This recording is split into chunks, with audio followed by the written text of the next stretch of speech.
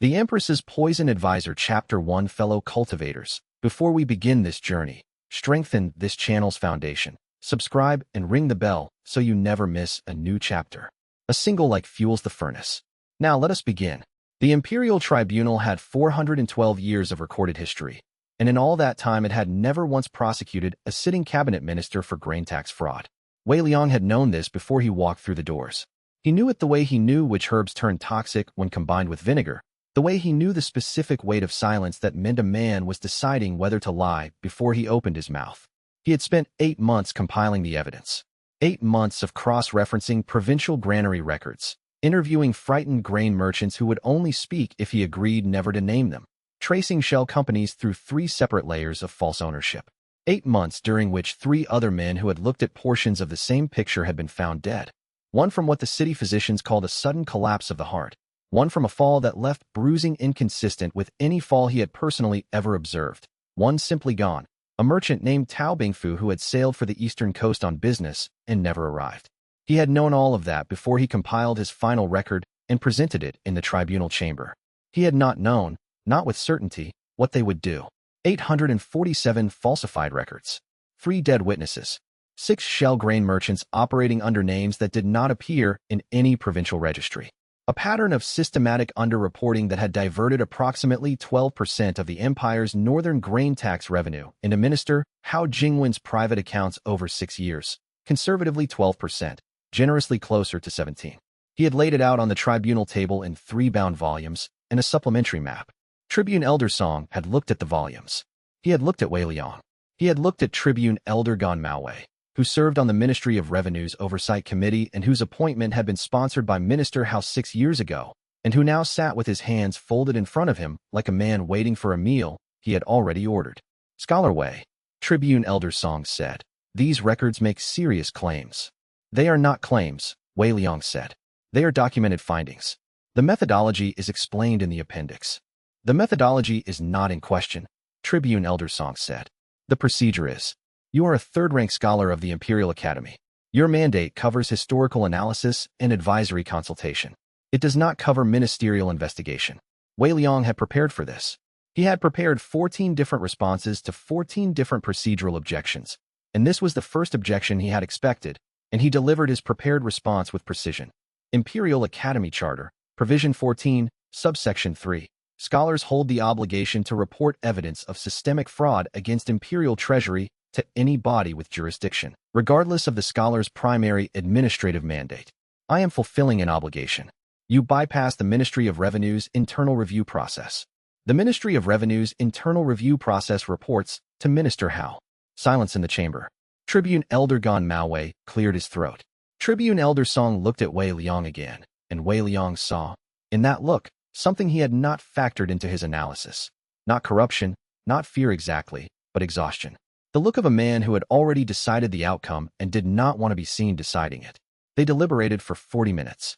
He waited in the corridor, watching the dust motes turn in the afternoon light, listening to the scratch of his own breathing. The ruling was procedural. His evidence was accepted into the tribunal record. It would remain there, a matter of public documentation, which was itself a limited victory.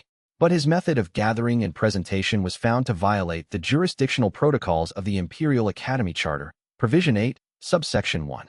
Scholars could not conduct what amounted to independent ministerial investigations without explicit tribunal authorization, which he had not sought, because seeking it would have required notifying the very ministry he was investigating. Tribune Elder Song read the ruling in a voice that showed no pleasure in it. Wei Liang's third-rank scholar position was stripped. He was not fined. He was not imprisoned. He was thanked, in the formal language of the tribunal, for his dedication to imperial transparency, and he was asked to collect his things from the Imperial Academy by end of day.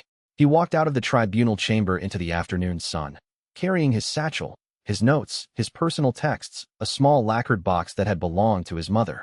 He stood on the stone steps and watched a sparrow pick at the cracks between the paving stones, and he thought, I knew this was possible. I knew this was likely. I knew it, and I did it anyway. He thought, the records are in the tribunal archive now. Someone will find them eventually. Or they won't. And the Empire will continue bleeding from this particular wound. He thought. 3 dead men who looked at parts of what I looked at in full. He touched the latch of his satchel and made himself count what he had rather than what he had lost. He had his knowledge. 23 years of accumulated expertise in poisons, herbs, botanical chemistry, and political history. He had his network of apothecary contacts in the merchant quarter. He had a boarding room in the scholars' quarter that was paid through the end of the month. He had 412 years of tribunal history in his head, and not one successful ministerial prosecution in the lot. And that particular piece of knowledge now felt like a stone he had been carrying for 8 months without acknowledging its weight. He walked back to his boarding house in the scholars' quarter as the afternoon light turned amber, and he was thinking about money and next steps, and which apothecaries might need a toxicological consultant, and he turned the last corner before his building and saw the shape in the gutter. He stopped. A man, lying on his side in the shadow of the building, dressed in a scholar's robe, the particular blue-gray of a third-rank academic, the same shade Wei Liang had worn for 4 years and had removed for the last time this morning. A man roughly his own height and build. Wei Liang did not go closer. He stood very still and looked at the figure from 8 steps back, and he catalogued what he could see from that distance. No visible trauma, no blood. The body positioned with the particular loose quality of death rather than unconsciousness. The man's left hand partially extended as though reaching for something, or as though the last muscular contraction had turned him that way. The face was turned away. He had been expected home at this hour. Everyone in the scholars' quarter knew his schedule. The robe was too specific, too deliberate. He turned around and walked the other direction without breaking stride. He found lodging that night with an apothecary contact on the lower Merchant Street, who owed him a favor and asked no questions, and he sat on the narrow cot in the back room with his satchel across his knees, and he thought about thornweed ash. Because he knew, without needing to examine the body, what compound had killed the man in his robe. He knew it from the position, from the uncontracted quality of the hands, from the fact that the body had been placed rather than having fallen naturally. Thornweed ash acted over 12 to 16 hours, leaving the victim mobile and unaware until the final stage of cardiac suppression. It required specific knowledge to obtain and specific knowledge to dose correctly. It was, specifically, a compound favored in the merchant districts of 3 coastal provinces. The Merchant Guild's underground physicians had refined its application over 2 generations. It was not a palace poison. It was not a military poison. It was a money poison, used by people who solved their problems with trade rather than swords. He thought about Minister Hao Jingwen, who controlled the merchant faction in the imperial court, who had just watched 8 months of his protected corruption exposed in a public tribunal record, who had every reason in the world to want the scholar responsible to stop breathing. The man in the alley had been wearing his robe. They had wanted it to look like Wei Liang had died in a gutter the same night he was stripped of his position, the poetry of it, the tidiness. A disgraced scholar dies in the street. Who investigates? Who cares?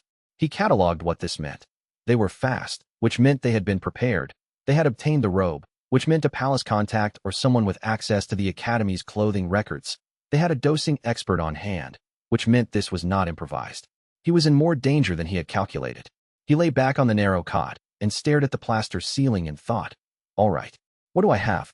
He went to sleep before he finished the list, because he was very tired, and because the list would still be there in the morning, and because the next problem would find him whether he was rested or not. And he had always found it better to face problems rested. He woke up to the sound of knocking. The apothecary's name was Lao Fengjiu, and he was 63 years old and had never once in Wei Liang's experience knocked on a door with that particular rhythm. 3 quick, 2 slow, which was the signal Wei Liang had arranged years ago with a handful of people who might need to reach him in circumstances that required discretion. He was on his feet before he was fully awake. The man at the door was not a familiar face. He was perhaps 55, dressed in the plain gray of a palace domestic servant, and his eyes were the eyes of someone who had been doing their job for a very long time, without losing their ability to observe. You are Scholar Wei Liang? The man said. I am no longer a scholar, Wei Liang said. My employer is aware of that development, the man said. There has been a death in the imperial kitchens. I am Steward Ru Bao, of the Empress's household. I was told that you can identify things that other people cannot. I am told this about very few people, and I am careful about the telling. He paused. Will you come? Wei Liang looked at him for 4 seconds, long enough to read the posture, the hands, the angle of the jaw, the specific quality of patience that distinguishes a man waiting because he must from a man waiting because he has chosen to. When Wei Liang said, Now, said Steward Ru Bao, preferably before the morning staff changes shifts and contaminates whatever is left to find. Wei Liang picked up his satchel. Lead the way, he said. The streets of the capital were still dark, the merchant stalls closed, the only movement the night soil collectors and early market porters. Wei Liang walked 3 steps behind Steward Ru Bao and used the time to think about what a dead man in the imperial kitchens might mean, and about the paper-thin thread of connection that had brought a palace steward to a backroom cot in the merchant district in the middle of the night, and about what it would cost him if whatever he found in those kitchens turned out to involve people with more power than he had spent the last 8 months carefully not crossing. He thought about the man in the gutter in his robe. He thought, I have nothing left to protect anyway. He followed the steward through the pre-dawn streets toward the palace walls and did not look back. Chapter 2. The body in the wrong clothes was still in the alley when Wei Liang passed it the next afternoon. He knew because he walked the long way back from the palace kitchens after his examination there, a detour that added 20 minutes, justified to himself as precautionary route variation, and not at all because some part of him needed to confirm his own assessment from the previous night. He looked at the shape in the gutter from the same distance he had kept before, and it was still there, and the city guard had not yet come, and the robe was still the third-rank blue-gray that had been his for 4 years. He needed to examine the body before the guard arrived, or before house people came to confirm their work. He went closer. The man was approximately 40 years old, broad-shouldered, with the build of someone who had done physical labor before acquiring whatever life had put him in an academic robe. His face was unfamiliar, not a scholar's quarter regular, not anyone from Wei Liang's network, not anyone he recognized from the tribunal building. His fingernails were clean and maintained, which was consistent with a domestic employee or a low-rank official. His shoes were worn at the heel and slightly too large, as though borrowed or bought secondhand for this specific occasion. Wei Liang crouched and looked at the man's hands. The left hand, partially extended. The knuckle of the middle finger carried a small callus pattern consistent with writing brush use, but on the wrong hand for a right-handed scholar. The wrong callus. This man had been assigned to mimic a scholar's hand, or the person who dressed him had thought that detail was convincing enough and hadn't bothered with the wrong hand. He checked the lips. The faint blue-gray tinge at the inner corners, barely visible, that thornweed ash produced in its final cardiac suppression phase. There. He had been right. He checked the neck. No ligature, no impact trauma. Consistent with ingestion rather than application. The compound had been put in food. Thornweed ash required a minimum of 6 hours between ingestion and effect and reached fatal concentration at 12 to 16 hours. The man had likely eaten a meal somewhere, possibly in a servant's quarter, possibly at a meal house, without knowing what had been added to it. Which meant house people had prepared this at least one full day before Wei Liang's tribunal presentation. They had already decided to kill him, or to create the appearance of his death, before they knew the tribunal's ruling. He had not factored that into his analysis. He had assumed he was a nuisance to be removed after his failure. The possibility that they had considered him worth preemptive removal was a recalibration. He stood up and looked at the alley entrance.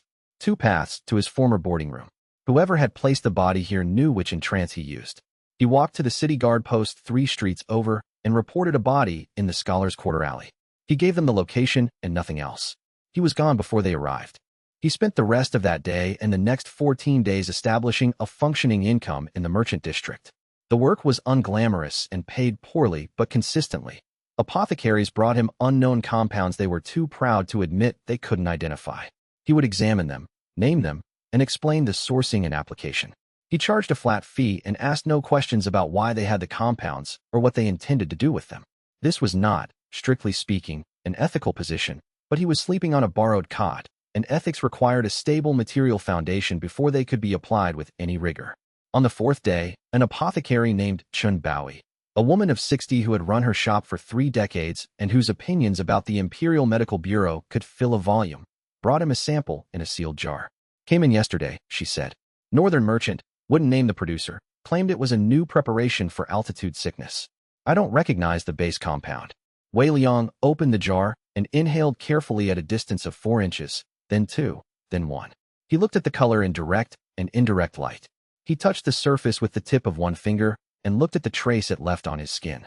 Northern Reaches herb preparation, he said. Specifically from the mountain districts above Kaifan Pass. The base compound is dried cloud root, ground fine. The secondary component is what you're not recognizing. It's glacial moss extract, which is only available above 4,000 meters elevation and doesn't appear in the standard southern pharmacopoeias. The altitude sickness claim is partially accurate. It does improve oxygen uptake. It also, at sufficient concentration, functions as a mild memory impairment compound. The effect is subtle enough that most physicians would attribute it to altitude stress. Chun Baoi looked at the jar for a moment. And if someone used it outside of an altitude context? Then the patient would experience gradual memory erosion over 4 to 6 weeks without any accompanying physiological symptoms that would indicate poisoning to a standard examination. It would read as natural cognitive decline. I see, Shinbaoi said. She paid him and did not ask more questions. He did not look back as he left the shop, because some information was better not pursued, and he had learned to distinguish between the information that was his problem and the information that was someone else's. He was back at the apothecary lodging, eating cold noodles and cross-referencing a question about a suspicious compound a silk merchant had brought him when the knock came. 3 quick, 2 slow. He frowned. He had given that signal to Lao Fengjiu and to 3 others from his old network, but steward Ru Bao had used it the previous night, which meant either the steward had sources better than Wei Liang had assumed, or the signal was more widely known than he had believed. He opened the door. Steward Ru Bao stood in the narrow corridor, dressed in the same plain gray as before, his expression carrying the same controlled patience. We didn't meet formally, Wei Liang said. You found me in the merchant district in the middle of the night using a private signal. I'd like to understand that before we have another conversation. A reasonable request, Ru Bao said. A former third-rank scholar named Lu Wenshan, who knew you from the academy before he came to work in Palace Records, mentioned the signal in a conversation with a colleague 6 months ago. The colleague works in my department. I keep notes on potentially useful information. I stored it. When I needed you last night, I used it. Lu Wenshan, Wei Liang said. He's in Palace Records now? Has been for 3 years. He speaks highly of you. Wei Liang considered this chain of information for a moment, not because it troubled him, but because he filed it. What do you need? A more formal arrangement, Ru Bao said. What you did in the kitchens last night, identifying not only the compound but the preparation method, the source province, and the artisan's signature in the porcelain glaze, is not work any of our current palace physicians are capable of. I have consulted with 3 of them since this morning. None of them had any idea. The Empress is not safe, and I need someone who can make her safer. You want to hire me, Wei Liang said. I want to propose that the Empress hire you. She will want to meet you first. What I want is irrelevant. I am a steward. The slight emphasis on the word was so subtle Wei Liang almost missed it, but he caught it. But I will say this. I have worked in this palace for 31 years. I have seen a great many people with impressive credentials and very few with genuine insight. You are in the second category. That is not flattery. It is an assessment. And if the Empress decides against it, then I thank you for your time and you go back to selling identifications in the merchant district, Ru Bao said simply. This is not a coercive offer. Wei Liang looked at him for a moment. Then he set down his chopsticks and stood up. Tell me, he said, about the tea taster. Ru Bao's expression shifted, just slightly, the first genuine emotion he had shown. Something between relief and grief. His name was Xiaopeng, Ru Bao said. He had been in the Empress's service for 11 years. He died tasting the morning tea 3 days ago. I would like you to tell me how. You've already heard the physician's conclusion? The tea was clean, Ru Bao said. I don't believe it. Good, Wei Liang said, picking up his satchel. Let's go find out why. He followed Ru Bao through the night streets toward the palace for the second time in 4 days, and behind him, in the narrow room, his cold noodles went uneaten, and the morning light would eventually find the body in the scholar's quarter alley gone, moved, presumably, by the same hands that had placed it there, because a dead man in the wrong clothes told too many stories if left too long. He did not think about what he was walking toward. He thought about porcelain glaze. He thought about boiling water and reactive compounds and the elegant ruthlessness of a poison that waited patiently for activation. He thought, whoever designed this knew exactly what they were doing. He thought, so do I. Chapter 3 The tea taster's preparation room was in the eastern service wing, separated from the main kitchen by a corridor and a security door that required a verification seal from the head kitchen officer to open. The room was small, 2 wooden preparation tables, a rack of imperial-grade tea canisters, a sealed cabinet for the tasting cups, a ventilation window too small to admit a person. Clean, controlled, designed to limit access. Wei Liang stood in the doorway for 40 seconds before he stepped inside. He was counting everything. The position of the chair, the relative cleanliness of the 2 tables, the alignment of the tea canister rack, the placement of the cup cabinet. He was looking for the shape of the last routine that had happened here. The rhythm of a man who had prepared the Empress's morning tea for 11 years, who had his own rituals, his own order of operations. Xiaopeng, he said to Ru Bao, who stood behind him in the corridor. Left-handed or right-handed? Right-handed, Ru Bao said. Why? The tea scoop has a worn grip pattern consistent with right-hand use. The water ladle is positioned to the left of the heating stand. That is inconsistent. A right-handed man would position it to the right for efficiency.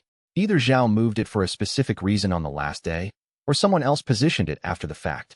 He moved into the room. The heating stand was a bronze basin, roughly 30 centimeters in diameter, with a suspended water vessel above it. The fire pan below was cold and cleaned. Someone had already cleaned it since the morning of Zhao Peng's death. He noted this for later. He moved to the cup cabinet. The physicians examined the tea, Wei Liang said. Which specific tea sample did they examine? The morning blend. White needle, first flush, from the Yunnan depot. And the cups? A pause. The cups were washed. Wei Liang turned to look at Ru Bao. Standard protocol, Ru Bao said. After a tasting examination, the cups are washed by the kitchen staff. It happened before anyone realized we needed to preserve the scene. Who ordered the cleaning? The head kitchen officer, following standard hygiene protocol. He was not aware of the investigation at that point. What was the head kitchen officer's name? And when was his appointment? Ru Bao's expression showed nothing, but something changed behind his eyes, a slight recalibration. Dong Mingshan. Appointed 8 months ago. 8 months ago was when Wei Liang had begun his tribunal investigation in earnest. He filed this. When did Zhao Peng taste the tea? The 7th hour of the morning. And when was the head kitchen officer's shift rotation that day? 6th hour, Ru Bao said, after a slight pause that indicated he had to think about it rather than know it. He was on early rotation. So he was present before the tasting, during, and after. And he ordered the cups cleaned. You think he was involved? I think I have questions, Wei Liang said carefully. Do you have any cups from the morning's preparation that weren't washed? The tasting set has 8 cups. 7 were washed. We found one under the preparation table. It fell and rolled beneath the cabinet when the kitchen staff responded to Zhao Peng's collapse. In the confusion, it was missed. Wei Liang turned. Show me. Ru Bao produced the cup from a cloth-wrapped bundle he had been carrying. It was a standard imperial tasting cup, white porcelain, thin-walled, the interior unglazed for accurate taste assessment, the exterior carrying the imperial registry mark in cobalt blue. Wei Liang held it at eye level, angled toward the preparation room's ventilation window to catch the indirect light. There. The inner rim of the cup carried something that might, in any standard examination, be taken for a residue of the morning tea, a faint discoloration, barely perceptible, at the contact line where a person's lips would rest. Except it was not tea residue. Tea residue ran and dried into the interior of the cup. This was on the exterior rim. It was also a fraction too green, the specific muted green of a compound called silver thread extract, which was not a poison, technically, but rather a reactive agent that became profoundly toxic when combined with water heated above 90 degrees Celsius. Below that temperature, it was essentially inert. A taster might handle the cups, even run a preliminary cold water rinse, and detect nothing. The moment the taster poured boiling water into the cup to prepare the tasting portion, the compound on the rim would activate, dissolving upward into the steam and being inhaled directly, bypassing every standard ingestion-based detection method, bypassing every cultivator's chi sense applied to the tea itself, bypassing everything. It was not in the tea. It was in the cup. Wei Liang set the cup down carefully and stood back. The compound is called silver thread extract, he said, and watched Ru Bao's face.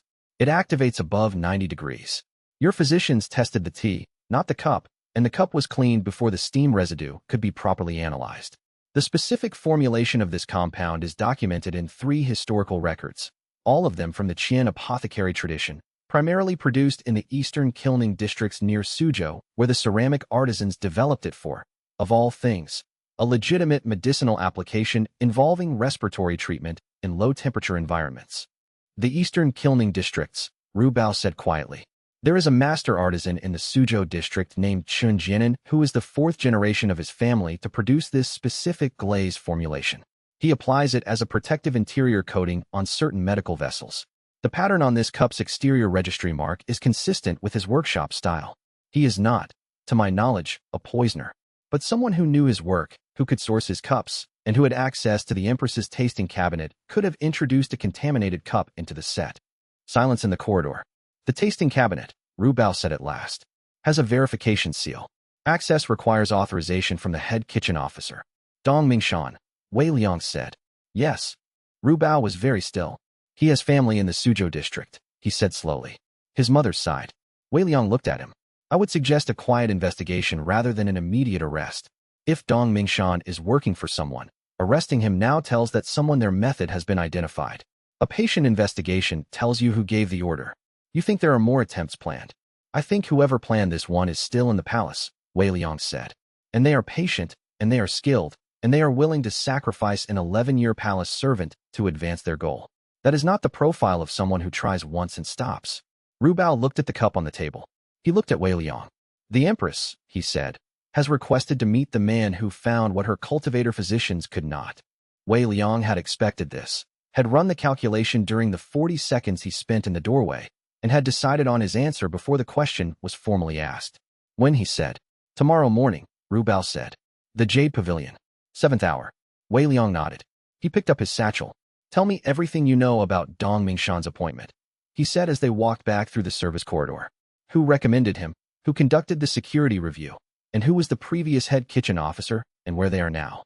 Ru Bao began to talk, and Wei Liang listened, and his mind ran 2 separate tracks simultaneously, one recording everything Ru Bao said for analysis, and one already in the Jade Pavilion, already measuring the distance across a meeting room he had never entered, already thinking about how to answer questions he had not yet been asked. Chapter 4. The Jade Pavilion sat at the eastern edge of the Imperial Garden, surrounded by a water feature that was more strategic than decorative. No one could approach from outside the formal pathway without making significant noise, and the pathway itself had 3 guard stations. Wei Liang counted them on the way in. He counted everything. Steward Ru Bao led him to an antechamber and then withdrew, leaving him to wait. The antechamber was small, the walls bare except for a single landscape painting, mountains and river, competent work, the kind of thing that revealed nothing about the patron's personal taste, and therefore had likely been selected by someone else. The furniture was minimal, 1 chair, 1 low table, no tea service. Wei Liang did not sit. He was standing in the middle of the room, hands clasped behind his back, when the inner door opened. He had read what was publicly available about Empress Yizhen. 32 years old, 7th realm cultivator, had taken the throne at 24 following her father's death under circumstances that 3 different historical accounts described with 3 different levels of ambiguity. She had consolidated her position in the first 3 years of her reign through a combination of administrative competence and the judicious management of court factions. She had not taken a consort. She was known for precision of speech and for working hours that she divided between military dispatches and civil governance without apparent preference for one over the other. These were facts. The woman who walked through the inner door was all of those facts, and she was also standing in a room with him, and she was watching him the way he watched compounds he had not identified yet, with focused, impartial attention that he recognized because it was the same attention he brought to his own work. She was not testing whether she would like him. She was deciding whether he was what he appeared to be. "Scholar Wei," she said. "Wei Liang is sufficient," he said. "I am no longer a scholar." She acknowledged this with a slight tilt of her head. "Ru Bao tells me you identified the compound in Xiaopeng's cup in under 2 minutes. 40 seconds for identification. The 2-minute count includes examination of the preparation room and contextual analysis." She moved to the low table at the center of the room. On it, Wei Liang now saw, there was a tray with 6 cups arranged in a precise line. Each cup was identical. White porcelain, imperial tasting standard, the same pattern as the cup from the preparation room.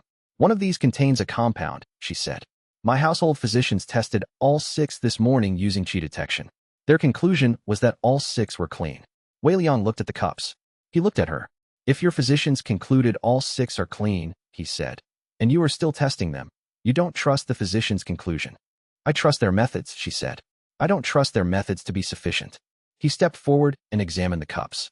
He did not touch them. He bent to eye level for indirect light examination on the first cup, then the second, the third. On the fourth, he paused. Not the lip, the base. The base of the 4th cup carried a trace of a compound that had a specific characteristic. It was colorless but absorbed light in a slightly different pattern than uncontaminated porcelain.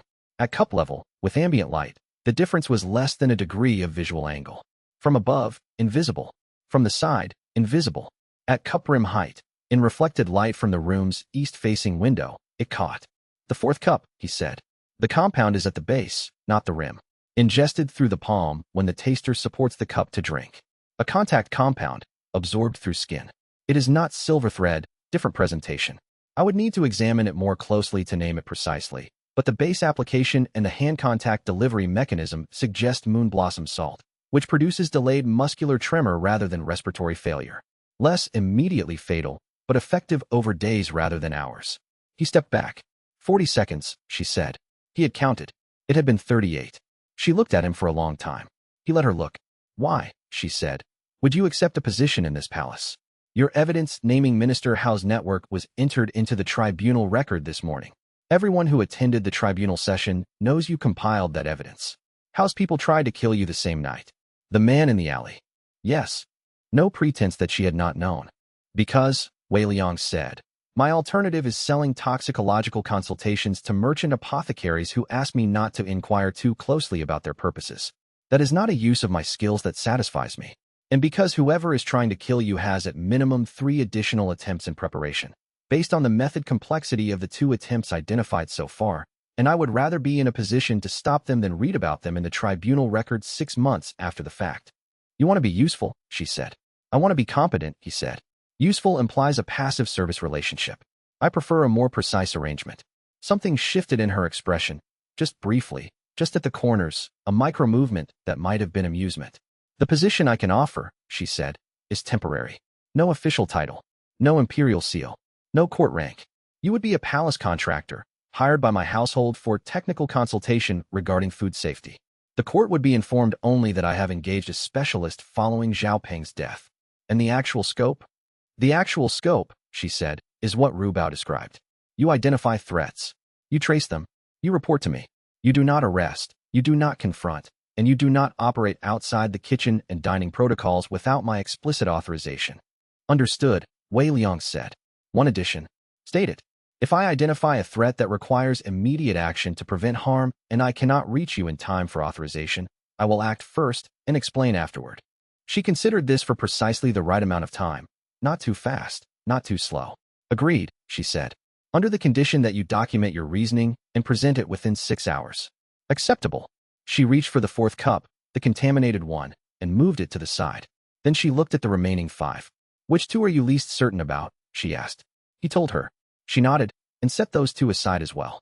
He had not mentioned his certainty levels aloud, but she had read the order in which he examined them and drawn her own inference. He filed this. He was escorted back through the garden by a different route. Ru Bao was waiting at the pavilion's side entrance, and as they walked toward the residential wing that contained the staff quarters, a hand appeared at Wei Liang's elbow. Light, firm, a brief pressure that made him stop. Lady Shen Mingzhu was perhaps 26, with a cultivator's bearing, the particular quality of economy and movement that came from martial training, and an expression that carried the specific skepticism of someone who had watched many people try to win her principal's trust and had learned not to trust any of them herself. I know who you are, she said quietly. 3 factions have already sent requests to Steward Ru Bao demanding the Empress dismiss her new acquisition. Before today's meeting. That is how fast this palace moves. I'm aware that my position here is contested, Wei Liang said. You're not aware of the mechanisms, she said. You know poison. You don't know this court. She looked at him steadily. The noble faction's representative is already planning a formal audit of your credentials. The merchant faction has a contact in the service records office who will be building a file on you starting today. And the Ritualist Bureau considers any mortal without cultivation rank inside the inner palace to be a celestial contaminant. Their words, not mine. Thank you, Wei Liang said. She looked at him as though expecting more, protest, or deflation, or calculation she could read. He gave her nothing except attention. After a moment, she released his elbow and stepped back. My name is Lady Shen Mingzhu, she said. I am the Empress's personal attendant. If you last 2 weeks, we will find out whether that is a good thing. She turned and walked back toward the pavilion. Wei Liang watched her go and catalogued. 3rd realm cultivator, palace raised, loyal to the Empress before any institution, and currently undecided about him in a way that was honest rather than hostile. 3 factions already moving. The mechanisms were faster than he had estimated. He thought, I need to learn the service rotation schedules for every preparation protocol that touches the Empress's diet within 48 hours. He thought, I need to understand who Dong Mingshan reports to and why a man with family in the Suzhou district was appointed head kitchen officer 8 months ago.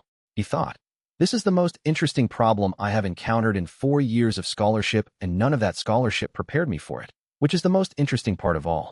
He followed Ru Bao toward the servants' corridor wing, already working. Chapter 5. His room was small.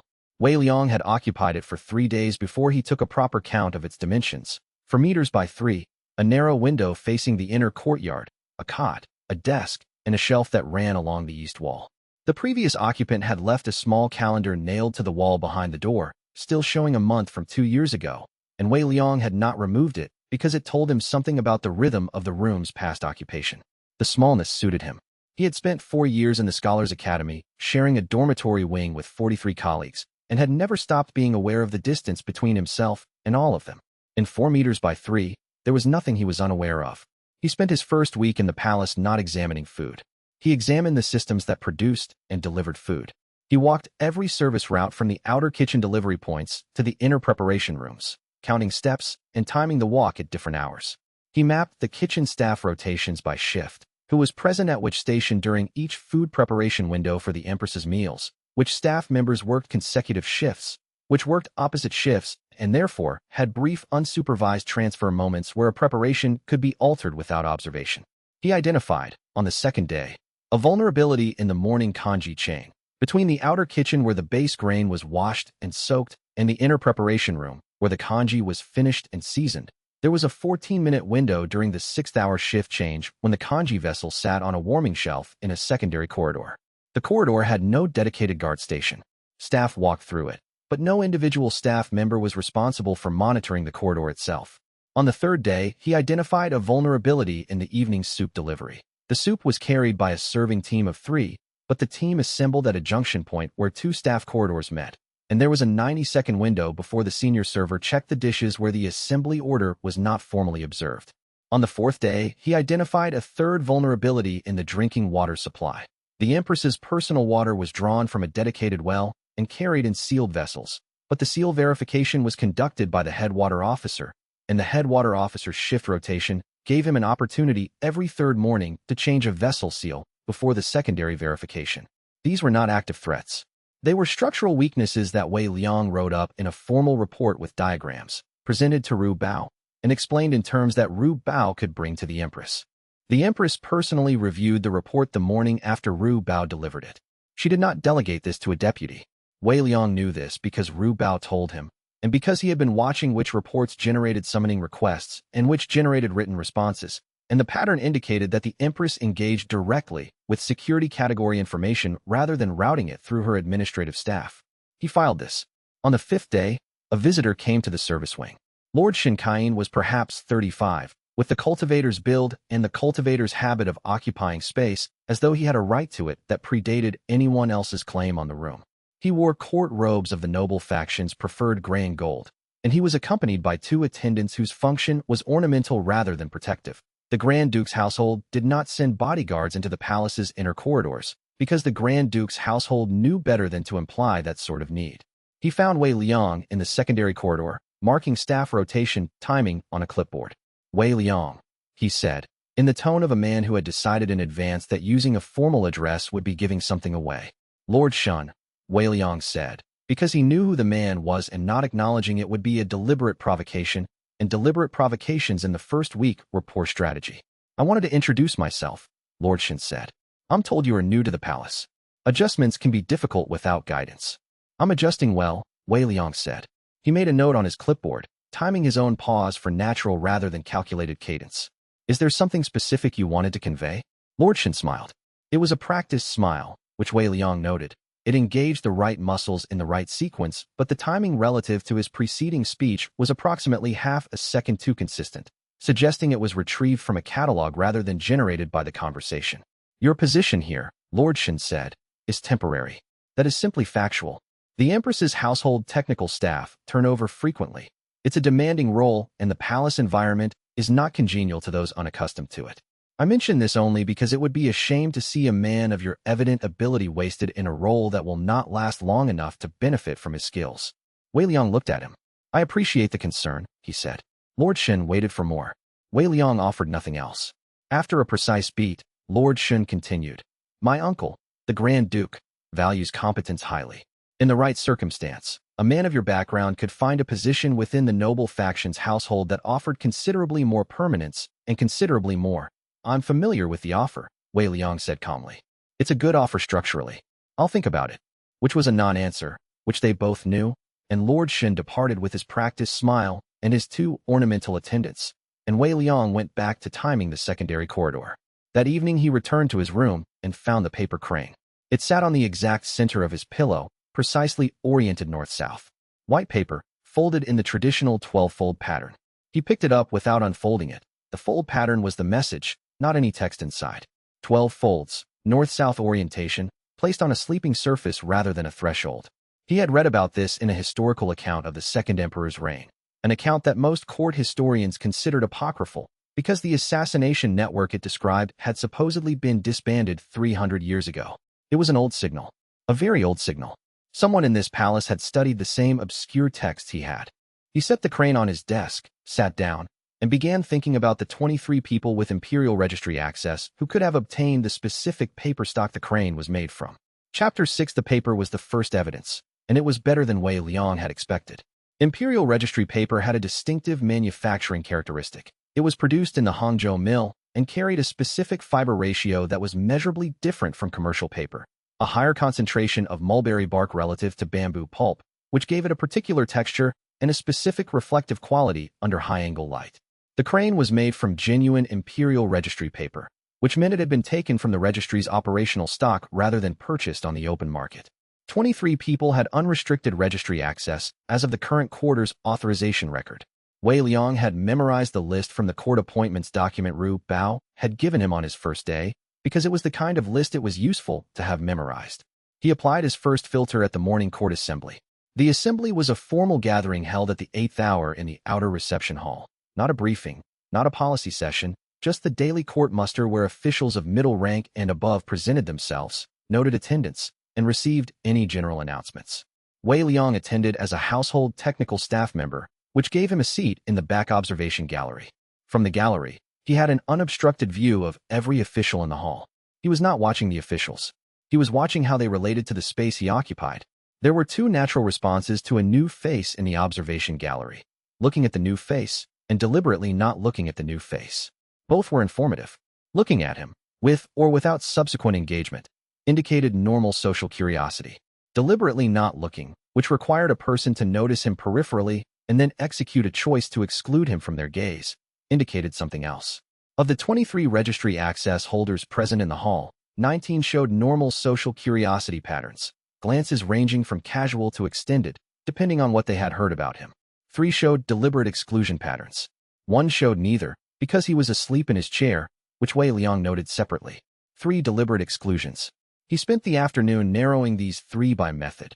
He arranged to walk past each of them in different palace corridors at different hours, observing microbehavioral changes in response to his proximity. 2 of the 3 showed the standard discomfort of people who actively disliked him but had no specific operational relationship with him. The third, a young registry clerk of perhaps 23, in the blue uniform of a mid-rank administrative officer, showed a different pattern, not discomfort, but the specific combined microbehaviors of guilt and anxiety. The slight tension in the jaw, the weight shift to the forward foot, as though the body was preparing to move before the mind had made a decision. The over-controlled quality of deliberate neutrality that only appears when neutrality requires effort. His name, according to the court records, was Tian Heping. He had been in the registry for 2 years. That evening, Wei Liang went to the residential block that housed the lower-rank administrative staff. He knocked on the correct door. He had cross-referenced the staff housing assignments from the records Ru Bao had given him, and waited. Tian Heping opened the door. He was younger than he had looked in the assembly hall, and more frightened, and the guilt pattern was immediate and strong, shoulders pulling inward, eyes going wide, and then contracting as he tried to control them. "I'm not here to report you," Wei Liang said. He kept his voice flat, not unkind, professionally direct. "I'm here because whatever situation you're in, it has a way out. I would like to show you that way out, which is easier if you're willing to talk to me." "I don't know what you're talking about," Tian Heping said. "The paper crane on my pillow," Wei Liang said. "You placed it. The paper came from the registry, which you access regularly. The fold pattern is from the assassin's signal record in the historical archives, which is in the restricted collection, which the registry staff can access." Tian Heping said nothing for 3 seconds. "Then, if I talk to you, they'll know." "Who are they?" "Minister House household." The words came out thin, like something that had been held under pressure for a long time. "I owe money.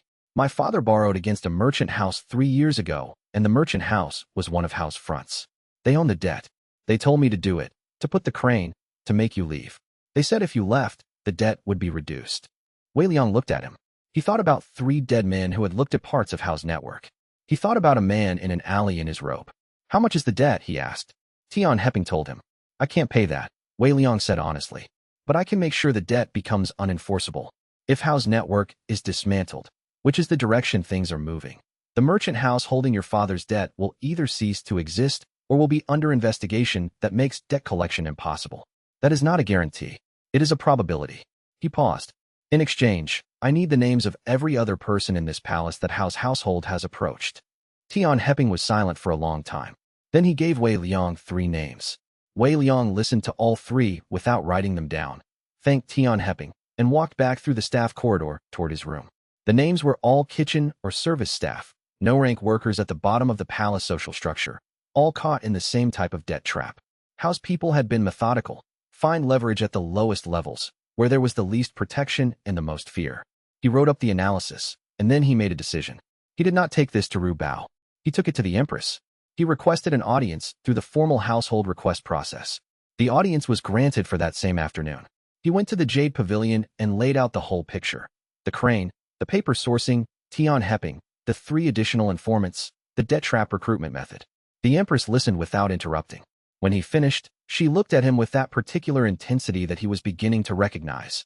Not the testing quality of their first meeting, but something sharper. You chose to bring this directly to me rather than to Ru Bao, she said. Ru Bao is your proxy, Wei Liang said. This is a strategic pattern, not a security incident. Strategic analysis requires the decision-maker, not the proxy. She was quiet for a moment. 3 household staff, she said. Recruited through debt. The same method Hao used in the grain tax network. Yes, he is consistent, which is useful.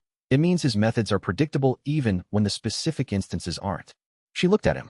Then she looked at the window, at the garden outside, at the ordinary afternoon light falling across the courtyard stones. He watched her and saw something that she did not intend to show. Not calculation, but a kind of focused consideration that went deeper than the immediate problem. She was thinking about what this meant in aggregate, not just tactically. Her eyes came back to him. What do you recommend? Leave the 3 informants in place, he said. Don't arrest them. Don't move them. Let Howe's people believe their intelligence network is intact. I will feed selective information through the network. Information that appears plausible but leads Howe's investigators in wrong directions. Using people who are already frightened. Yes. Will they cooperate? If you have the debt documents formally seized as part of a general financial audit, not connected to this investigation, just part of routine revenue review, and notify them privately that the debt is suspended pending audit, they will have reason to cooperate and reason to trust that cooperation is better than resistance. She considered this for precisely the right amount of time. Do it, she said.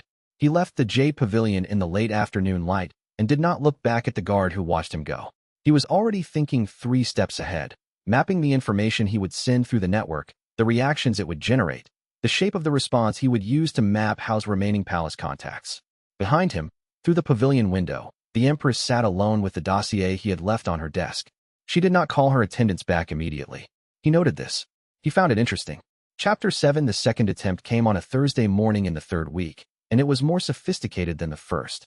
Wei Liang had modified the morning food preparation protocols in the 2nd week. He had introduced staggered staff rotations that prevented any single person from being alone with the Empress's food at any stage, added a second observation point for the secondary corridor warming shelf, and implemented a documentation chain that required 3 staff signatures at each food preparation handoff.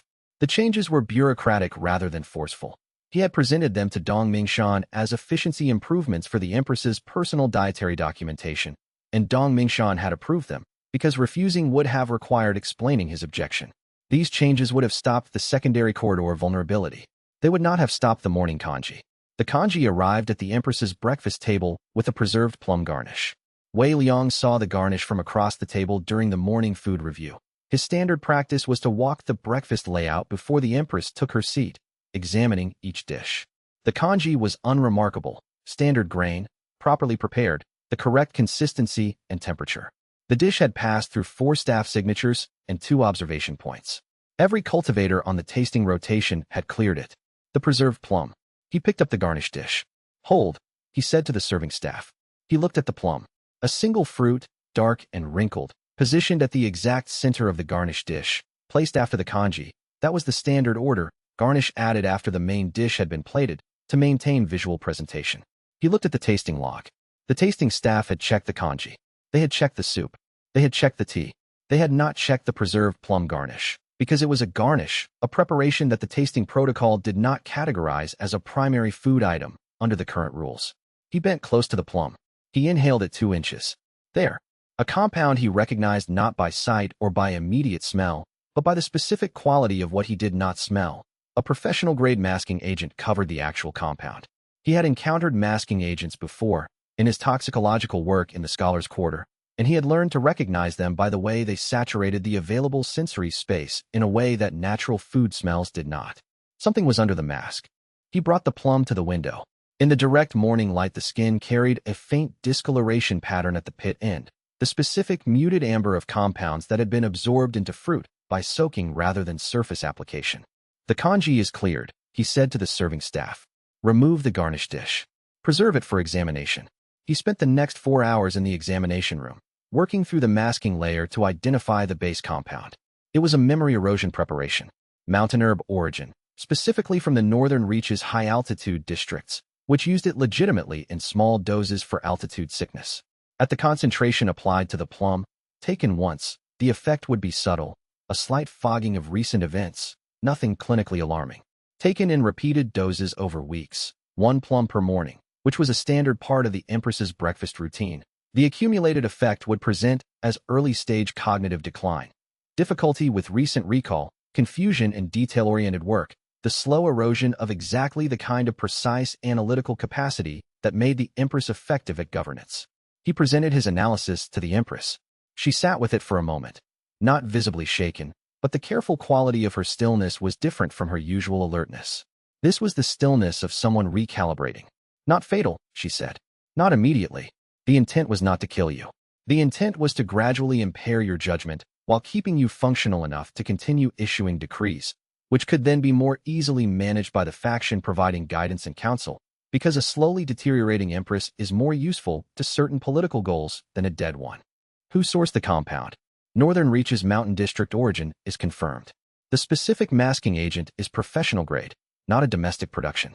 Someone with access to or knowledge of high-altitude pharmaceutical supply chains. He had already traced the supply chain as far as it went. The preserved plums came from a specific gift basket. The gift basket was logged in the household gift registry under an unusual entry. The sender listed as the Empress herself. A gift to yourself, he said, and watched her face.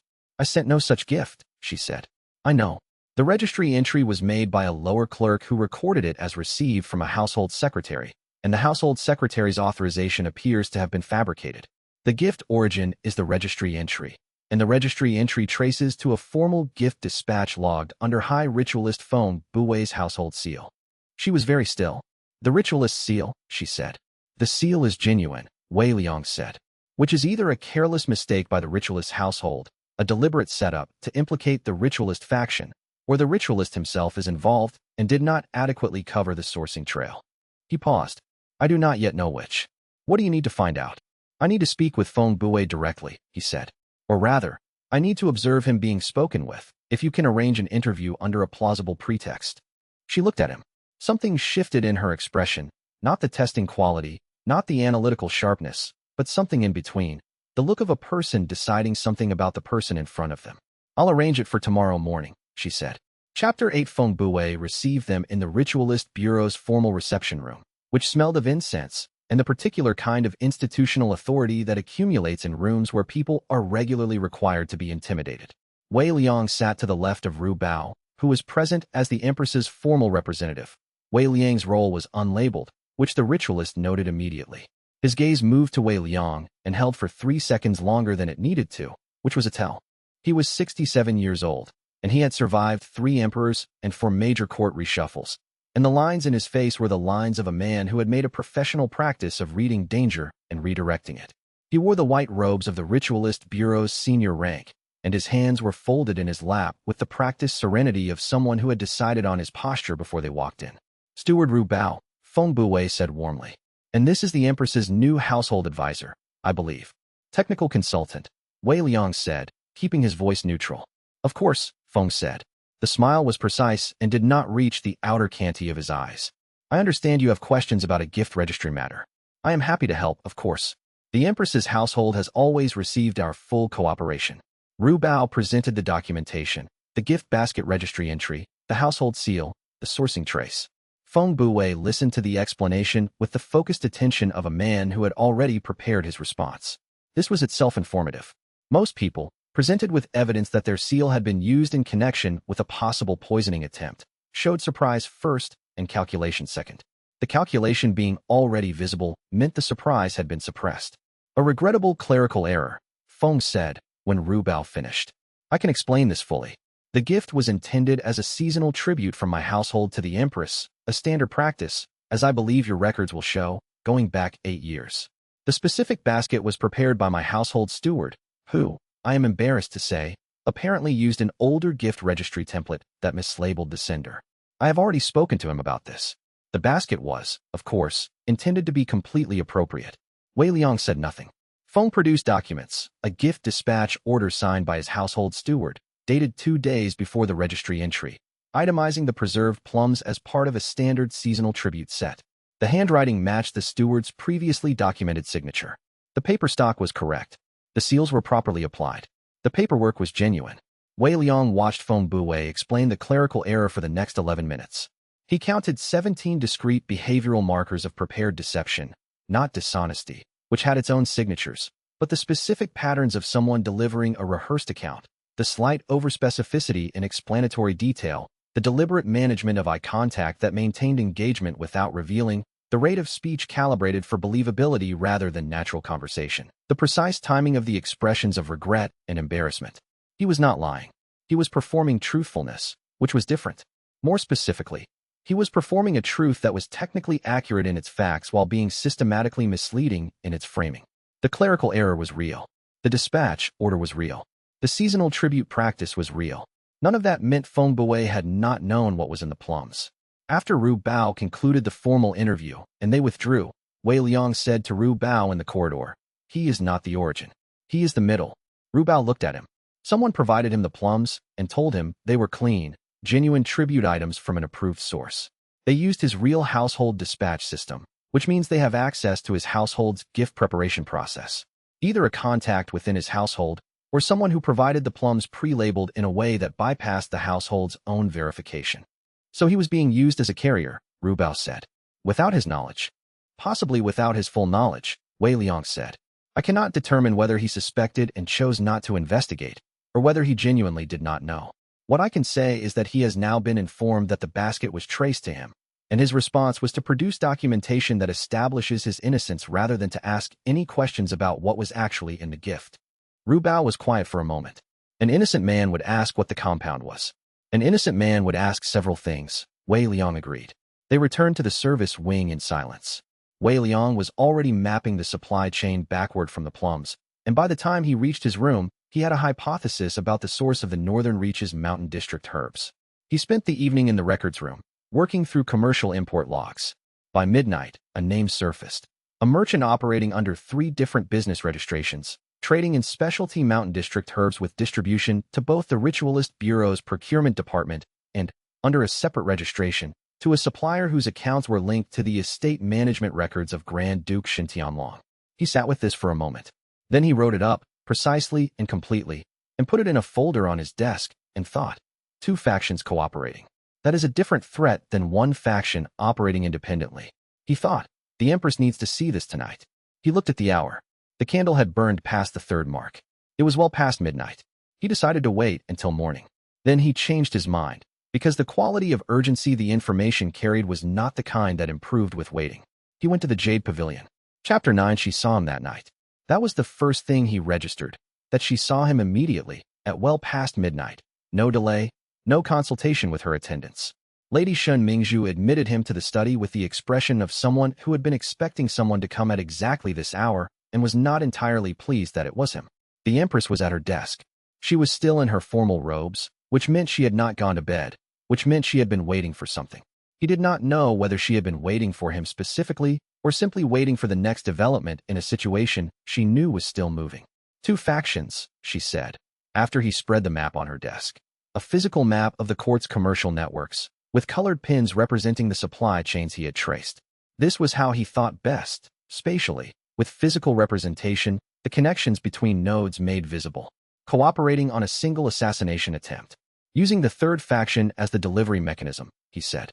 The ritualist household carries the goods, carries the blame if traced, and serves as a plausible origin story that neither the noble nor the merchant faction can be directly connected to. She looked at the map.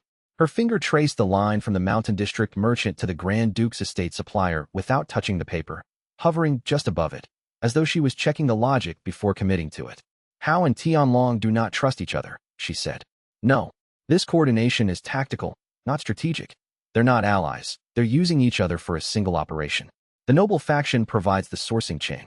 The merchant faction provides the distribution contact who can move the goods through the ritualist bureau's procurement without raising flags. Neither of them knows the other's full involvement in the operation. How confident are you in that? 75%, he said. The alternative is that they are full collaborators, and the separation of their supply chains is a deliberate obfuscation. But the operational structure is more consistent with parallel, independent contributions than with coordinated deception. People who coordinate well leave different patterns. She looked at the map for a long time. Why, she said, would you do this? He had anticipated the question, but not the timing. He had expected it at their first meeting, or at the second, not at midnight after he had just explained a cross-faction assassination conspiracy. Do what specifically, he said. Risk your life. Stay in this position, which every faction in this court wants to remove you from. Investigate a conspiracy that has already tried to kill you, for a woman you did not know 2 weeks ago.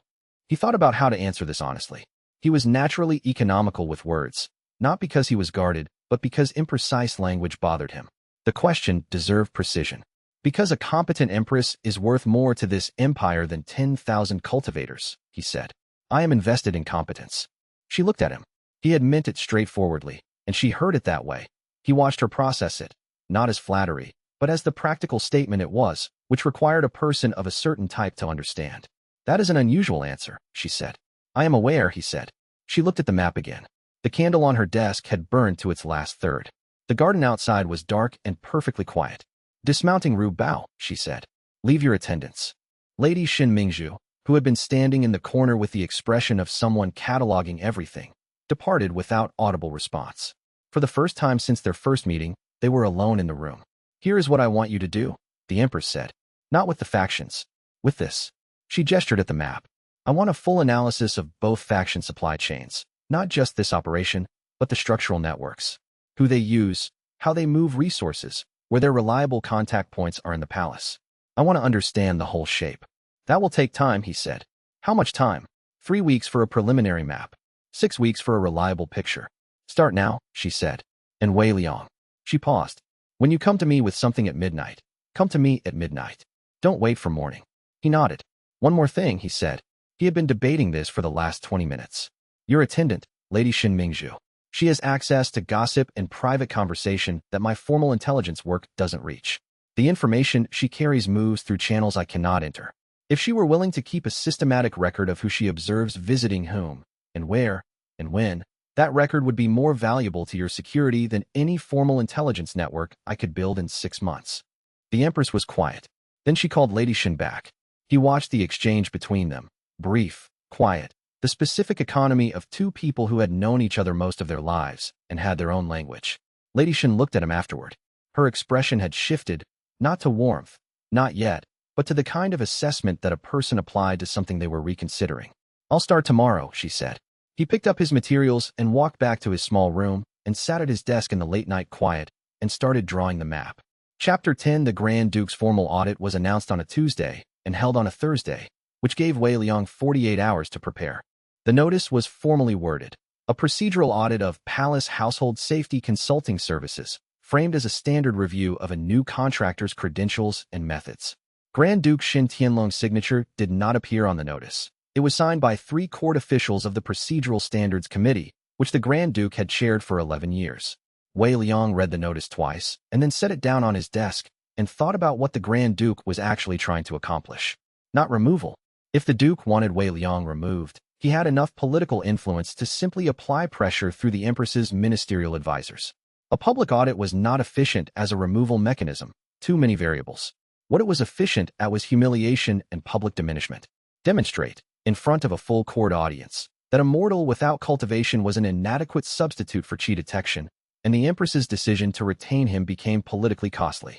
It was a reputation attack dressed as due diligence. He had 48 hours.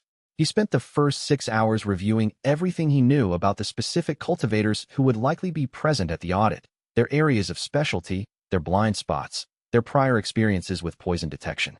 He spent the next 6 hours working through 30 different possible test configurations, cataloging his expected response time for each compound category and identifying where he might face genuine uncertainty. He slept for 4 hours. Then he went back to work. The audit hall was large enough to hold perhaps 80 people, and it was full. Court officials of middle rank and above, a selection of cultivators from various palace departments, and 3 members of the Procedural Standards Committee who sat at the formal judges' table with the studied neutrality of people who knew which way this was supposed to go. Grand Duke Shintianlong was present in the audience gallery, seated in the position of an observer rather than a participant. This was a deliberate choice, visible enough to signal his interest, removed enough to maintain deniability if the audit went badly. Wei Liang was given a table with 30 cups arranged in 3 rows of 10. A representative from the procedural committee explained the format. 3 cups contained training-level compounds commonly used in palace safety assessment protocols. He was to identify the 3 and provide the compound name, origin category, and recommended treatment. Standard format. He had prepared for this. He walked to the table. The cultivators in the audience were watching with the specific quality of attention that expected to be disappointed, not hostile exactly, but skeptical in the way that people are skeptical of entertainment before the entertainment begins. Some of them had chi sense calibrated for poison detection. They had presumably already scanned the cups. He began with the tray. Not the cups. The tray. The serving tray was a standard imperial audit format. Lacquered wood, 40 centimeters by 20, with recessed circles for each cup. He examined the tray surface at eye level, turning it slightly to catch the hall's ambient light from different angles. The recess for the 4th cup position carried something that was not lacquer contamination and was not natural wood aging. A slight, waxy deposit at the highest contact point of the recess, the inner edge where a person's fingers would grip the cup to lift it. Colorless, barely perceptible, the kind of trace that accumulated if a contact compound had been applied to the cup exterior and then transferred to the tray recess during placement. He looked up at the committee table. Before I begin, he said, I want to note that the tray itself carries trace residue at position 4's recess. This is inconsistent with a clean testing environment, and I would like it logged before I proceed. Silence in the hall. One of the committee members leaned forward. The tray is standard issue. The tray may be standard issue, Wei Liang said, but its current state is not standard clean. The residue at position 4 is a contact compound, deposited on the cup and transferred to the tray during placement. If you check the exterior base of the 4th cup, you will find the source. He paused. This was not placed by your committee. The placement occurred before the cups reached the hall, or during their transport.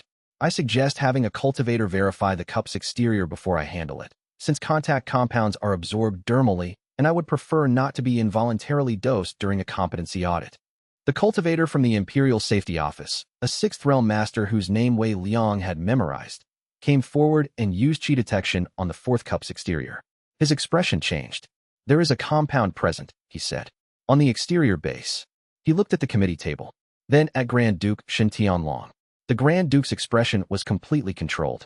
Wei Liang proceeded with the official audit. He identified all 3 training compounds in the required cups in 92 seconds. He would have been faster, but the committee's format required him to wait for the judge to confirm each identification before moving to the next. He provided compound names, origin categories, and treatment protocols. He named the 4th compound last. The contact compound on the tray is a hallucinogenic agent used in stage performance preparation, designed to produce visual distortion and impaired fine motor control without significant physiological harm. At the concentration present, a person handling the tray barehanded would experience effects within approximately 20 minutes. The effects would appear as erratic behavior, confusion, impaired speech. In an audit setting, this would be interpreted as the subject being incapacitated or incompetent. The hall was very quiet. Someone placed this here hoping I would pick up the tray and discredit myself, he said. I note this not to accuse any specific party, since I cannot determine the source without further investigation. I note it because an audit of palace safety methods that is itself subject to manipulation is an audit whose conclusions should be treated with appropriate caution. He stepped back from the table. I believe that concludes the assessment, he said. He did not look at the Grand Duke. He looked at the committee table, which was the correct place to look. In the audience gallery, the official from the Grand Duke's household who had gone pale was a mid-rank administrator named Su Fanha. Wei Liang had noted the paleness in his peripheral vision at the exact moment he identified the fourth compound aloud. Su Fanha had known it was there. Chapter 11. The Grand Duke moved fast. That was one of the things Wei Liang had not fully calculated. The speed at which a seasoned political operator could execute a controlled sacrifice. By the time Wei Liang had returned to the service wing and begun writing his audit report, Su Fanha had already been publicly reprimanded by the Grand Duke's household, stripped of his senior administrator's position, removed from the Grand Duke's court register, his actions formally characterized as unauthorized and contrary to the Grand Duke's explicit instructions regarding the conduct of fair procedural assessments. The reprimand was public, documented, and thorough. It left no thread connecting the Grand Duke to the choice. Wei Liang went to Ru Bao that evening and said, "He punished the man faster than an innocent person would." Ru Bao considered this. "An innocent patron investigates first," Wei Liang said. "He calls the accused to account, asks for an explanation, weighs the evidence. Even a patron who privately believes his staff acted rightly might perform a show investigation. Grand Duke Shen didn't investigate. He executed the sacrifice within 4 hours. That is the response of someone who knew exactly what Su Fanha had done, had already decided it was a liability, and needed to cut the connection before the investigation reached him. But you can't prove the Duke ordered it," Ru Bao said. "No," Wei Liang agreed. "Su Fanha would never confirm it even if directly questioned, because the Duke chose him specifically for his reliability under pressure, and because the sacrifice included what I assume are very comfortable retirement arrangements for Su Fanha's family." He paused.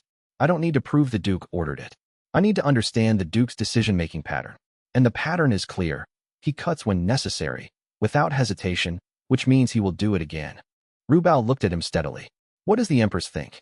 "The Empress thinks," said a voice from the doorway. They both looked up. She had come herself. No announcement, no attendance, Lady Shun in the corridor rather than in the room. She entered the steward's office and closed the door. "She thinks," the Empress continued, "that it is time to make your position permanent." Wei Liang looked at her. "Not a court appointment," she said. "Not a rank. Nothing the court can challenge through normal procedural mechanisms." She sat in the chair across from Ru Bao's desk, a chair that was offered to official visitors, and which she occupied without ceremony, the way a person occupied a space that was theirs by nature rather than by protocol. "I have been considering the legal architecture for some time. There is a specific mechanism available to me through the Imperial Household Code, a personal appointment category predating the current ministerial protocol by 4 generations. A position that exists outside the court's jurisdictional review. What would it require?" Wei Liang asked. "My personal seal," she said, "and a formal designation. No ministerial approval. No tribunal review. Irrevocable as long as I hold the throne." "The court would object." "The court can object at my discretion," she said. "That is what the 7th realm is for, occasionally." There was something very dry in this. He looked at her carefully. The offer was extraordinary, not in its material terms, which were modest, but in its structural implications.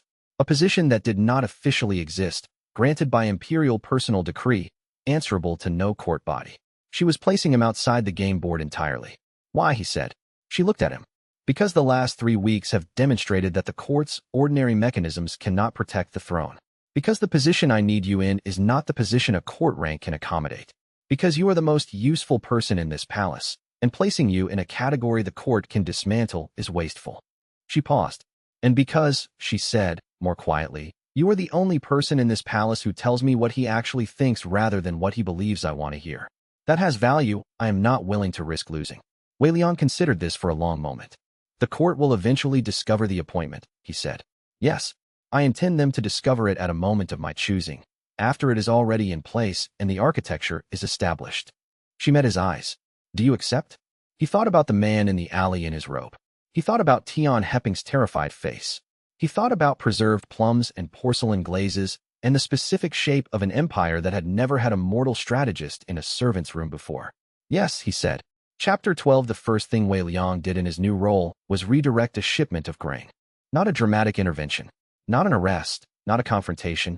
Not any of the obvious moves he could have made now that he was operating under imperial authority. He simply filed a rerouting order for a specific grain shipment from the Northern Distribution Depot, a shipment that, according to the supply chain analysis he had been building for 3 weeks, passed through a commercial holding facility operated by one of House Shell merchants. The order was filed as a routine logistics efficiency audit, which was the most boring description he could find for it in the administrative manual. The shipment was redirected to a different holding facility. The Shell merchant was excluded from the chain. This was not the point. The point was the response. When a smuggling ring has its normal routing disrupted, it has three choices: find a new route, suspend operations, or investigate the disruption. The choice it makes tells you how sophisticated it is and how confident it is. Howe's network investigated. Within 18 hours, two of Howe's palace informants, men he had not yet identified as part of the network, began asking questions through the administrative channels about who had filed the rerouting order. The questions were indirect, filtered through 3 layers of bureaucratic cover, but the pattern was recognizable. They were trying to trace the order back to a decision-maker. They found a dead end. Wei Liang had routed the order through a legitimate administrative pathway that attributed the decision to a routine algorithmic audit. But in their attempt to trace it, they had identified themselves. He gave the names to the Imperial Security Office through Ru Bao, framed as individuals whose administrative behavior warrants review in connection with the Ministry of Revenue Audit. They were examined. They were found to have unauthorized communications with the merchant faction's financial networks. They were arrested quietly, without public announcement, which was preferable. Public arrests created martyrs and generated sympathy. Quiet arrests created uncertainty. Hao lost 3 palace contacts in 1 week. Not because Wei Liang had found them, because they had found him. He sat in his small room and ate cold rice and thought about what he had and what he still needed. 3 hostile factions. 12 identified active informant networks working against the Empress. The cross-faction cooperation that the supply chain investigation had revealed. And a sealed letter on his desk. It had arrived that afternoon, brought by a servant who had passed it to Lady Xin Mingzhu, who had brought it to him with the careful expression of someone carrying something she didn't want to be holding. No sender identification. No seal. He opened it. The contents were in cipher. He sat with it for 10 minutes, and then he recognized the cipher structure. Not a palace standard, not a tribunal cipher, not anything from the Scholars Academy's code archives. It was a personal cipher, one he had encountered twice before, once in a theoretical analysis paper on Imperial communication security, and once in an actual message passed through the Scholars Quarter network 7 years ago. The second instance had come from a young diplomat in training, a man of exceptional analytical intelligence who had been sent to the Western reaches on his first diplomatic posting. Prince Shinqiren, the Empress's younger brother. He decoded the message with careful attention, cross-checking each symbol. The message read, "The third attempt will come from inside the kitchen staff. You have 6 days." He set it down on his desk. He looked at the candle. He thought about a prince who was supposedly weeks away on a diplomatic mission, who had sent him a cipher letter using a personal code, who apparently had advanced knowledge of a planned assassination attempt on his sister's life. He thought about what that meant. He picked up his pen and started writing a list of every kitchen staff member who had been assigned to the morning preparation rotation in the last week. 6 days. He had 6 days, and he had better use all of them. Chapter expansions. Additional passages. Chapter 6. Additional passage. The paper crane had arrived folded from a page torn from a Ministry of Rights catalog. Wei Liang identified this from the specific weight and faint print visible at the fold lines. Someone had not used a blank page. They had used a document. Whether this was carelessness or a message within the message he could not determine immediately, but he filed it as a detail requiring return. The threat itself was direct enough. He had been seen. His questions had been noticed. The person or persons who had sent the crane believed that a direct warning would be sufficient to stop him, which told him something about their model of who he was. They believed he was someone who could be stopped by a warning. This was not the model of someone who had studied him carefully. It was the model of someone who had seen a disgraced scholar doing unexplained work and had concluded, small person, can be scared off. He had sat with the crane for a long time. He was not a man without fear. He had felt fear that morning on the tribunal steps, the particular flavor of it that came with public disgrace and the withdrawal of institutional identity. He had felt it in the alley with the dead man whose robe he'd borrowed. He felt a version of it now, the specific recognition that someone in the palace's political ecosystem had identified him as a problem to be managed. But the fear and the decision of what to do next were separate processes. He had learned this in the Scholars Academy, under an examiner who had been famously precise about the distinction between emotion as information and emotion as instruction. Fear tells you that there is risk. It does not tell you whether the risk is worth accepting. He had assessed the risk. He had assessed the alternative, returned to being a disgraced scholar who did nothing of consequence, and had found it insufficient. He had gone back to his network mapping and added a new column. People who knew he was asking questions. Chapter 8. Additional passage. The cross-faction cooperation that Wei Liang had documented in week 3 was, he later concluded, the most structurally important finding of his first 2 months. Not because it was dramatic. It was not dramatic. It was, On its surface, a routine administrative anomaly. Two ministry offices that were nominally affiliated with different factions had been sharing courier routes for 6 months. The route sharing had an obvious practical explanation. The two offices were in adjacent wings, and the courier overlap was efficient. And when he first flagged it, he had labeled it low priority. He had returned to it 3 weeks later, after the silver thread extract case had changed his understanding of how the distribution network operated, and had found that the courier route sharing was not efficiency. It was coordination. The timing of the shared routes corresponded, in 9 of the 14 instances he could verify, to times when specific documents had moved between offices that were not supposed to have direct communication channels. Two factions that were publicly adversarial had built a quiet administrative coordination layer below the level of visible political behavior. He had spent a week understanding why before he understood it fully. The adversarialism was real, but it was adversarialism at the level of resource competition and positional competition. Both factions wanted the same administrative landscape to continue to function because both factions derived their power from the administrative landscape. Where they had common interests in the landscape's continued functionality, they cooperated. Where they competed for position within it, they were genuinely opposed. This was the architecture of factional politics more broadly, he concluded. It was not a war between enemies who wanted different things for the empire. It was a competition between entities that wanted the same thing, continued access to the empire's resources and decision-making mechanisms, and that would cooperate or compete based on which produced better individual outcomes in any given situation. Understanding this had changed everything. He stopped looking for pure enemies and pure allies, and started looking for interest alignments. When interests aligned, cooperation was possible regardless of factional affiliation. When interests diverged, factional affiliation was irrelevant. It was a simpler model. It was also more accurate. Chapter 13. Wei Liang spent the first 2 days of the cipher letter's 6-day window doing something that could have appeared, to an observer, like nothing. He sat at his small desk, and he read. He read the kitchen staff assignment records, the food preparation logs, the delivery manifest from the palace's outer gates to its inner kitchens. He read the disciplinary records, the performance reviews, the shift rotation calendars. He read the financial disclosure forms that palace staff submitted on appointment, cross-referencing declared assets against the known salary grades for each position. He read Lady Shen Mingzhu's 11 days of observational notes, which were dense with the specific kind of information that moved through social proximity rather than official channels. He was building a picture of 47 people without any of them knowing he was looking. The reason for this methodology was simple. If he began conducting visible interviews or examinations, word would travel through the kitchen staff network, which was tighter than the courtier's network and considerably more efficient, within hours.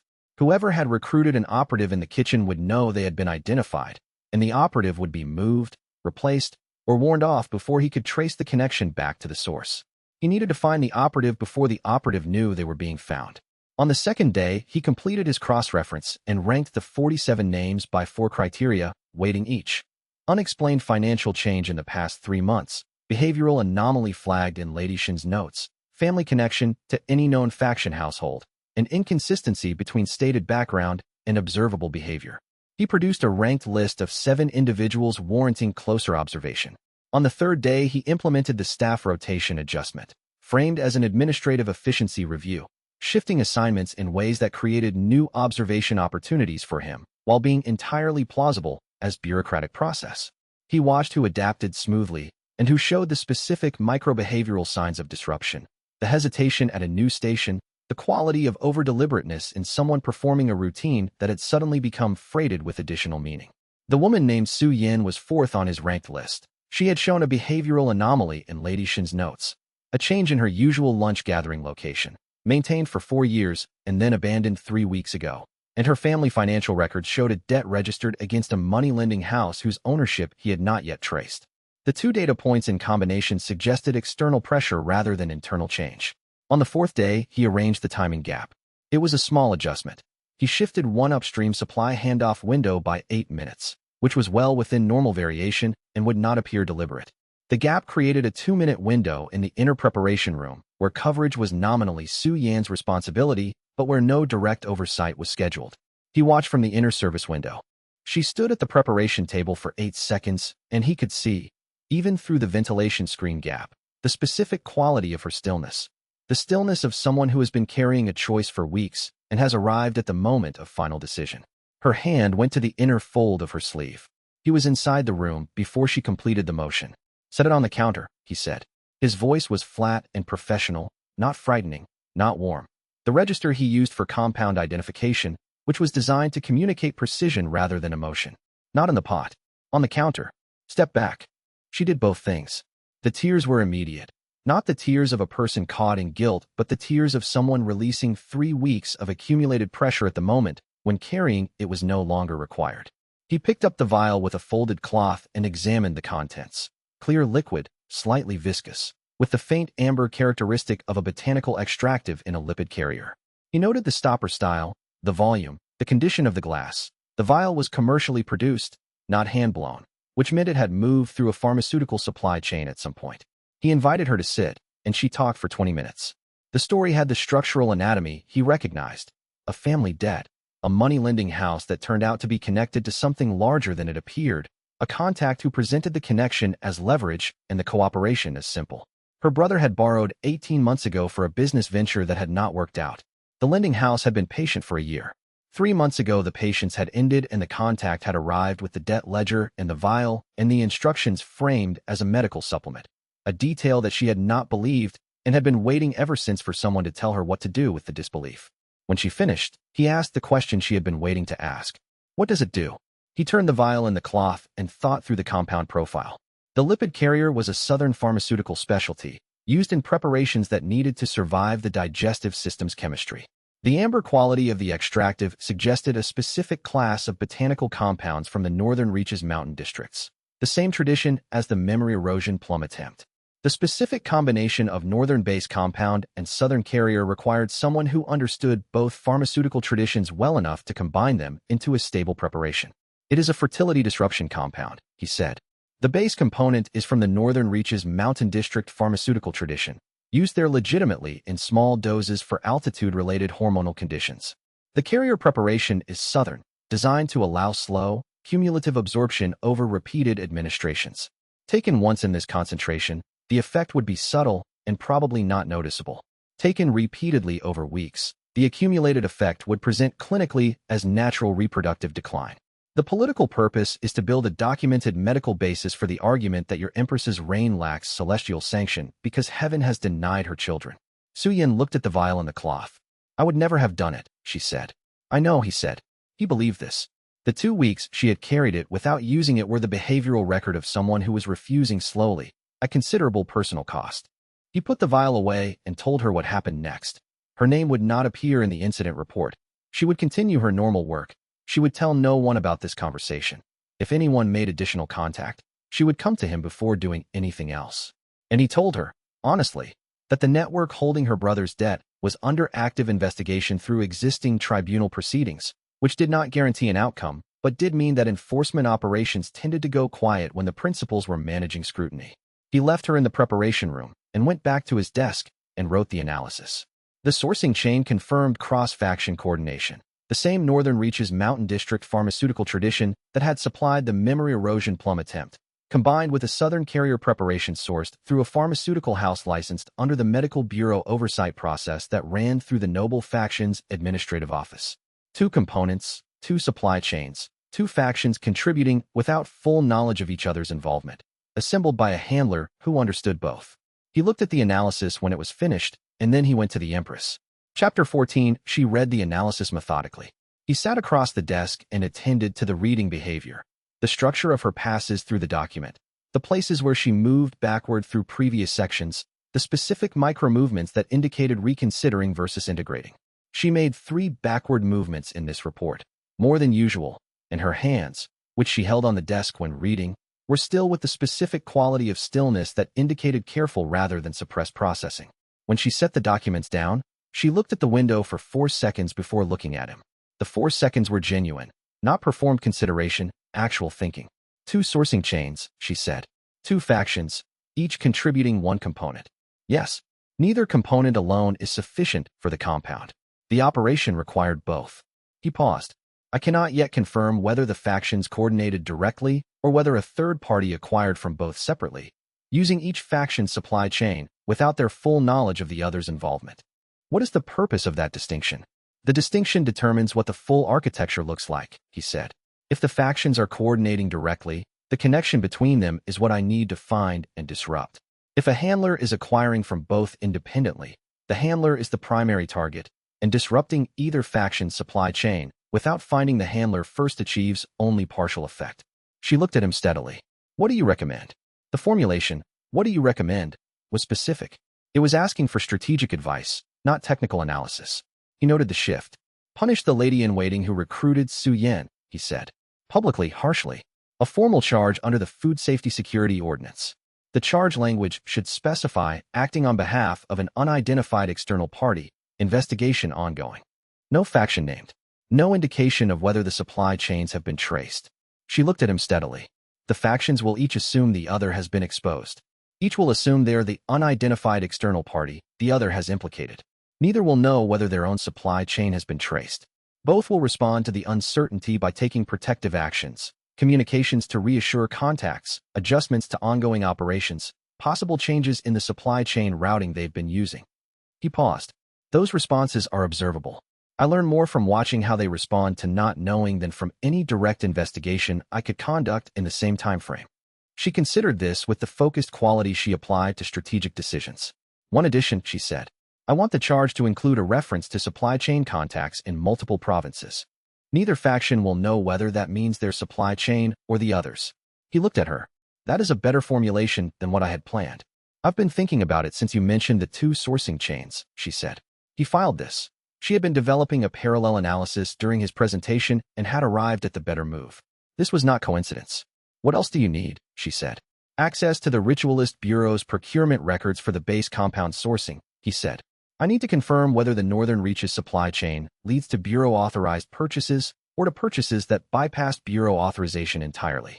This tells me whether the Bureau's institutional involvement was sanctioned at the organizational level or whether it was an individual operative using Bureau connections without institutional direction. I'll have Rubao arrange access through the household administrative channel, she said. Framed as a safety audit, no formal warrant required. She made a note. Report to me when you have the Bureau records. She looked up. And Wei Liang. A pause with the specific quality of choosing words carefully. The Grand Duke has sent a formal request for a private meeting with you. I know, he said. I should attend. I was going to ask whether you were willing, she said. I'm willing, he said. I will learn more from 1 hour with him than from 3 weeks of reading his household's financial records. He paused. One request. Name it. If I don't come back from the meeting, he said, don't be surprised, but do be very thorough in the investigation. She looked at him for a moment. Then, be careful, she said. He heard something in this that was not in the professional register. I am always careful, he said. Careful is the only tool I have that is completely mine. Chapter 15. The Grand Duke received him in a tea room in the outer court wing. The room communicated what it was designed to communicate. Exceptional furnishings that were not ostentatious. Exceptional tea that spoke of refined taste and money old enough to have forgotten its origin. An arrangement of space that suggested informal equality between two people who both knew the equality was not real. The servants were positioned for observation. The window was sealed against the autumn cold. Wei Liang sat in the offered chair and accepted the offered tea and spent the first 2 minutes doing what he always did in an unfamiliar space. Building the physical map, identifying the exits, noting the positions and behavioral patterns of everyone present, and making the initial assessment of the host. Grand Duke Xintianlong was 54 years old, and he had the specific quality of authority that came from having been powerful long enough that the performance and the reality had merged into something indistinguishable from each other. He was a sixth realm cultivator. In any direct confrontation with Wei Liang, there was no confrontation, there was simply an outcome. The Duke knew this and had known it before Wei Liang arrived. What Wei Liang was interested in was what the Duke did with that knowledge. A person who leads with their power advantage is using power as a substitute for intelligence. A person who sets the power aside and engages on other grounds is using intelligence as a substitute for power. The Duke had not led with his power advantage. He had offered excellent tea and an informal register and a direct style. This was the intelligence version. I will be direct, the Duke said.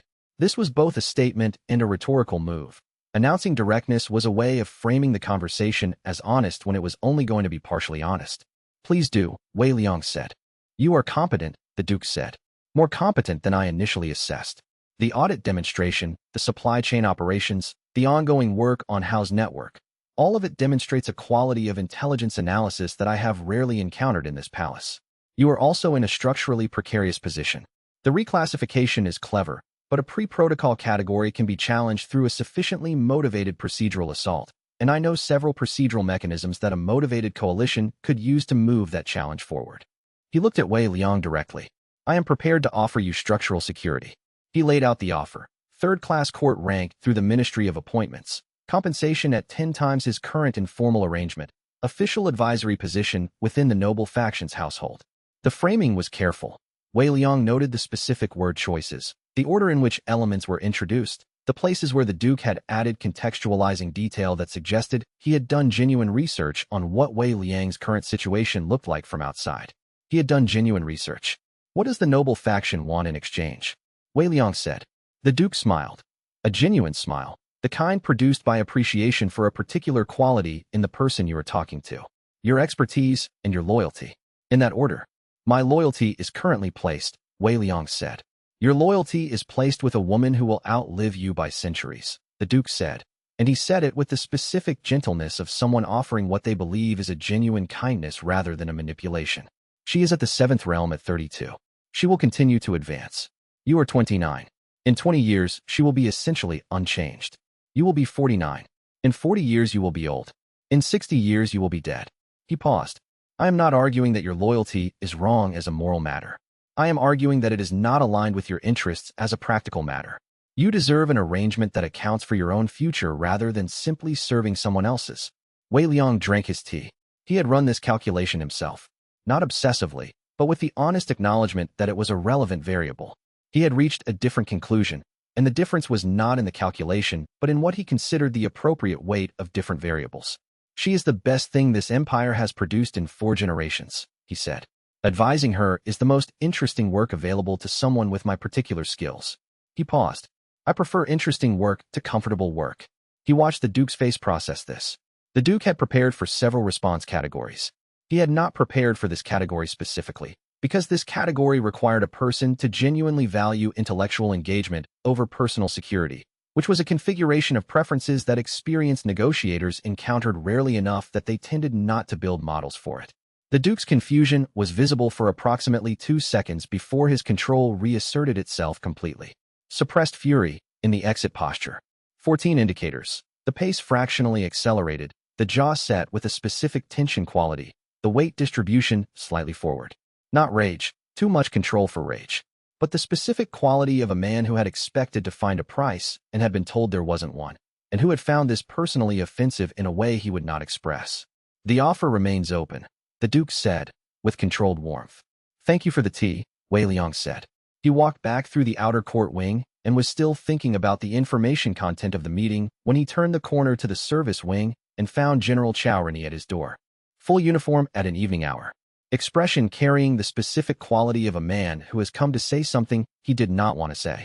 Someone tried to poison my dinner, Chow said. Chapter 16. The general's dining room had the look of a working space rather than a formal one.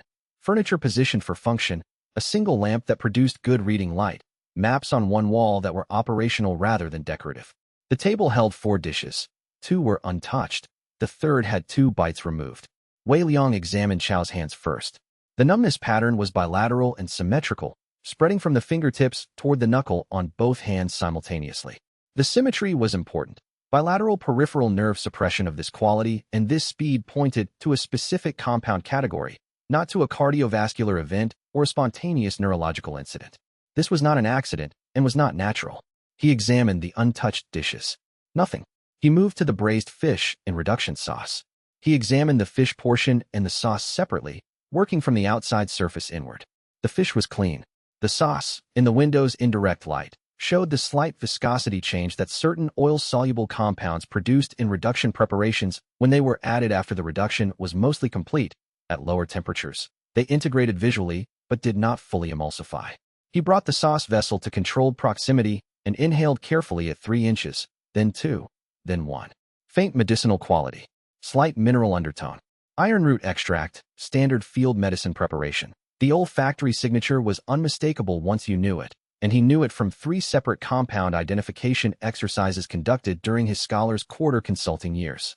Military-grade paralytic, he said. Iron root extract. It acts on peripheral nerve function starting from the distal extremities and working inward. Numbness first, then loss of fine motor control, then full muscular paralysis over 4 to 6 hours. At this dosage, not lethal, the concentration is calibrated for incapacitation, not elimination. 12 to 18 hours of complete incapacitation is the expected effect. Chow looked at his hands. What was the intent? Someone needed guard command leadership unavailable for a specific operational window, Wei Liang said. The dose is too precisely calibrated for this to be improvised. Someone knew your body weight, knew the effective concentration, knew the window they needed. This was planned in advance, which means it is part of a larger operation whose critical window is coming. He paused. I need to understand what operational window required your absence before I can say more. He administered the iron root antecedent from his kit and monitored the reversal. In 15 minutes, the numbness was gone from both of Chow's hands. Walk me through your kitchen service chain, he said. Chow described it with military precision. 6 staff, 3 shift cycles, all career Palace Guard employees. The duty food officer, a 20-year veteran named Su Ringui. Standard protocols, properly maintained, nothing unusual in the recent history. And your medical supply procurement? Wei Liang said. 3 seconds of silence that had the weight of a longer pause. Military procurement, Chow said. Supply chain for Guard Command's medical stores. He stopped. Colonel Fong Dui manages the procurement accounts. Wei Liang kept his voice level. We need to look at the arsenal supply manifest for iron root extract deliveries to Guard Command. Tonight, before tomorrow's shift rotation gives anyone opportunity to alter records. They spent 3 hours in the Guard Command records room, working by lamplight, pulling manifests and cross-referencing them against authorized medical use quantities and against the commercial network database Wei Liang had been building since his first week in the palace.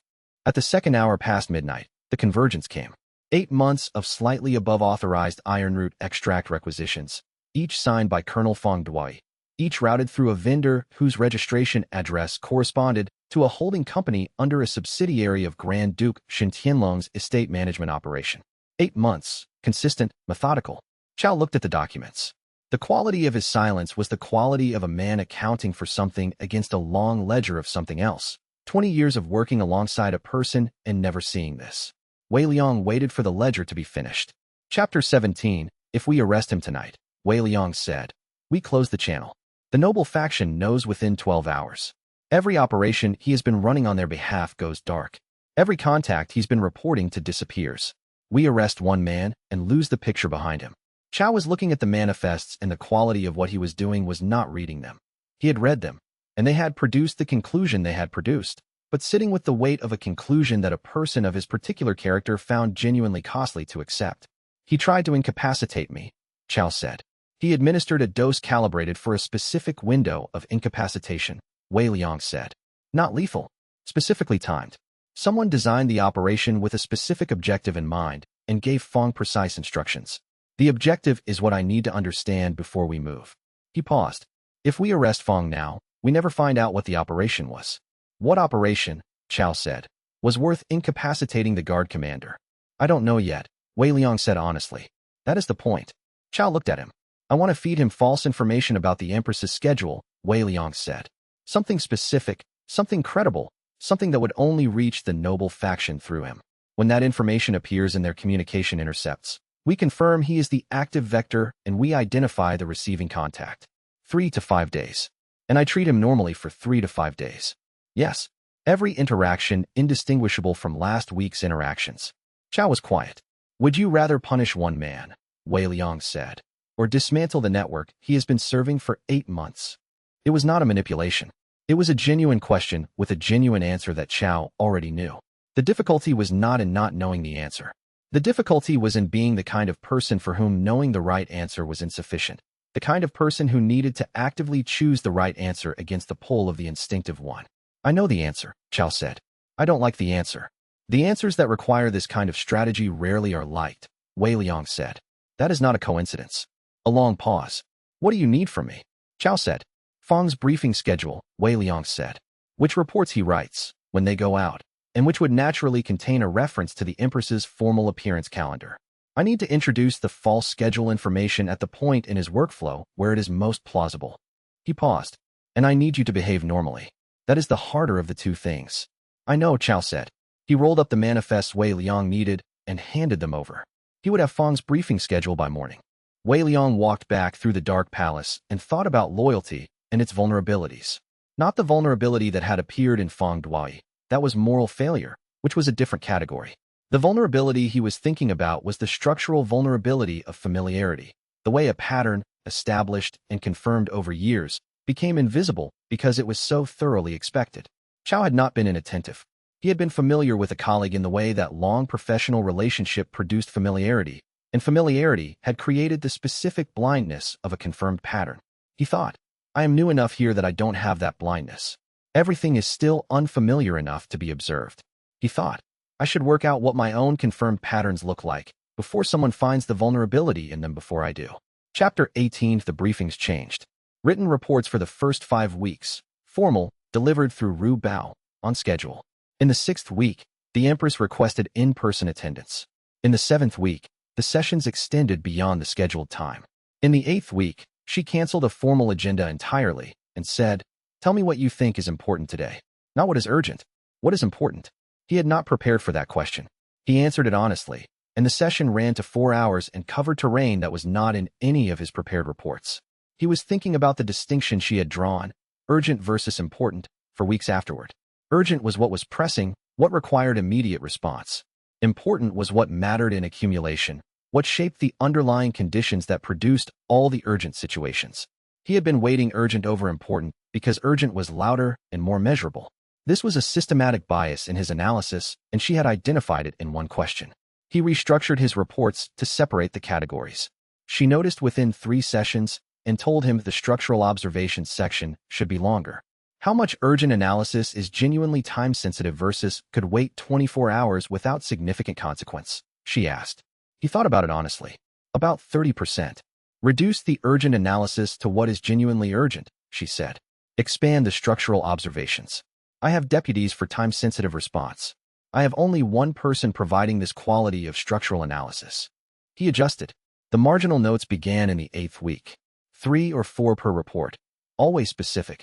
Not, expand this, but why did you assume X rather than Y here? And this conclusion depends on a premise you haven't verified. See Note 7. She was using the editing process to test his analysis against her own parallel thinking. He started including an explicit assumptions list. The working premises his analysis depended on that were not themselves supported by evidence. She returned the next report with a note at the top. 3 of the listed assumptions are worth explicitly verifying. See marginal notes 2, 7, 11. He verified them. 2 were correct. 1 was wrong. He revised the report and noted the revision source. She read the revision and wrote, This is what good analytical updating looks like. Date the revisions so the change is trackable. He started dating revisions.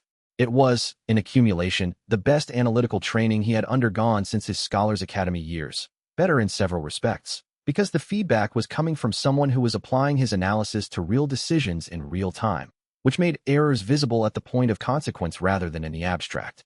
In the 10th week's afternoon briefing, she set aside the formal agenda and said, You write differently for different readers. He set down his pen. I noticed it in the 3rd week, she said. The reports to Ru Bao have a different structure and level of abstraction than the reports you leave for my desk. The Chao reports are different from both. I've been watching it since I first noticed it. He thought about whether she was asking an accusatory question or a curious one. The specific quality of her attention, leaned slightly forward, genuinely engaged, told him it was the second. Different readers process information through different frameworks, he said. Ru Bao organizes information procedurally. He needs action implications foreground. General Chao organizes information tactically, operational consequences first, strategic analysis second. You organize information analytically. You start with the full picture and move toward specifics, so I write at the highest analytical density I can maintain and trust you to do the specificity work. You think of information as a compound, she said. The content and the delivery vehicle are separate design problems. The delivery mechanism determines whether the active compound reaches its target, he said. Yes. Have you always thought this way? I developed it, he said. The intuition was early. I noticed that some people understood me and some didn't, and the difference wasn't in the content. The systematic version came later, when I had enough cases to see the pattern. Cases, she said. She looked at him. Do you still think of people as cases? He considered this carefully.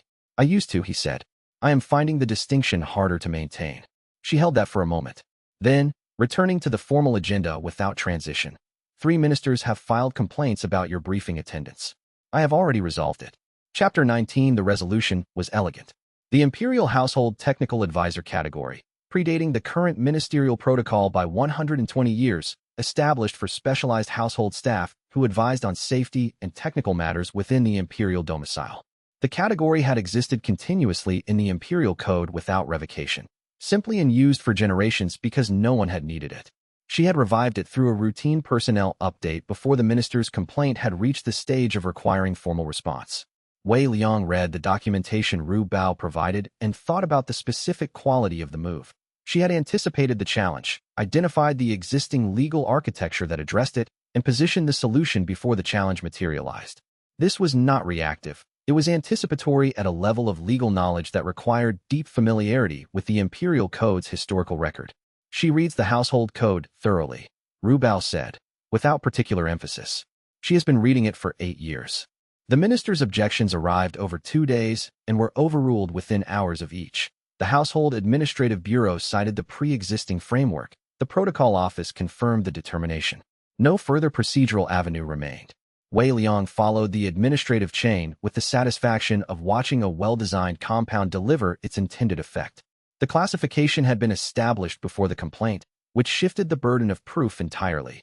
A complaint against a proposed classification could cite anticipated harm, but a complaint against an established classification had to demonstrate actual harm, which was a much higher standard. He would use this timing principle in his own work. On the Thursday of the same week, the Ritualist Bureau issued a formal notification to every court official above the 6th procedural rank. A celestial reading the following morning. Subject: ongoing examination of imperial auspices and household cosmological alignment. He read the notification twice. The language was formally correct, drawn from the Bureau's ceremonial protocol text, the kind of language that carried genuine historical and religious weight. The target was not named. The political argument was embedded in traditional vocabulary. He went to the palace archives that evening and requested 2 sets of documents.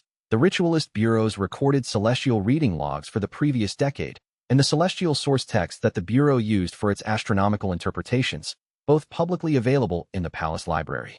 He found what he had expected. For previous celestial readings, each issued within 2 weeks of a political inconvenience to the Ritualist Bureau or an aligned faction.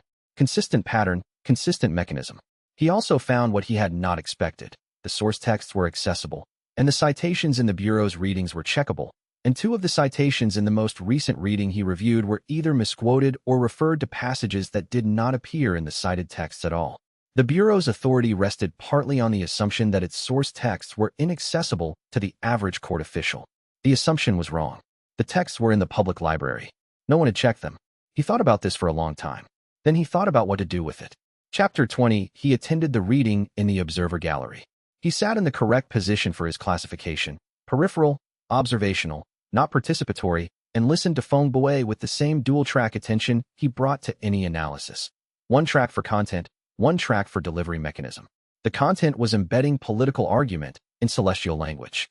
The delivery was calibrated for the acoustics of the room, for the authority that the High Ritualist's 47 years of ceremonial practice produced, for the specific quality of religious vocabulary that made it feel inappropriate to challenge. Wei Liang did not challenge it. He had written a brief informal summary the previous evening. The 4 previous celestial readings and their political timing, presented as facts without editorial commentary. He left it on his desk with casual placement. 3 people from his informal network moved through his room during the morning supply exchange before the reading. The information moved through the servant network at its natural speed, which was faster than any formal channel. And by the evening, Lady Shun's observational log showed 17 instances of palace staff discussing the historical pattern. The High Ritualist's authority was being eroded not through formal challenge, but through informal doubt, which had no single source to suppress and no single speaker to discredit.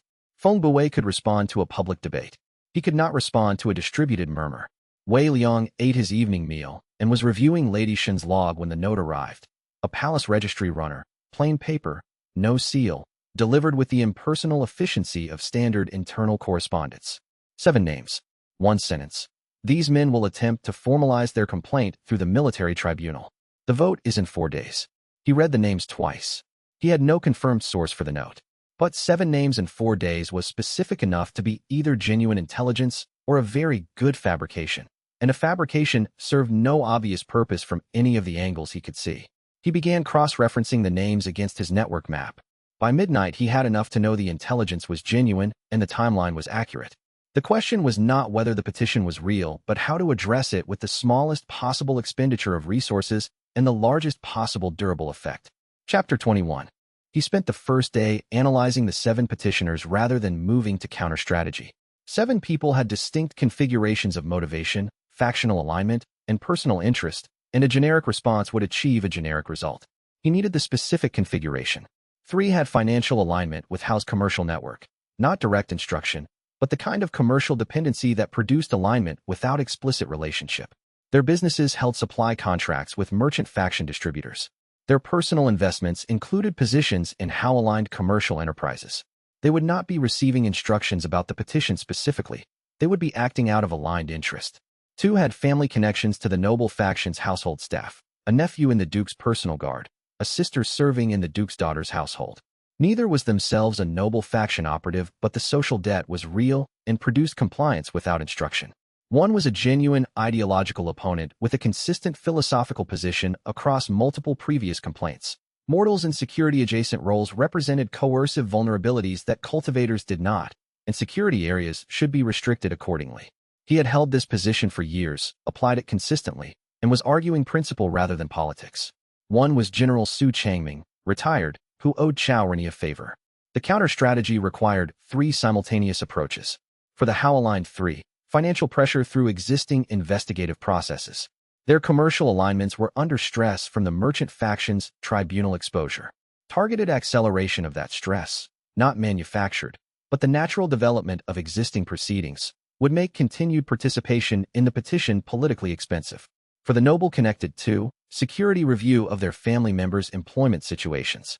If there was actionable conduct there, which his preliminary research suggested was possible in at least 1 case, private presentation of the findings would make withdrawal the less costly option.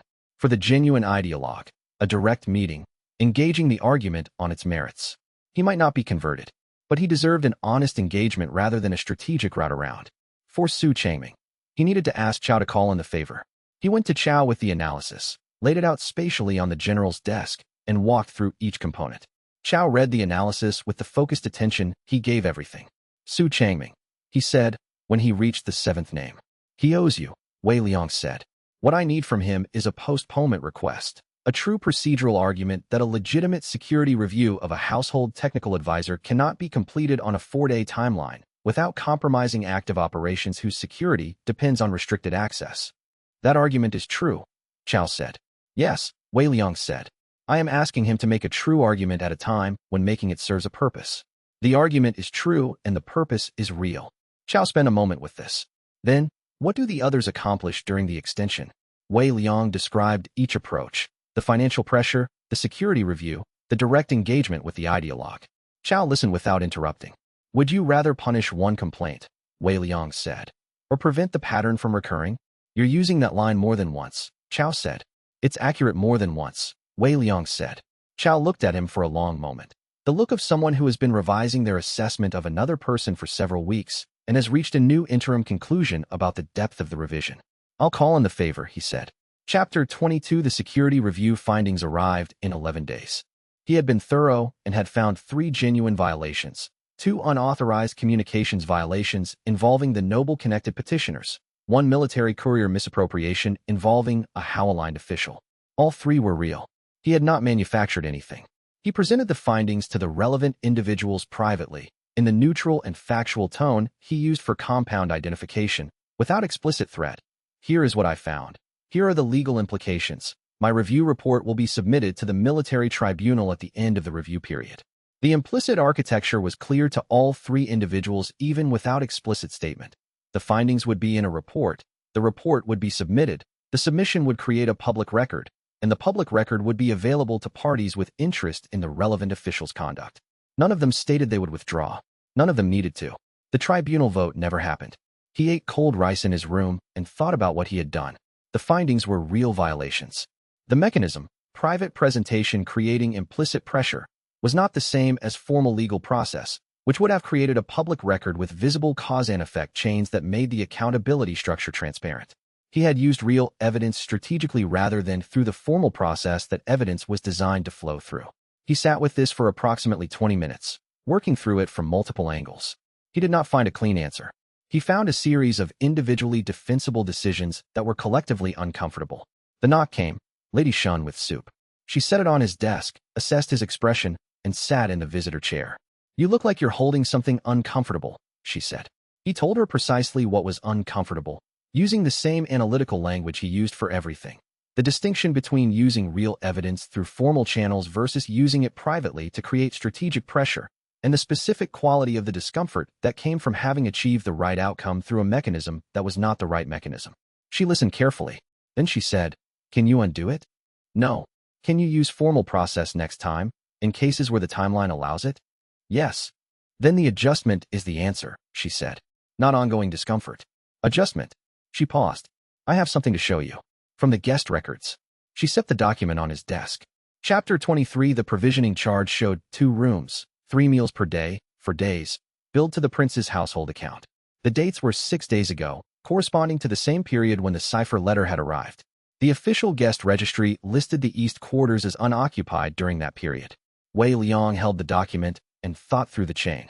The prince was officially in the Western Reaches, 6 weeks out from the capital. The cipher letter had arrived during his 3rd week abroad according to the court schedule. He could not have sent a letter from the Western Reaches in time for it to arrive on the day it had arrived. He had been in the palace. "He was here when he sent it," Lady Shin said. "Yes," Wei Liang said.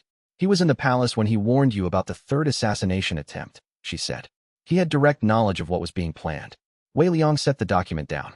He had been trying not to reach this point in the analysis for the past 3 days, not because the conclusion was uncertain, but because the implications of each possible conclusion were significant, and he needed to hold both simultaneously before acting on either. "There are 2 analyses," he said, and he said it in the tone he used for analyses he did not want to be saying out loud, which was the same flat professional tone as everything else, because the flat professional tone was the one that required the least management. Lady Shin waited. The first, he had inside knowledge of the assassination planning because someone trusted him enough to tell him about it. He was here on an undisclosed visit and overheard something or was informed by a contact, and he chose to warn me through the cipher channel because he wanted to protect his sister without revealing his source or his presence. The second, she said quietly. The second is that he was here because he is involved in the planning at some level beyond witness, he said. He was present during the planning period and warned me as a calibration exercise, to measure my response speed, to assess my investigative methods, to determine whether I was someone who could be managed or someone who needed to be accounted for differently. A handler who warns a potential obstacle is also measuring that obstacle's capabilities. The quality of the silence in the room had the density of something that once said cannot be unsaid. Both interpretations are supported by the available evidence, Lady Shin said. Yes, he said. Both are internally consistent. I cannot resolve the ambiguity from this data point alone. You need to meet him. Yes, he said. He returns officially tomorrow, early from the Western Reaches. I'll have the opportunity. He paused. Lady Shun, what you've just heard, the second analysis specifically, stays in this room. Not Ru Bao, not Chao, not the Empress. Not until I have more. She looked at him for a moment. I understand, she said. Be careful with him. He wrote 2 analyses that night, one for each interpretation, read both carefully, and found them equally well supported. He added a note to both. Subject's behavior may be generating interpretive ambiguity deliberately, which was itself a specific kind of sophistication that narrowed the candidate pool. He filed both analyses in the locked box under his bed and went to sleep. Chapter 24. The prince was at the fish pond in the East Garden on the morning of his official return. Wei Liang arrived through the administrative wing route that allowed a natural approach. The prince was scattering grain for the carp, the unhurried physical engagement of someone occupied in a routine while thinking about something else, the specific combination of relaxed body and focused mind. He looked up when Wei Liang came close enough to warrant it. 3 seconds of assessment, too organized to be purely social. And then the warmth arrived in his face with the physical markers that Wei Liang had learned to distinguish from performed warmth. The eye crinkles, the slight opening of the shoulder orientation, the reduction of the specific baseline tension that cultivators maintained. Wei Liang, he said, I have been hoping to meet you. They talked for 90 minutes. The prince was intelligent in the way that people were intelligent who had spent their lives in environments that rewarded careful thinking. Not the analytical precision of Wei Liang's own mode, but the broader systemic understanding of someone who had moved through multiple political and diplomatic environments and had been paying close attention to all of them. He talked about the Western Reach's mission with genuine engagement, the complexity of the negotiations, the layers of local interest that complicated the surface-level political situation, the things he had noticed about the diplomatic dynamics that would not appear in the formal dispatch. He asked intelligent questions about Wei Liang's palace security work, not fishing for specific operational details, but asking about methodology, about the framework Wei Liang was using, about how he thought about threat assessment in an environment where the conventional security tools were calibrated for cultivator threats rather than compound threats. He mentioned the Empress 3 times. Each time, the quality of the mention was specific, not the deliberate warmth of someone performing care, but the incidental warmth of someone for whom care was the background condition of thinking about another person. Wei Liang watched for 90 minutes and found no behavioral markers of active deception. This was the problem. He had found excellent deceivers before. They had a specific quality of overmanagement. The performance was too consistent, too ready, with a slight mechanical quality in transitions between emotional states and a slight overprecision in the recall of specific details that genuine memory did not produce. He was not finding any of this in the prince. What he was finding was someone who was genuinely what he appeared to be, warm, intelligent, caring about his sister. None of which resolved whether genuine people could also have made bad choices. Genuine character did not preclude specific actions. At the western gate, the prince paused with the specific quality of a well-timed afterthought. "One more thing," he said. "I noticed something in the financial dispatches while reviewing the Western Reach's mission accounts. The noble faction has been moving gold through provincial land purchases. A connected merchant house buying scrubland in 3 border provinces at above-market prices. Probably nothing, but it seemed like the kind of thing you would want to know." He walked through the gate. Wei Liang stood in the garden and looked at the place where the prince had been. The information was real. The pattern matched noble faction financial behavior, and the specific detail of above-market prices for worthless land was the kind of thing that required either insider knowledge or unusual attention to commercial records. The timing of its delivery, at the end of 90 minutes of warm, intelligent conversation, at the natural departure point, framed as an afterthought, was deliberate. Nothing about the prince was accidental. He thought, "I need to follow this money." He thought, "I am afraid of what I will find," which is a variable I need to account for in my analysis, because fear of a conclusion is one of the primary sources of analytical error. He thought, "I will follow it anyway." He walked back through the morning light, and already his mind was building the investigation plan. And somewhere in the plan's construction, there was a place where both interpretive analyses could still be true, and he held that place open as long as he could, because the closing of it would cost someone something significant, and he was not ready to be the instrument of that cost yet. But he would be. Chapter Expansions Chapter 13. Additional passage. The work of investigation, Wei Liang had come to understand, was not primarily about finding things. It was about building the conditions under which things could be found. Most investigators moved too quickly to the finding stage. They identified a suspect, focused their attention, and began looking for confirmation. This was how you found what you were looking for and missed what was actually there. He had spent 8 months on the tribunal investigation using the same methodology he was using now. Patient, broad, building the picture from the outside inward rather than working from a hypothesis toward its evidence. He had been wrong in some of the specific conclusions along the way and right in the overall shape, which was the better combination of the 2 possible errors. The 47 names on the kitchen rotation list were 47 separate small pictures. He was not yet looking for the guilty person. He was building the portrait of everyone present so that the person who didn't fit would eventually become visible by contrast. This was how he had identified Su Yan, not through guilt indicators specifically, but through the accumulated pattern of someone who had changed, a person who had been doing the same things in the same way for 4 years, and then had quietly, almost invisibly, changed several of those things over the past 3 months. The lunch location was the most visible change. Lady Shen's notes had flagged it. But there were smaller changes too. The slightly longer pauses before she answered questions from the shift supervisor, the careful quality of her movement near the preparation tables as compared with the easier quality she showed in the wider kitchen space. She was monitoring herself, and a person who monitors themselves has something to monitor themselves about. The morning after the incident in the preparation room, Wei Liang filed his report through Ru Bao. Compound identified and secured, probable sourcing identified pending full laboratory analysis, kitchen staff member cooperating with investigation, name withheld pending confirmation of non-voluntary recruitment. He kept the language precise and the judgment minimal. The report was a finding document, not an analysis document. The analysis document he wrote for the Empress was different, longer, more specific about the political implications, with the factional sourcing laid out in the spatial map format she had come to prefer. He included the section on what he did not yet know, the identity of the handler who had assembled the two-faction supply chain, and the full scope of the recruitment network that had targeted Su Yan's brother's debt. He also included, in the uncertainty section, something he almost left out. I believe the handler is aware of my investigation and is operating with knowledge of the palace's current security protocols. The compound's sophistication and the recruitment mechanism's precision both suggest someone who has studied how the palace's security apparatus works from the inside. I do not know who this is. I do not want to speculate without evidence. But the quality of the operation indicates resources and knowledge that belong to someone close to the Empress's inner circle.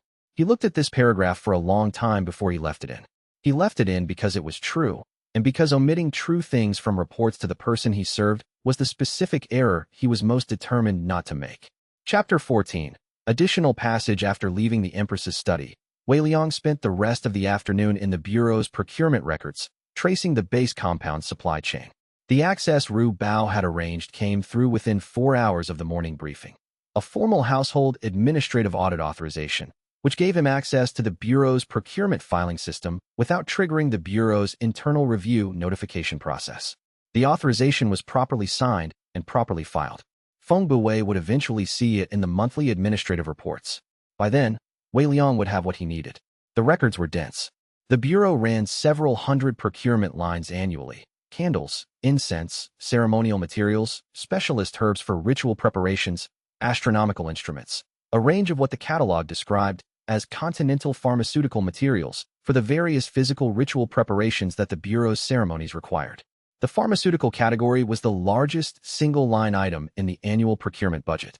He worked through the pharmaceutical procurement for the past 18 months, looking for the specific mountain district herbs that formed the base compound category. He found the supply chain in the 14th hour of his search. On the third day, a northern reaches herb broker, contracted through an intermediary agent whose office was in the capital's merchant district, delivering quarterly shipments of altitude application botanical materials to a receiving address that he cross-referenced against the Bureau's registered delivery locations. The receiving address was not a Bureau facility. It was a private warehouse in the southern merchant quarter, registered to a commercial holding entity called Western Mountains Pharmaceutical, which had no employees listed, no active commercial operations visible in the capital's trade registry, and a single registered officer whose name appeared, when he traced it backward through 3 layers of commercial registration, in the records of the Duke's estate management operation. A noble faction holding entity was receiving ritualist Bureau pharmaceutical procurement.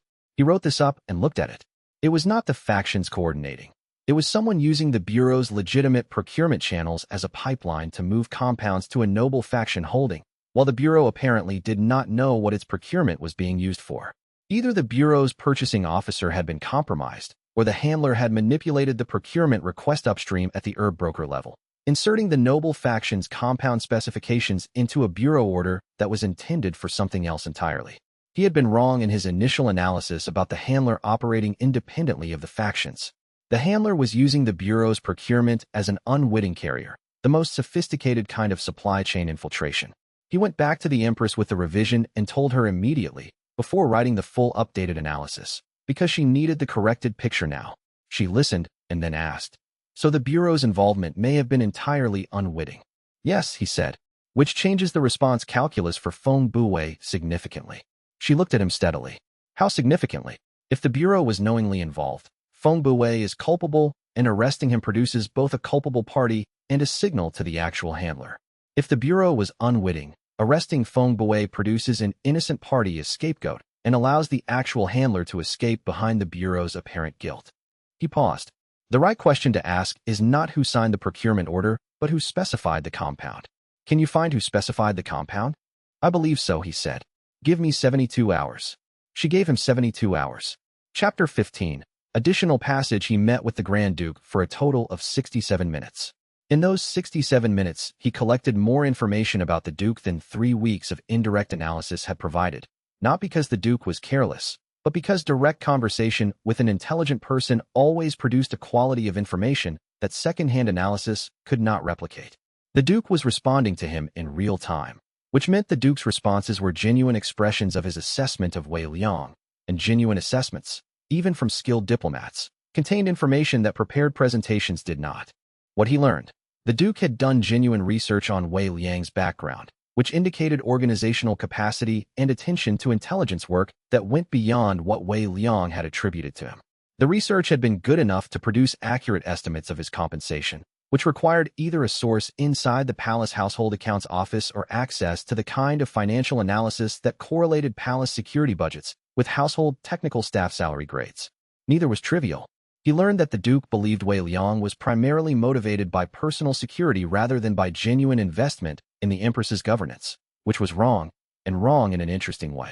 The Duke had built a model of Wei Liang based on the assumption that a mortal without cultivation would weight personal vulnerability highly in his decision-making. This was a reasonable assumption for most mortals in Wei Liang's position. It was not an accurate model of Wei Liang specifically. The Duke's model being wrong meant the Duke would continue to try the same general class of approach, offers that addressed personal vulnerability, rather than shifting to approaches that addressed Wei Liang's actual decision-making framework. This was useful. He also learned, from the specific quality of the Duke's suppressed fury at the rejected offer, that the Duke was not accustomed to this particular type of refusal.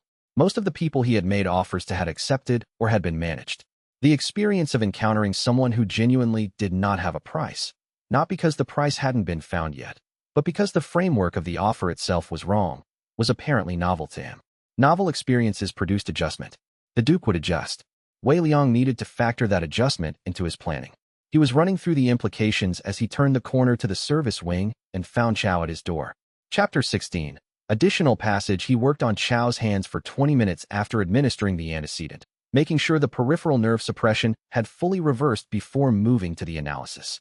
In those 20 minutes, Chow said nothing and Wei Liang said nothing, because the silence served the work better than conversation would have. When the numbness was fully gone, Chow flexed both hands experimentally, a soldier's movement, testing function rather than checking sensation. His face showed the specific quality of a man who had received a serious reminder of something he normally did not think about, the particular vulnerability of a physical body, however well trained, to something that bypassed physical capability entirely. 20-year career, Chow said. I have fought 7 engagements, taken 3 significant wounds, and never been incapacitated by an enemy action. Wei Liang looked at him. The person who did this tonight could not have incapacitated you physically. They went around your physical capability entirely. He paused. That is the nature of this kind of work. It does not confront strength. It finds the gaps in strength's coverage. Chow was quiet for a moment. You've been working in those gaps for months. Yes, Wei Liang said. On behalf of the Empress. Yes. Chow looked at his hands again, considering something. The people trying to hurt her. They're working in those gaps too. They have been for a long time, Wei Liang said. Before I arrived. This produced another silence, which had the quality of a man reconsidering the full picture of the situation he had been operating in, not just the current crisis, but the entire landscape that the current crisis was a visible piece of. What I told you about Fong, Chow said, about not arresting him. I understand the operational argument. I will follow it. He paused. I need you to understand that following it costs me something. I understand, Wei Liang said. What does it cost you? Chow said. The decisions you make. The things you choose not to act on because the operational picture requires it. What does that cost you? Wei Liang thought about this honestly. I don't know yet, he said. I think the accounting comes later. Right now I am still spending. Chow looked at him with the specific expression of someone who has recognized something in another person that they recognize in themselves. That is exactly right, he said. That is exactly how it works. Chapter 17. Additional passage. The false schedule information performed as intended. Wei Liang introduced it on a Wednesday through Fong's regular briefing cycle.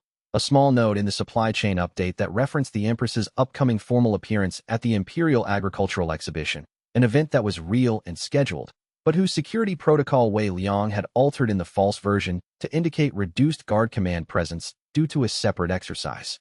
The note was plausible. It was the kind of logistical notation that guard command's regular briefings included. It was specific enough to be actionable and general enough not to trigger Fong's caution. On Friday, Lady Shun's observation network flagged a communication from a noble faction mid-level official that referenced the Empress's agricultural exhibition security arrangement in terms that were consistent with the false protocol version. The communication had traveled from Fong's desk to a noble faction contact within 36 hours. Wei Liang traced the receiving contact, a mid-rank administrative official in the noble faction's court staff named Rong Pei-shan, who handled event logistics for the Duke's household. Rong Pei-shan had no obvious military connection, which meant the supply chain information Fong had been providing over 8 months had not been going to the Duke's security apparatus, but to his administrative operation, specifically to the people responsible for timing and coordinating operations around the Empress's formal schedule. They had been building a map of her patterns, not for a single operation but as an ongoing intelligence product, which meant the operation they were building toward required detailed knowledge of her schedule and behavior over time. He reported this to the Empress at the next morning briefing. She read the analysis and was quiet for a moment. Then she said, "They have been watching me for 8 months. Mapping your patterns," he said. "Building a model of your decision-making habits, your schedule vulnerabilities, your emergency response protocols." He paused. "It is a preparation pattern. They are preparing for something that requires detailed knowledge of how you behave." "For what?" "I don't know yet," he said. "But the preparation duration, 8 months of systematic pattern mapping, indicates a complex operation that cannot be executed without specific knowledge of your behavior under specific conditions." He met her eyes. "I'm going to find out what conditions." She nodded. "One more thing," he said. "General Chow, I want to bring him into full confidence about what we know. Not about Fong's specific operation, that stays contained, but about the broader picture. He should understand the nature of what we're facing." She looked at him for a moment. "Why?" "Because he is the most reliable person I have found in this palace," Wei Liang said. "And I am going to need someone reliable when this reaches its final phase." Chapter 18. Additional passage. The specific conversation about how she read his reports continued over several sessions. In the 11th week, she asked, "When you calibrate a report for me, when you write it full analytical density and trust me to do the specificity work, what are you trusting me to do specifically?" He thought about this carefully. "I'm trusting you to hold multiple competing interpretations simultaneously without resolving them prematurely," he said. "Most readers need a conclusion. They process the analysis as a path to a conclusion, and the conclusion is what they retain. You process the analysis as a map of the situation, and the map is what you use. The conclusion comes later, when you have used the map to navigate to a specific decision point." She considered this. "You've been watching how I read." "I've been watching how you think," he said. "The reading is one of the more visible aspects of it. What else have you noticed about how I think?" He looked at her. This was a question that invited a form of honesty he was not certain was professionally appropriate. He decided the question deserved the honesty it was asking for. "You think best when challenged," he said. "You sharpen against pushback the way a blade sharpens against stone. In the sessions where I have agreed with you consistently, the thinking has been good. In the sessions where I have pushed back on 2 or 3 points, the thinking has been sharper. You have arrived at conclusions that neither of us started with." She was quiet for a moment. "No one has ever said that to me," she said. "Everyone else is being careful with you," he said. "And you're not." "I'm being precise," he said. "Which is different." She looked at him with an expression he had not categorized before. Not the testing mode of their early sessions, not the analytical sharpness of their working relationship, but something between and beneath both. The expression of someone who has recognized themselves clearly in what another person has said and does not know yet whether to be grateful or unsettled. "Keep being precise," she said. He did. Chapter 19. Additional passage. 2 days after the reclassification resolved the ministerial complaint, Wei Liang went back to the Ritualist Bureau's procurement records. He had found, in his previous session, the noble faction holding entity receiving the Bureau's compound supply. In this session he went deeper, past the holding entity, past the compound specification, to the specific communication chain that had introduced the compound specifications into the Bureau's procurement requests. He found it in the Procurement Correspondence Archive, a letter from the Bureau's liaison to the Northern Herb Broker, written in the Bureau's standard procurement language, specifying the altitude application botanical materials for the current quarter. The letter had a standard format header, standard signature block, standard authorization stamp. The authorization stamp was slightly off, not in a way that would be obvious to someone reading a single document. But when he placed it next to the previous quarter's letter and the quarter before that, the stamp's positioning had shifted by approximately 2 millimeters. It was the kind of variation that occurred when a document was reproduced from a template that had been slightly reprocessed, not forged entirely, but altered after the original was created. Someone had taken a legitimate Bureau procurement letter and adjusted the compound specifications before it was sent to the broker. The adjustment had been made after the Bureau's internal review, but before the external dispatch, which meant either someone inside the Bureau had access to the outgoing mail for the period required to make the alteration, or someone outside the bureau had access to the outgoing mail physical process, a handler in the courier chain, a contact in the dispatch office. He checked the dispatch records. The bureau's outgoing mail for that specific letter had been handled by a temporary courier engaged through a contract courier service rather than the bureau's regular internal dispatch staff. The regular courier had been out with an illness that week. The temporary courier's contracting company, when he traced it, had a registration address that mapped to the noble faction's commercial network. He looked at this chain for a long time. The handler had not compromised the bureau's internal staff. The handler had created a 1-week window in the courier chain, placed a contact courier in the gap, and used that window to adjust a single outgoing letter. The bureau had no idea. The compound had been changed upstream, in a way that was invisible to the bureau's normal operations. This was the kind of operation that required both detailed knowledge of the bureau's internal processes and patience, waiting for the right 1-week window, maintaining a cover commercial entity to provide the temporary courier, executing the adjustment without leaving obvious forensic evidence. He brought the chain to the Empress that evening. Chapter 20. Additional passage. The informal information campaign about the celestial reading's political timing was already moving through the servant network when Feng Bue issued his formal response to the audit authorization. The response came as a formal letter to the Household Administrative Bureau, acknowledging the audit authorization and noting, in careful language, that the Bureau's cooperation with the audit was contingent on the audit's adherence to the formal protocols for examining a constitutionally independent religious institution. The letter was legally correct and bureaucratically obstructive in exactly the way that Wei Liang had anticipated. It did not refuse the audit, but it created procedural friction that would slow the process. He had anticipated this. He had built the audit timeline with the friction factored in. What he had not anticipated was the specific quality of the letter's final paragraph, which was unusual in a formal institutional communication. It stated that the High Ritualist was confident that any examination of the Bureau's operations would confirm the complete propriety of all its activities, as befitting an institution whose integrity is guaranteed by the celestial authority it serves. Wei Liang read this paragraph twice. It was not a threat. Formally, it was perfectly innocuous. But it had a specific quality. It was a reminder that the Bureau's authority derived from a source that formal audit processes could not address. Celestial authority was outside the normal institutional accountability framework. The paragraph was saying, "We answer to something that your authorization cannot reach." He thought about this for a long time. Then he thought about the source text he had read in the archive. The celestial source text that the Bureau's readings cited. The misquotations he had found in 2 of the citations. The third citation that referred to a passage that did not appear in the cited text at all. If the Bureau's authority derived from celestial sources, and those sources could be examined, and the examinations produced specific inaccuracies, that was not an audit. That was a different kind of accountability entirely. He spent the next 2 days reading every source text that the Bureau had cited in any formal celestial reading in the previous decade. He found 4 additional misquotations and 2 more non-existent citations across 3 different readings. The Bureau's celestial authority, examined closely, rested on a body of citation practices that would not survive public scrutiny. He was not going to publish this analysis. He was going to use it at the right moment, in the right venue, in the way that produced the maximum durable effect with the minimum direct confrontation.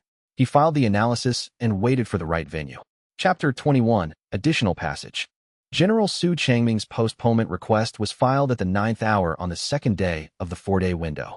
It cited the incomplete security review argument precisely as Wei Liang had described it, with one addition that Su Changming had supplied himself. A historical precedent from the Second Emperor's reign, in which a similar military tribunal petition had been postponed pending a security review of the petitioner rather than the petition party. The precedent was accurate. Wei Liang checked it, and it strengthened the procedural argument considerably. He had not suggested the historical precedent. Su Changming had found it himself. He noted this. A general who could find legal precedents independently was a general who read widely, which was a quality worth noting in a list of available assets. The tribunal's procedural review committee examined the postponement request and granted it within 24 hours, a 14-day extension, during which the security review could be completed and submitted for the committee's consideration before any vote was scheduled. Wei Liang spent the 14 days executing all 3 approaches simultaneously. The financial pressure on the Howline 3 was straightforward. He directed the tribunal's ongoing investigation toward 3 specific commercial relationships that the petitioners had with merchant faction distributors, which were already under general scrutiny, and he provided Ru Bao with specific documentation that accelerated the tribunal's attention to those relationships. The acceleration was legitimate. The relationships were genuinely under investigation. He was not fabricating material. He was adjusting the investigation's priority sequence. The security review of the Noble Connected Two's family members required more care. He conducted the review himself, formally, under his authorized classification, and looked for actual conduct issues rather than for leverage. He found one. The nephew in the Duke's personal guard had used his guard position to facilitate a private commercial delivery, a favor to a family business, not corruption exactly, but a misappropriation of guard position for personal purposes that fell under a specific ordinance. He presented the finding to the petitioner in the same private, neutral register he used for everything. Here is what I found. Here is the legal implication. My review report will be submitted. The petitioner withdrew from the tribunal petition the following day. He met with the genuine ideologue twice. He engaged the argument seriously. He did not convert him. The man's philosophical position was coherent and genuinely held. But he established, in the first session, a professional respect between them that made the second session a more productive engagement. By the end of the second session, the man had acknowledged that his position, while philosophically consistent, did not apply cleanly to Wei Liang's specific case, which had structural differences from the previous cases he had applied his principle to. He did not withdraw either. But his investment in the petition had diminished, and he did not pursue additional petitioners to rebuild the coalition when the others withdrew. The tribunal vote never happened. Chapter 22. Additional passage. He met with Madame Ho in her dispensary on a Tuesday morning, and the conversation began formally. He needed her technical assessment of the fertility compound's carrier preparation, and ended somewhere he had not planned. She confirmed his carrier analysis. The preparation was a specific southern pharmaceutical specialty, called Phoenix oil suspension, developed originally for a respiratory treatment compound that needed to survive the stomach's chemistry without degrading before reaching the lower intestinal absorption point. The technique had been adapted over decades for other compound categories. There were 3 licensed facilities in the southern provinces that produced Phoenix oil suspension in pharmaceutical grade, and she knew all 3 by name. The middle one, she said, looking at his compound description, produces this specific viscosity profile. Their processing temperature runs slightly lower than the other 2, which leaves more of the original extractive properties intact. You can taste it if you have the palate for it. I know, he said. She looked at him. You have the palate for it. I do. So do I, she said.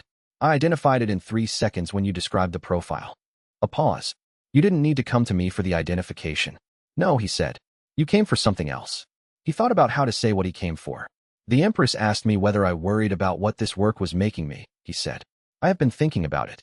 You have been doing this kind of work for 19 years. I wanted to know how you think about it. She looked at him for a moment with the specific quality of attention of a person who has just been given an unexpected and genuine question and is deciding whether to give an unexpected and genuine answer. The question you're asking is wrong, she said. How so? You're asking whether the work is changing you in ways you don't want. That is a real concern and worth examining. But it is secondary to the more important question, which is the person you are serving worth the change? She looked at him directly. I've served 3 palace administrations. In the first, I made compromises for a man who used them badly. In the second, I refused to make the same compromises and watched someone else make them anyway, and the outcome was the same. In this administration, I make compromises that I believe serve something worth serving. She paused. That is not a clean answer. It is the honest one. What made you decide this administration was worth serving? He said.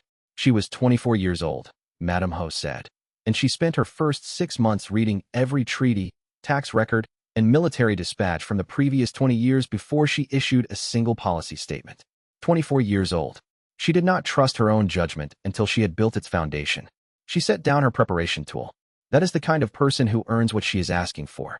Wei Liang sat with this for a moment. I have one more question, he said. I know, she said. Ask it. The third financier, he said. For the contractor I've been investigating. I found the beginning of the trail this morning. I am not ready to pull it yet.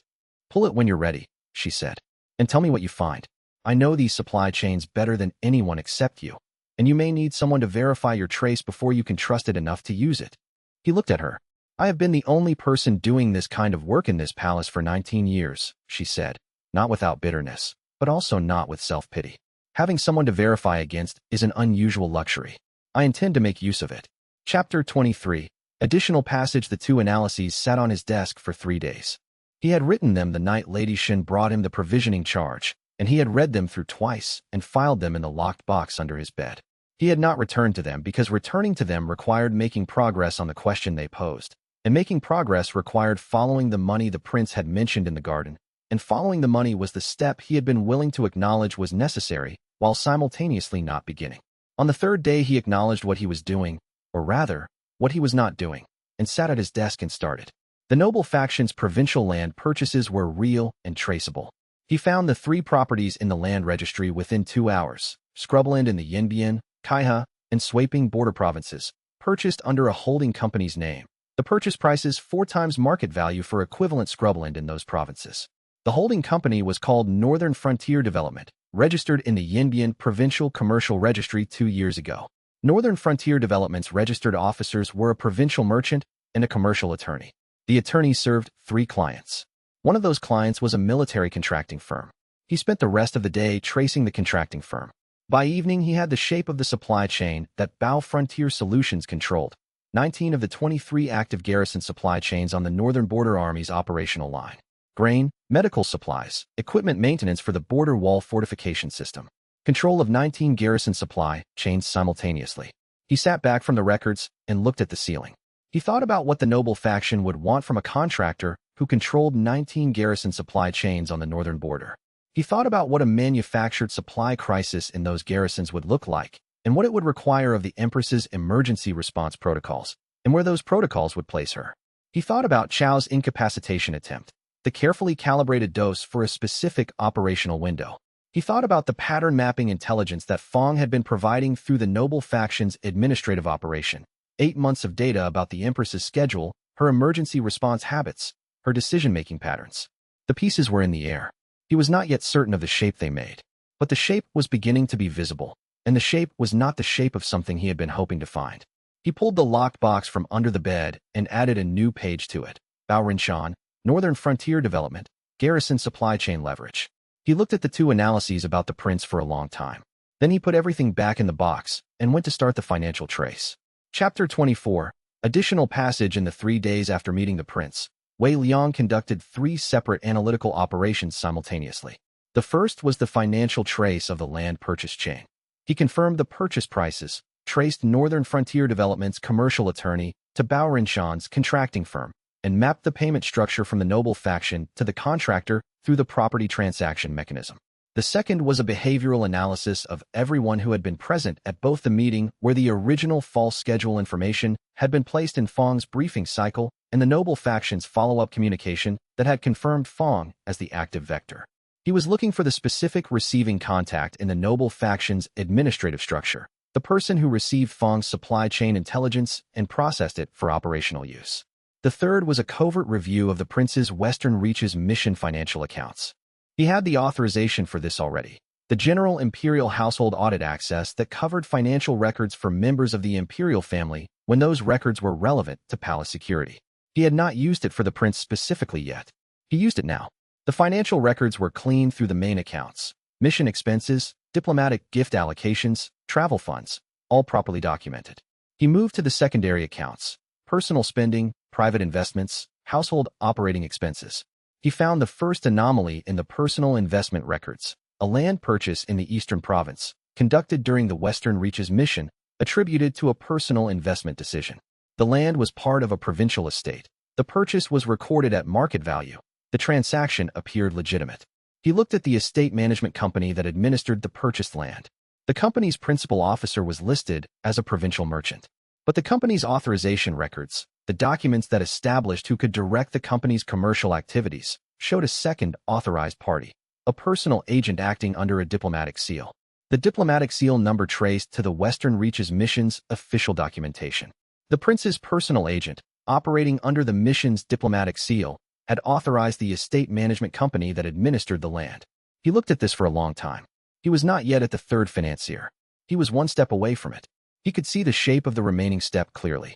He spent 20 minutes confirming that the step existed, that there was a financial pathway from the prince's estate management company to an account that could reach Baorinshan's operation, before he made himself stop and write up what he had found. He did not pull the final step yet. He needed to be certain before he pulled it, and certain was 1 step further than he had verified. He was afraid of the final step. He acknowledged this honestly and sat with it. And then he closed the financial records and went to eat dinner, because dinner was available and certainty was not yet, and the difference between those two things was one night's worth of rest. Additional chapter expansions. Second set, Chapter 14. Additional passage. The fertility compound that Su Yin, the kitchen maid, had been administering had been sourced through a chain that revealed more about palace factional infrastructure than Wei Liang had expected a domestic chemical problem to reveal. He had followed the sourcing backward from Su Yan's acquisition point, a night market vendor in the eastern quarter who sold general herbal preparations, to the vendor's supplier, a small dispensary in the craftsman district that sourced its more specialized compounds from a network of 3 suppliers spread across the city's outer ring. The third of those suppliers, he established after 2 days of careful observation and 2 nights of following a delivery route that was longer than the distance it should have required, was receiving raw materials from a warehouse that appeared in the noble faction's financial documentation as a property investment. This was the pattern. The noble faction maintained infrastructure that was primarily commercial and that served, as a secondary function, as a distribution network for anything a coordinated faction needed to move across the city without leaving administrative traces. Not just chemical compounds, documents, messages, small physical items whose movement would be notable if it went through official channels. He had not known this before the Su Yin case. The faction infrastructure analysis he had done in his first weeks had identified the financial network, but had not fully mapped the physical distribution layer beneath it. The Su Yin case had given him the thread that unraveled the physical layer. He had spent a week following it, and what he found had restructured his understanding of how the noble faction actually operated. They were not primarily a political faction in the sense of people who gathered to discuss policy and coordinate voting positions. They were an infrastructure faction, a group that had built, over decades, a set of physical and financial mechanisms that made certain kinds of action possible for anyone who had the access codes. This was more dangerous than a political faction because it survived the individuals. People changed. Infrastructure persisted. He had written this up and given it to the Empress with the Su Yin case, as a footnote that he flagged as more important than footnotes usually were.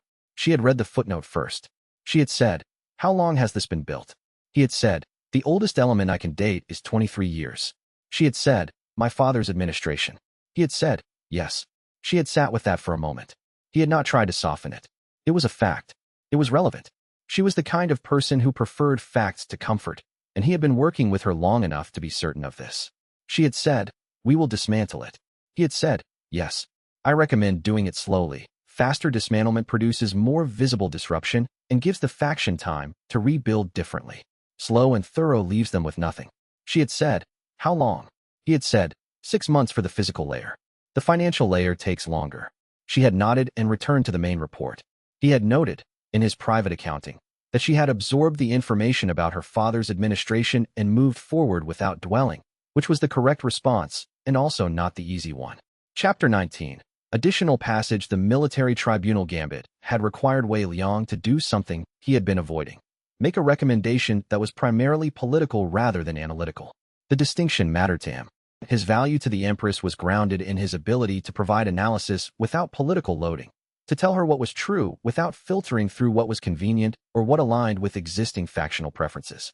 The moment he began making politically motivated recommendations, he became one more voice in the existing chorus of factional advisors, and his specific usefulness evaporated.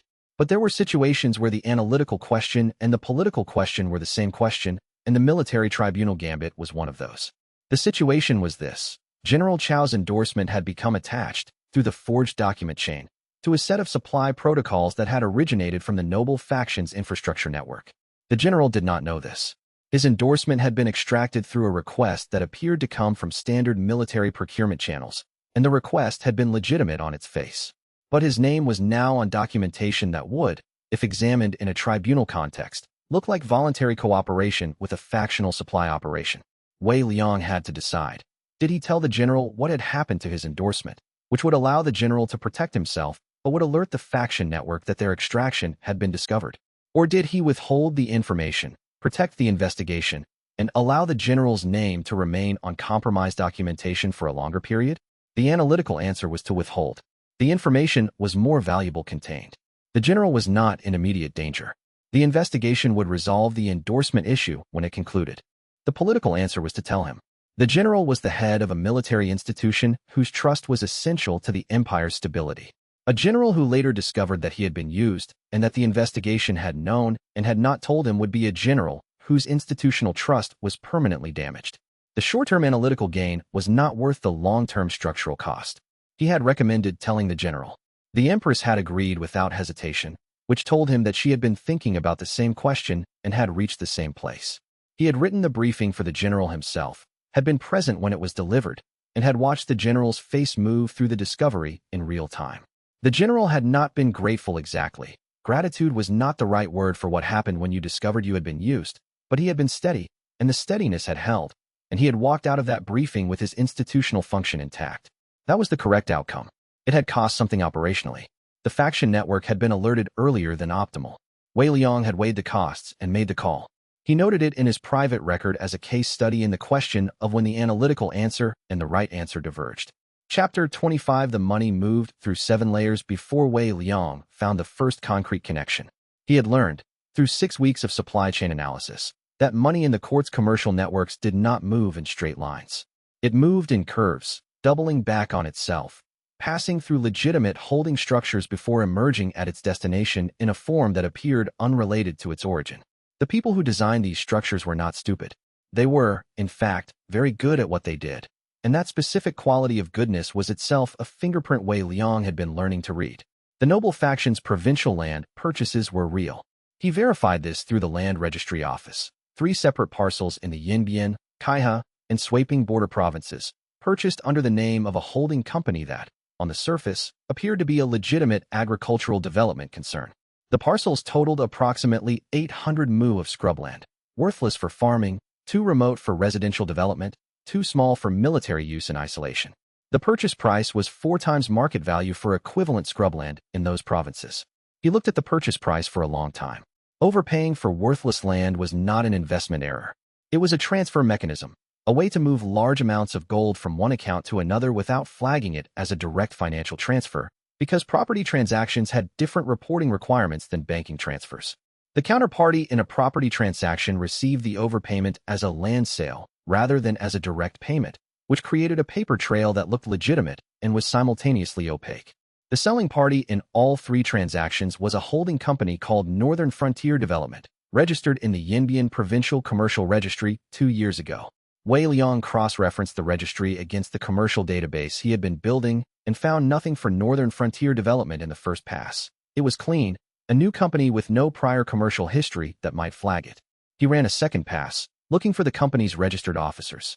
The registered officers of Northern Frontier Development were a provincial merchant and a commercial attorney, neither of whom had any court connections he could identify. He looked at the attorney. Because attorneys in commercial registration were often proxies, the actual operator was the client, not the attorney. The attorney's practice served 3 main commercial clients in the Yinbian region. One was a grain distribution company. One was a textile house. One was a military contracting firm specializing in logistics and supply management for Northern Frontier garrison operations. He looked at the military contracting firm. The firm was called Bao Frontier Solutions, registered 12 years ago, with a solid commercial history, licensed by the Imperial Arsenal under the standard military contractor review process.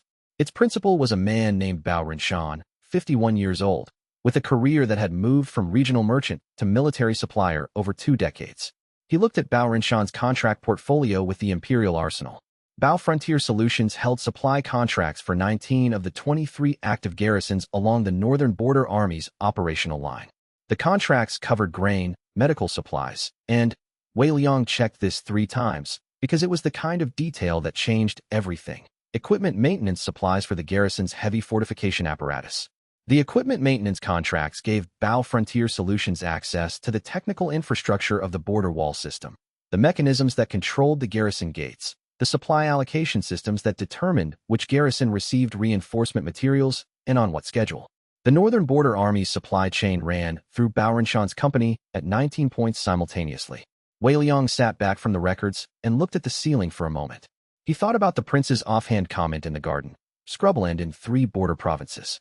He thought about what scrubland in 3 border provinces, purchased by the noble faction through a company that was paying Bao Rinshan at 4 times market value, actually meant. It was not a land investment. It was a payment. The noble faction was paying Bao Frontier Solutions, paying Bao Rinshan, through a property transaction that created a clean paper trail and an unassailable commercial cover. He thought, for what? He wrote out the question and then began working backward from the answer he did not yet have. What would a noble faction, a faction whose primary goal was placing the Grand Duke's candidate on the throne as imperial consort, and whose secondary goal was undermining the Empress's independent authority, want from a military contractor who controlled 19 garrison supply chains on the northern border.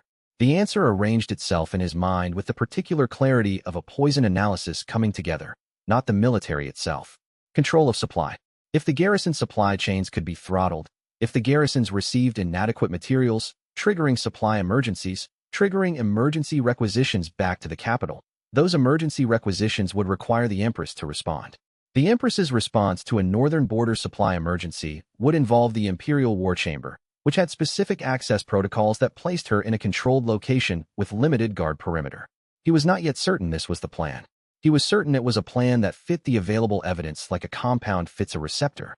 He went to the supply chain records and looked for anomalies, delivery schedule irregularities, undersupply patterns, anything that suggested Bao Rinshan was already beginning to build toward the critical pressure point. What he found was a second payment source. Chapter 26. The second payment source took him 3 days to trace.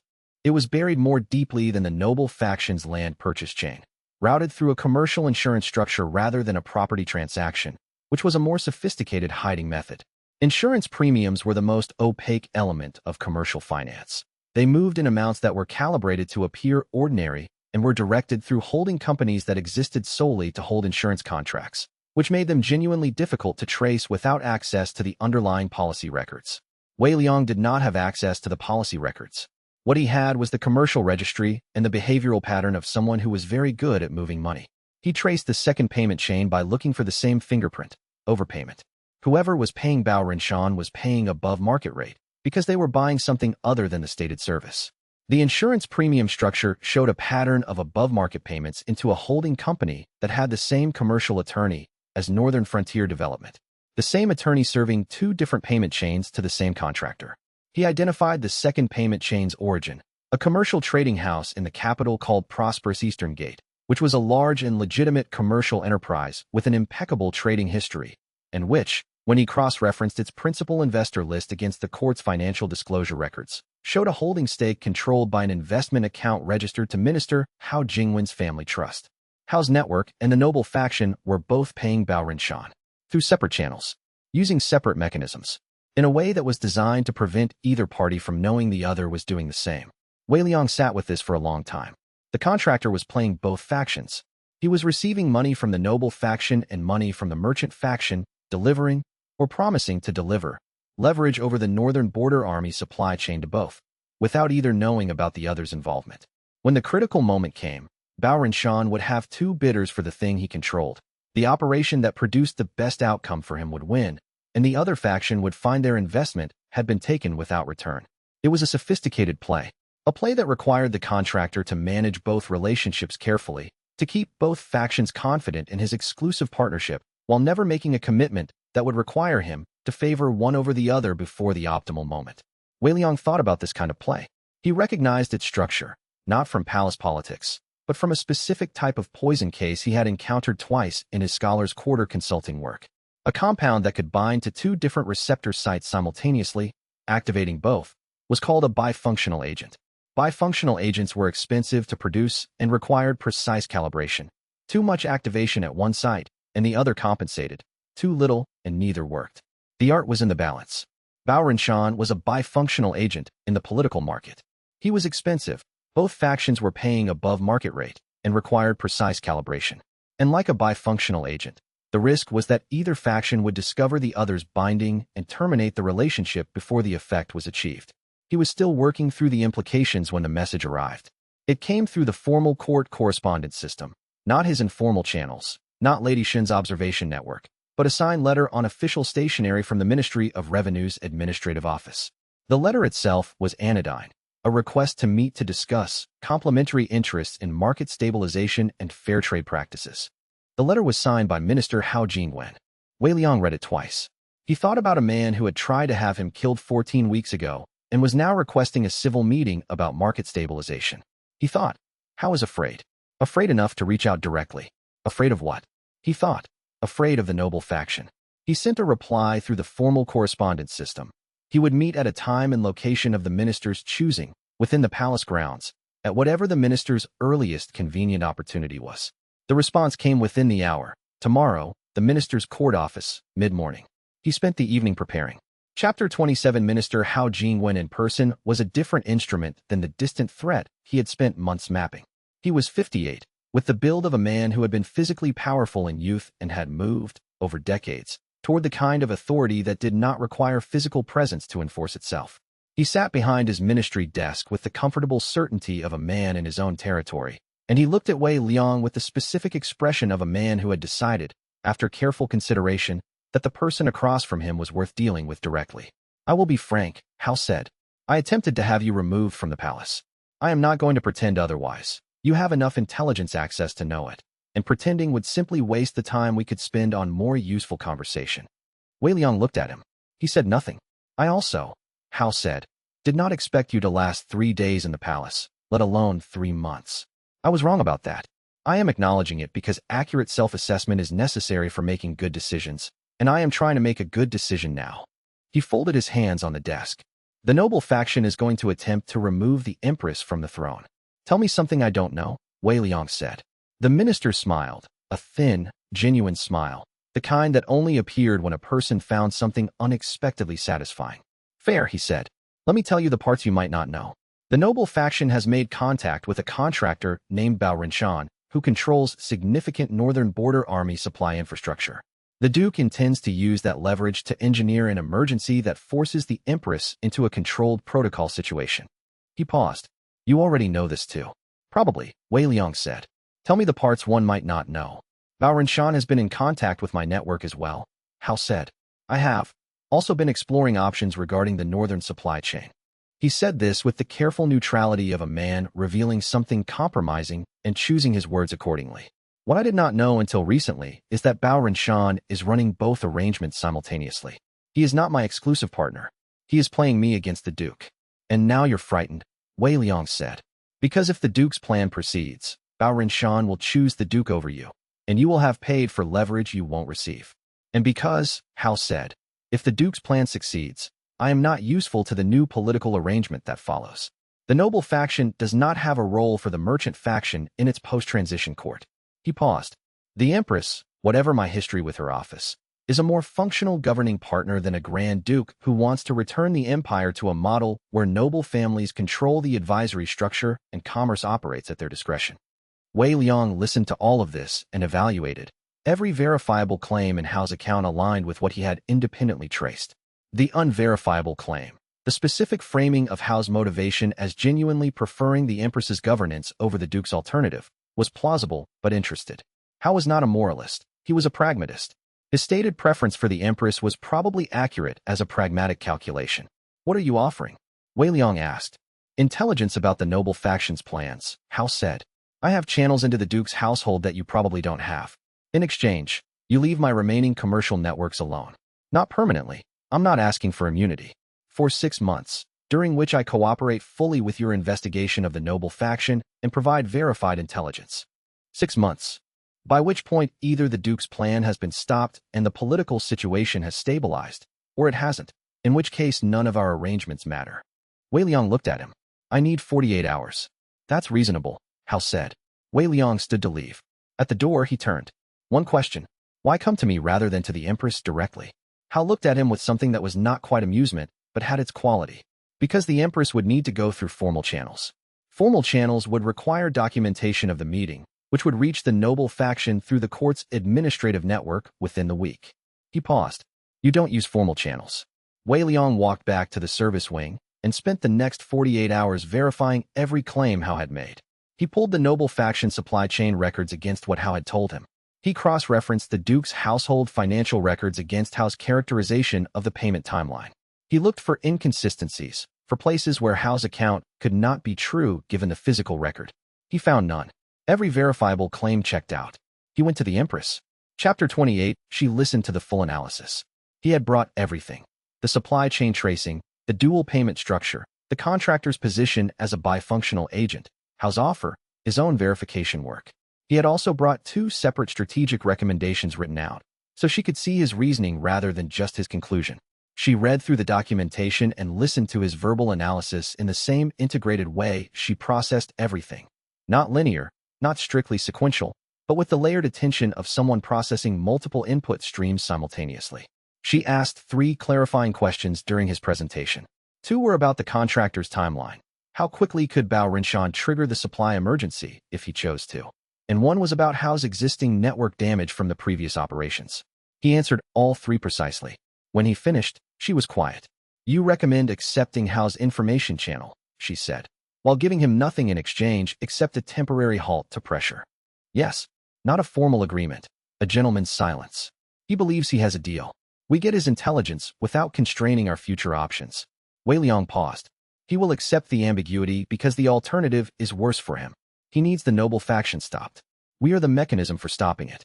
He will cooperate to the degree that we remain useful to him. She looked at the window. Outside, the garden was in its early afternoon light, ordinary and quiet. Is that ethical? She asked. He had expected this question and had prepared for it, but preparing for a question and finding its honest answer were not the same thing. No, he said. It is a manipulation that uses Hao's self-interest against him while obscuring our actual intentions. That is not ethical in a clean sense. He met her eyes. The alternative is refusing Hao's channel, which leaves the noble faction's plan advancing without the intelligence that would let us stop it, which leads to a situation where you either end up in a controlled environment with compromised security or you act against the Duke without sufficient evidence to justify the action to the court. So the unethical choice is the lesser harm. That is my assessment. I want to be clear about what I am recommending and what it costs. She was quiet again. Then, more quietly than her usual register. Do you ever worry about what this work is making you? The question arrived with unexpected weight. He had not been prepared for the specific weight of it, not the content, which he had thought about, but the fact that she was asking, the fact that she cared about the answer. He did not have a ready response. He thought about it honestly, for the 3 seconds it took before answering would become a performance rather than a genuine reply. Yes, he said. She looked at him. I think about it more than I think about most things, he said. I don't have a satisfying answer yet. She nodded. Not an acknowledgement of his answer, an acknowledgement of the honesty. Accept Hao's channel, she said, on the terms you described. And Wei Liang. She paused. Whatever the work is doing to you, don't stop asking the question. That is the only thing that makes the difference between what you are doing and what the people you are working against are doing. He went back to his room. He sat with her question for the rest of the evening and did not touch his analysis materials. He sat with the honest unease of a man who had done things he could justify and was not entirely certain that justification was the same as rightness. After an hour, he picked up his pen and went back to the contractor's financial records. The question would still be there when the crisis was over. Chapter 29, he found Madame Ho in her dispensary at the 6th hour on a Tuesday. He had been trying to find the right opening for this conversation for 2 weeks, and he was out of time for the elaborate approach he had been planning. He knocked, was admitted by her assistant, and waited while Madame Ho finished a preparation she was halfway through. She did not interrupt her work for a visitor, which he noted approvingly. She was 61 years old and had been the palace's head court physician for 19 years, and her expertise in toxicology was the second most comprehensive of anyone Wei Liang had encountered, which put her in rare company. She regarded him with the specific wariness of a person whose professional territory had recently been occupied by someone she hadn't invited in. Wei Liang, she said. I've been expecting this conversation. Have you, he said. You've been working parallel to me for 3 months. You identify things I should have caught. That makes this either a professional rivalry or a professional collaboration. And since we work for the same principle, rivalry is inefficient. She looked at him with the directness of someone who had spent 60 years developing opinions and stopped softening them around age 40. What do you want? I have a question, he said. About the work specifically. He sat in the chair she gestured to. Not a poison question. A different question. She waited. The Empress asked me whether I worried about what this work was making me, he said. I've been thinking about it for 3 days, and I have not found a satisfying answer. You've been doing this for 19 years. How do you think about it? She looked at him for a moment. Then she set down her preparation tool and gave him her full attention, which was a more significant concession than the chair. The question you're asking is wrong, she said. How so? You're asking, is this work changing me in ways I don't want to be changed? Which is a real concern. But the more important question is the person I am serving worth the change? She looked at him steadily. I've served 3 palace administrations. In the first, I made compromises for a man who used them badly.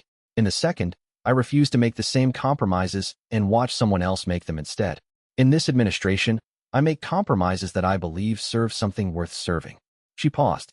That is not a clean answer, but it is the honest one. And if the person you serve makes decisions that cost you, Wei Liang said, then you decide whether the cost is acceptable, she said simply.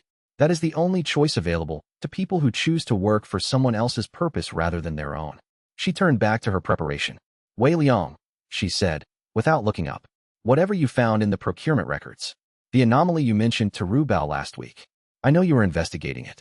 If it involves pharmaceutical supply chains that pass through my dispensary's ordering system, I would appreciate being included rather than worked around.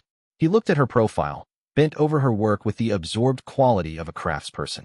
There's a third funding source for the contractor we've been discussing, he said. I found the opening thread this morning. I haven't pulled it yet. Pull it tonight, she said, and tell me what you find. He went back to the records room that evening and pulled the thread. Chapter 30. The third funding source was buried under the deepest architecture he had yet encountered. 3 shell structures in sequence: a provincial estate management company, a private merchant house, a personal investment account. Each layer was legitimate in itself. Each layer was designed to absorb scrutiny and terminate it without forwarding the investigation. Under normal circumstances, under the circumstances that had stopped 3 previous investigators from getting this far, the chain would have ended at the merchant house and been categorized as inconclusive. Wei Liang got through the merchant house by looking for a detail he had not been looking for specifically: paper stock.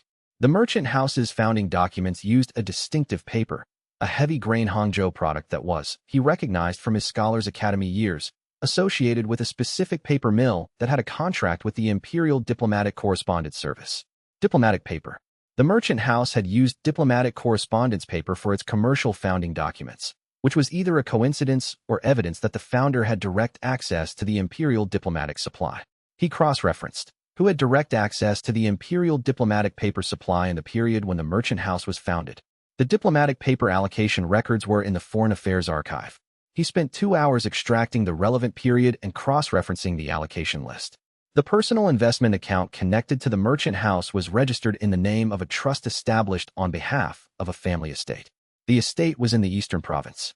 The estate had been purchased during a specific diplomatic mission, and the mission's allocation records showed a paper stock request from the mission's principal officer, Prince Shinqiren.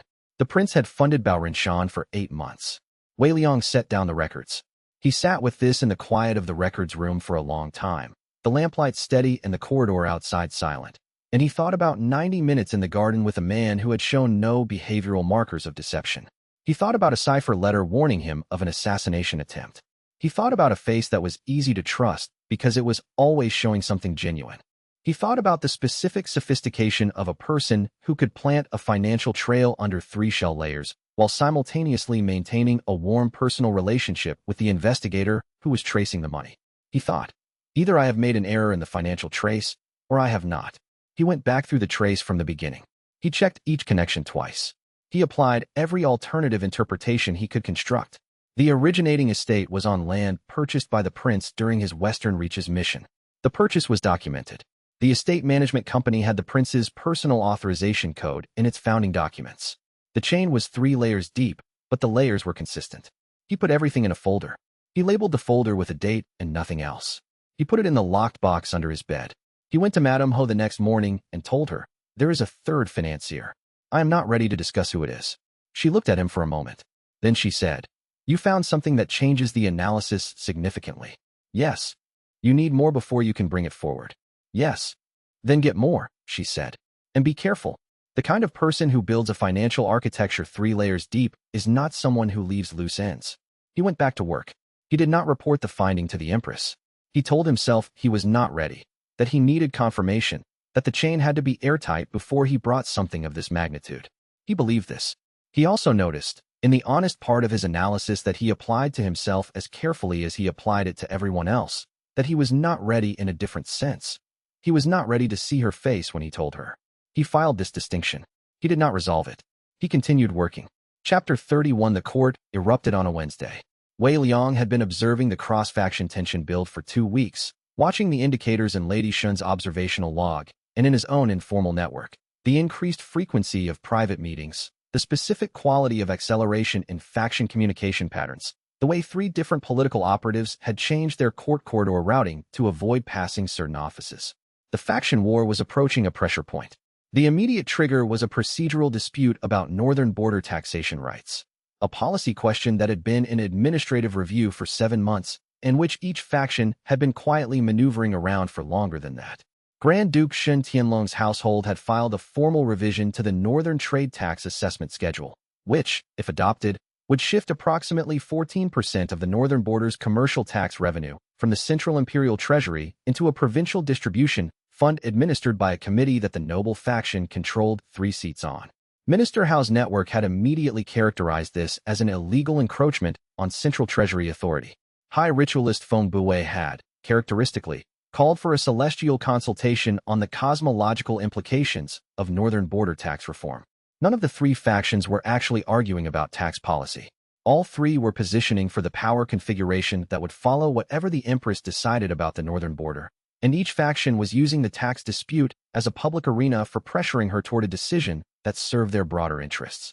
Wei Liang stood at the back of the outer court chamber and watched the dispute develop with the same quality of attention he brought to a poison reaction, interested in the chemistry, not in taking sides. What he observed: 14 officials were actively trying to manage the conflict, each from their own faction's perspective, none of them coordinating with any of the others, all of them making the situation worse by addressing the surface dispute rather than the underlying positioning. The Grand Duke's representative spoke for 6 minutes and raised the temperature in the room. Minister Hao's representative responded and raised it further. Feng Buwei stood and delivered a prepared statement in the language of celestial arbitration that satisfied nobody and confused the procedural record. The court officer called a recess. The recess was scheduled for 1 hour and ran to 3. Wei Liang used the recess to walk back to his room, write a single page of analysis, and leave it on the Empress's desk with a note: "For your review this evening." The analysis read: "Let them fight. Do nothing. Each faction will damage the others further. Intervene only to prevent irreversible harm. The current dispute is not a crisis. It is the natural outcome of 3 wounded power structures colliding. Wounds are necessary.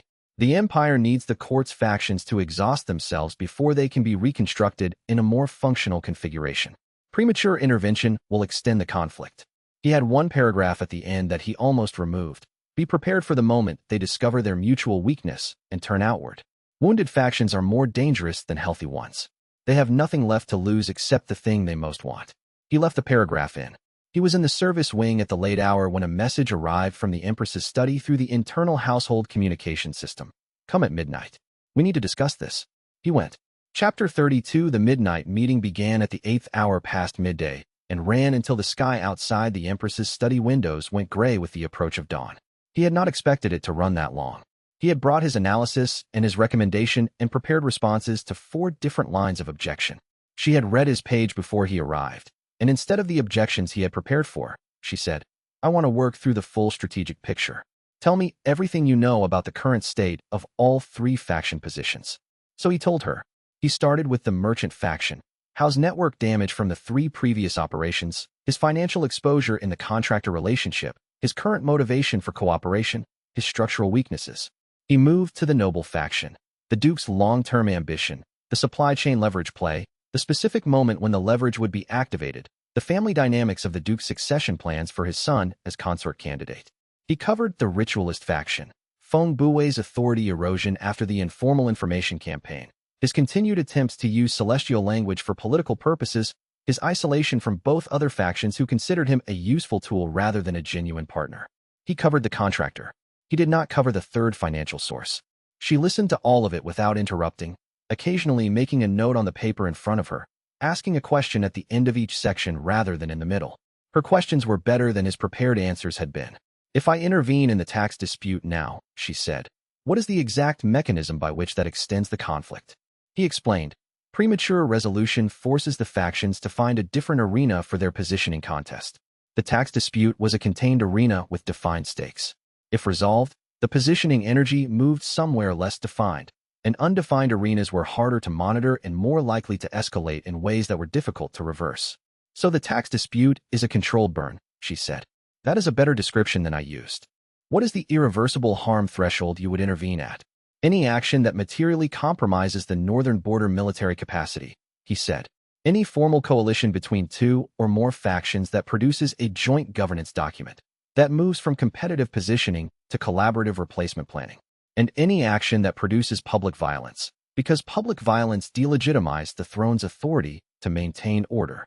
She made a note. Then she looked at him. You said the factions will turn outward when they discover their mutual weakness. When? When the tax dispute produces no winner. When all three factions have spent significant political capital and received no material gain. That is the moment of maximum frustration and minimum constraint. He paused. I estimate 4 to 6 weeks. She was quiet. Then, tell me about the stone meridians. He had not expected this.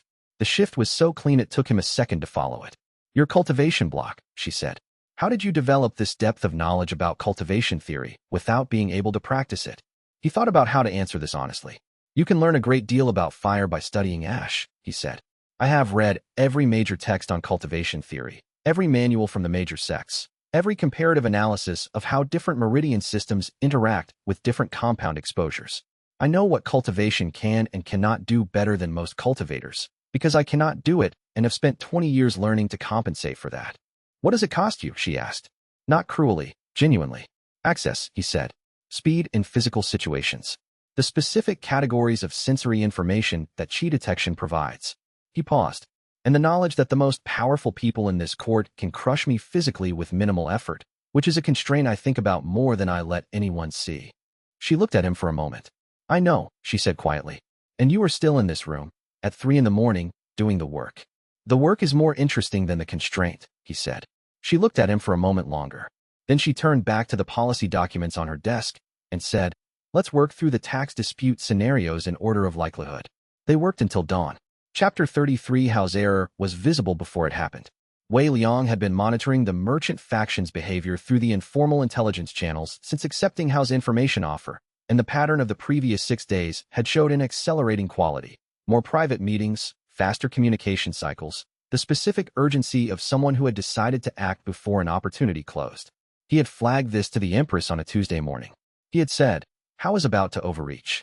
On Thursday, Hao overreached. In the formal court session addressing the northern border taxation dispute, Hao's representative produced a document that alleged the noble faction's proposed tax revision was funded by an illegal kickback arrangement with 3 provincial administrators. The document was genuine. Hao had obtained it through a contact in the provincial finance office who was himself under investigation. The document was also incomplete. It showed the funding relationship but did not contextualize it in a way that was legally actionable without additional supporting evidence. Presented in open court, it was a serious allegation without the supporting foundation to make it stick. In court proceedings, presenting incomplete evidence was treated as either incompetent preparation or deliberate provocation. The noble faction's response was immediate and disproportionate. Within 6 hours of the document's presentation, Grand Duke Xin Tianlong's household filed a counter-allegation with the Imperial Tribunal that Minister Hao had violated commercial secrecy laws in obtaining the provincial finance document. The counter-allegation was well supported and accompanied by documentation of the contact Hao had used. The contact was exposed. He resigned within 24 hours. Hao lost a significant intelligence source. But the noble faction's counter-allegation also required them to produce the documentation they had used to establish Hao's violation. And in producing that documentation, they revealed 3 additional financial connections between the Duke's household and the provincial administrators that the counter-allegation had been intended to obscure. Both sides had exposed each other's corruption while attempting to use their evidence strategically. The result was messier than either had planned. The Imperial Tribunal opened 3 new investigation files in the same afternoon. Wei Liang had predicted this. He had predicted it because both factions had been operating from the premise that their information advantage was greater than the other side's, and neither of them had been correct. They had each pulled the thread they thought would unravel the other without realizing that their own thread was already in the other's hands. Hao came to him that afternoon. He was furious in the specific, contained way of a man who had trained himself not to show fury but was only partially succeeding. You did this, Hao said. You left that thread visible deliberately. Wei Liang said nothing. You knew the noble faction had the provincial contact documentation, Hao said. You let me use the financial records knowing they had a counter ready. You maneuvered me into overexposing while knowing the other side was positioned to respond. Wei Liang looked at him. He had, in fact, known the noble faction had a general counterintelligence position on Hao's provincial contacts. He had not known they had that specific documentation. He had assessed that Hao was about to overreach and had not intervened to stop it, which was not the same as engineering the outcome. Whether the distinction was meaningful was a genuinely uncertain ethical question. He served Hao tea. Hao stared at the cup. If you think I engineered this, Wei Liang said, then you understand what my capabilities are. which is useful information for you to have about what I can do for the Empress, and what I can do to arrangements I consider harmful to her interest. It was the closest he had ever come to a threat. He observed this about himself with interest. Hao drank the tea. The information channel remains open. Hao said, I am angry. I am not finished cooperating, because the alternative is worse. He set down the cup. You are a very uncomfortable person to work with. I know, Wei Liang said. Chapter 34 Feng Buwei moved on the third week following the faction collision, when both the merchant and noble factions were still managing their tribunal exposure and their energy for active interference was reduced. The High Ritualist was not stupid. He waited until his opponents were occupied, and then he used a mechanism that neither of them had thought to control, the Extraordinary Celestial Convocation Protocol. Wei Liang received the formal notification delivered to every court official above 6th procedural rank, which by his reclassification now included him, 4 days before the convocation date. He read the notification's formal language with the specific attention he gave to documents he suspected were designed to accomplish something other than what they stated. The convocation protocol was genuine. It had existed in the Imperial Ritual Code since the Second Dynasty, and it had been invoked 11 times in the 400-year record. It required the Empress's presence at a formal celestial ceremony and obligated her to receive the High Ritualist's blessing in her official capacity as Heaven's chosen ruler. The ceremony also, under the relevant protocol article, required her to formally receive and acknowledge any celestial mandate concerns the High Ritualist deemed cosmologically significant. Wei Liang went to the Imperial Ritual Code archive. He read the protocol article in full, and then he read the articles on either side of it, and then he read the appendix governing exemptions and alternative attendance provisions. Article 47, subsection 4, regarding extraordinary convocations. In circumstances where the Empress's personal presence would constitute a security risk or where the Empress is engaged in governance obligations of equal or greater ceremonial weight, she may designate a mortal representative of her household, of not less than household advisor classification, to receive the blessing and attend the mandate reading in her name. The representative carries full ceremonial authority for the purpose of the convocation. He had household advisor classification. He had it precisely because the Empress had reclassified him under the pre-protocol framework that predated the current ministerial standards. He had 4 days to prepare. He went to the Ritual Code Library and read every convocation record in the archive. He read Feng Buwei's filed mandate concerns from 3 previous occasions on which he had issued celestial warnings, the language patterns, the specific claims, the sources cited. He read the celestial source text that the Ritualist Bureau used for its astronomical interpretations, which were publicly available and had been so for 200 years. He prepared. Chapter 35 The Celestial Convocation was held in the Imperial Observation Hall, the same room where the competency audit had occurred, which Wei Liang noted with a quiet appreciation for the hall's recurring significance in his palace career. Every court official of 6th procedural rank and above was present. The Ritualist Bureau's full staff attended in their formal white robes. The hall's incense burners had been lit since dawn, filling the air with the specific aromatic authority that celestial ceremonies employed. Wei Liang arrived 5 minutes early and took his position in the Empress's representative seat, a specific chair, slightly elevated, positioned to the right of the central ceremonial platform. He carried the Empress's personal seal in a formal presentation case and the 3 documents establishing his household advisor classification. He had briefed Ru Bao on the plan the previous night. He had not briefed anyone else. Feng Buwei saw him when he entered the hall. The High Ritualist's expression was a masterpiece of rapid emotional processing condensed into 2 seconds. Surprise, which he suppressed. Calculation, which he performed invisibly. And then the controlled surface of a man who had been doing this for 47 years and could recover from almost anything. The Empress's representative, he said, formally, as the ceremony required him to acknowledge the seated occupant of the representative position. Household Technical Advisor Wei Liang said. In formal attendance in the Empress's name, per Article 47, subsection 4. He produced the documentation and laid it on the ceremonial acknowledgement table. The Empress sends her formal regards and her complete ceremonial authority for the purposes of this convocation. The silence in the hall had a specific quality, the quality of 200 court officials trying to calculate what they had just witnessed before they had to decide how to react to it. Feng Buwei looked at the documentation. He could not reject it. He could not call a recess on technical grounds without identifying a specific technical deficiency, and the documentation was complete and properly sealed. He could not proceed with the convocation as planned, because the convocation as planned required the Empress to receive the mandate document. a document whose content she would be required to formally acknowledge. But the mandate document presented to a mortal representative in the Empress's name had different standing than a document presented to the Empress herself. A mortal representative could receive the document, but could not bind the Empress's office to any acknowledgement without the Empress's direct review and authorization.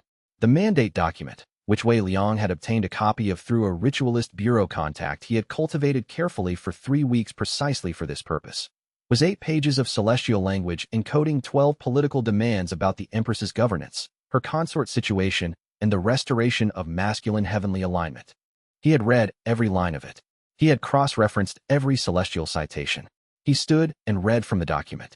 Not in the private acknowledgement format the convocation protocol normally used. He read from it publicly, because the public reading of a formal celestial mandate was also permitted by the protocol, and because reading it aloud in front of 200 court officials produced a very different effect than receiving it in private ceremony. He read each demand and then asked, in a measured and respectful tone, which specific celestial source the high ritualist was citing for the claim in question. Feng Buwei could not answer. He could not answer because the celestial sources in the document were either misquoted, quoted out of context, or invented. Wei Liang had read the originals. The misquotations were specific enough that answering in public would require either acknowledging the errors or doubling down on claims he could not support in front of an audience that now had access to the source text through Wei Liang's reading. The convocation ended without producing any political effect for the ritualist faction.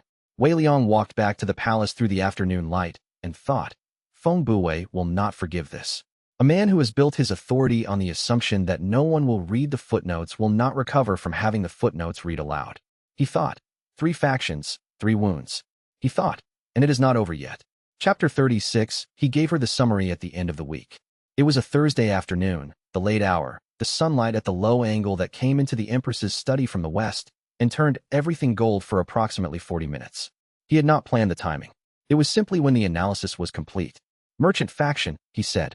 Hao has lost 3 senior officials to the tribunal investigation, 1 provincial contact through overexposure, and his financial arrangement with the contractor has been compromised by the dual funding discovery. He is weakened and cooperative, but he is not dismantled. He still controls his core commercial networks. She made a note. Noble faction. The Grand Duke has spent significant political capital on the tax dispute and is publicly connected to the bribery scandal through the counter-allegation material. His court advisory authority is reduced. His household's direct access to palace proceedings is constrained by the tribunal's open files. His long-term plan, the supply chain leverage operation, is still active. She made a note. Ritualist faction. Feng Buwei's celestial authority has been publicly undermined by the convocation outcome. His prior celestial readings are now openly discussed as politically motivated rather than genuine. His immediate capacity to use religious pressure as a political tool is significantly reduced. She set down her pen. You called this correctly, she said. 3 months ago, you told me the faction's internal conflict would produce greater damage than any active operation against them. I was partially correct, he said. The passive damage strategy worked as predicted, but I was wrong about the timeline. I estimated 6 weeks for the collision peak. It took 11. He paused. And I was wrong about the aftermath. I predicted the factions would be damaged and isolating. What I am seeing instead, he stopped. She looked at him. 3 factions, he said carefully. Each weakened. Each with losses. Each with a core ambition still in place. He picked up the map he had brought with him. The same physical map he had started in the first week, now dense with connections and annotations. Wounded factions don't isolate. They consolidate. When individual strategies have failed, they look for combined strategies. He pointed to a location marked in the northeast quadrant, a tea house in the merchant quarter. I have an intelligence source that I have been developing for 3 weeks, he said. It reported a meeting. 7 people. 3 factions. Outside palace jurisdiction. She looked at the map. Her expression was very controlled. When? She said. 4 days ago, he said. I received the report this morning. He set the sealed intelligence report on her desk. The source was only able to observe, not participate. They could not hear the conversation, but they recorded everyone present and caught one phrase clearly. She looked at the report. She did not open it. Tell me, she said. The transition must appear natural, he said. The silence in the room had the specific quality of a person receiving information they had expected and hoped not to receive. She opened the report and read it. She looked at the sketch at the back. She held it for a long time. The 4th party, she said. Not a court official. No, he said. The 4th party at a cross-faction planning meeting is a contractor. Someone with operational capacity that the factions need and cannot supply internally. He washed her face. I recognize him. His name is Bao Rinshan. She set the report down. The supply chain contractor, she said. Yes, he said. They have moved from 3 separate wounded factions to a coordinated operation. The contractor's presence means the Northern Border Army supply leverage is now part of a joint plan. He looked at her steadily. This is no longer a faction war. This is a coup. She was quiet for a long moment. The late afternoon light moved across the desk between them. Then, she said, we need to know everything. We do, he said. And we are running out of time to find it. Chapter Expansions Chapter 25. Additional passage. The money trail moved through 7 distinct layers. He had spent 4 days working through the noble faction's provincial land purchase records before finding the first concrete connection. And he had spent another 3 before the connection resolved into something he could say with confidence rather than estimation. The methodology was the same one he used for compound identification when the compound was unfamiliar. Start with what you can confirm, work outward from the confirmed center, and do not move to the next layer until the current layer is stable. Northern Frontier Development's commercial attorney served Bao Frontier Solutions. Bao Frontier Solutions held supply contracts for 19 border garrisons. The noble faction was paying Bao Rinshan at 4 times market value for worthless scrubland, paying for the contractor's leverage over the Northern Border Army supply chain. But paying for what, specifically? The leverage was valuable only if it could be used. Using it required a triggering event, a moment when the contractor's control over garrison supplies could be applied to produce the specific emergency conditions that the coup plan required. If Bao Rinshan controlled when and how the supply chains were disrupted, the noble faction would need the disruption to happen at the right moment. This meant the noble faction needed operational coordination with the contractor, not just a financial relationship. They needed Bao Rinshan to act on specific instructions at a specific time, which required a communication channel and a trust relationship that the land purchase alone did not establish. He went back to the contractor's business records and looked for the communication channel. He found it in the Logistics Correspondence Archive, a regular exchange of supply status updates between Bao Frontier Solutions Operations Center and a private correspondence address in the capital that was registered to a consulting entity called Northern Advisory Services. The Northern Advisory Services address was a letter drop, not a physical office, but the letter drop was maintained by a commercial post service that recorded the identity of the account holder. The account holder was a name he recognized from the noble faction's household staff records, the Duke's chief administrative officer for logistics and supply management. He had found the communication channel. The exchange of supply status updates was cover for operational coordination. The contractor was reporting to the noble faction's administrative operation at regular intervals, and the noble faction was presumably sending scheduling requirements back through the same channel. The coup's timing was being coordinated through what appeared to be routine logistics correspondence. He documented the channel and its participants, and then he looked at the frequency of the exchanges. Over the previous 3 months, the updates had been weekly. In the previous 4 weeks, they had become twice weekly. In the previous 10 days, daily. The operation was accelerating toward a trigger point. He did not yet know the exact timeline, but the frequency of coordination told him the timeline was close. He went to the records of the second payment chain. Chapter 26. Additional passage. The second payment chain was harder. Minister Howe's connection to the contractor was more deeply buried than the noble factions, which made sense. Howe had more experience with financial obfuscation, having spent years building and maintaining the grain tax fraud network that Wei Liang had documented for the tribunal. He knew how to move money in ways that resisted analysis. The commercial insurance structure that hid Howe's payments was genuinely sophisticated. The premiums moved through holding companies that existed solely to hold insurance contracts, at amounts calibrated to appear ordinary within the context of the insurance category, verified by a licensed insurance assessor whose own financial records showed nothing unusual. Wei Liang found the connection by looking for the attorney. He had learned, in the noble faction's payment chain analysis, that the attorney who registered Northern Frontier Development also served Bao Frontier Solutions. This was the specific kind of detail that people in financial obfuscation networks tended to overlook. They were careful about the content of the financial flows and careless about the professional infrastructure that supported them.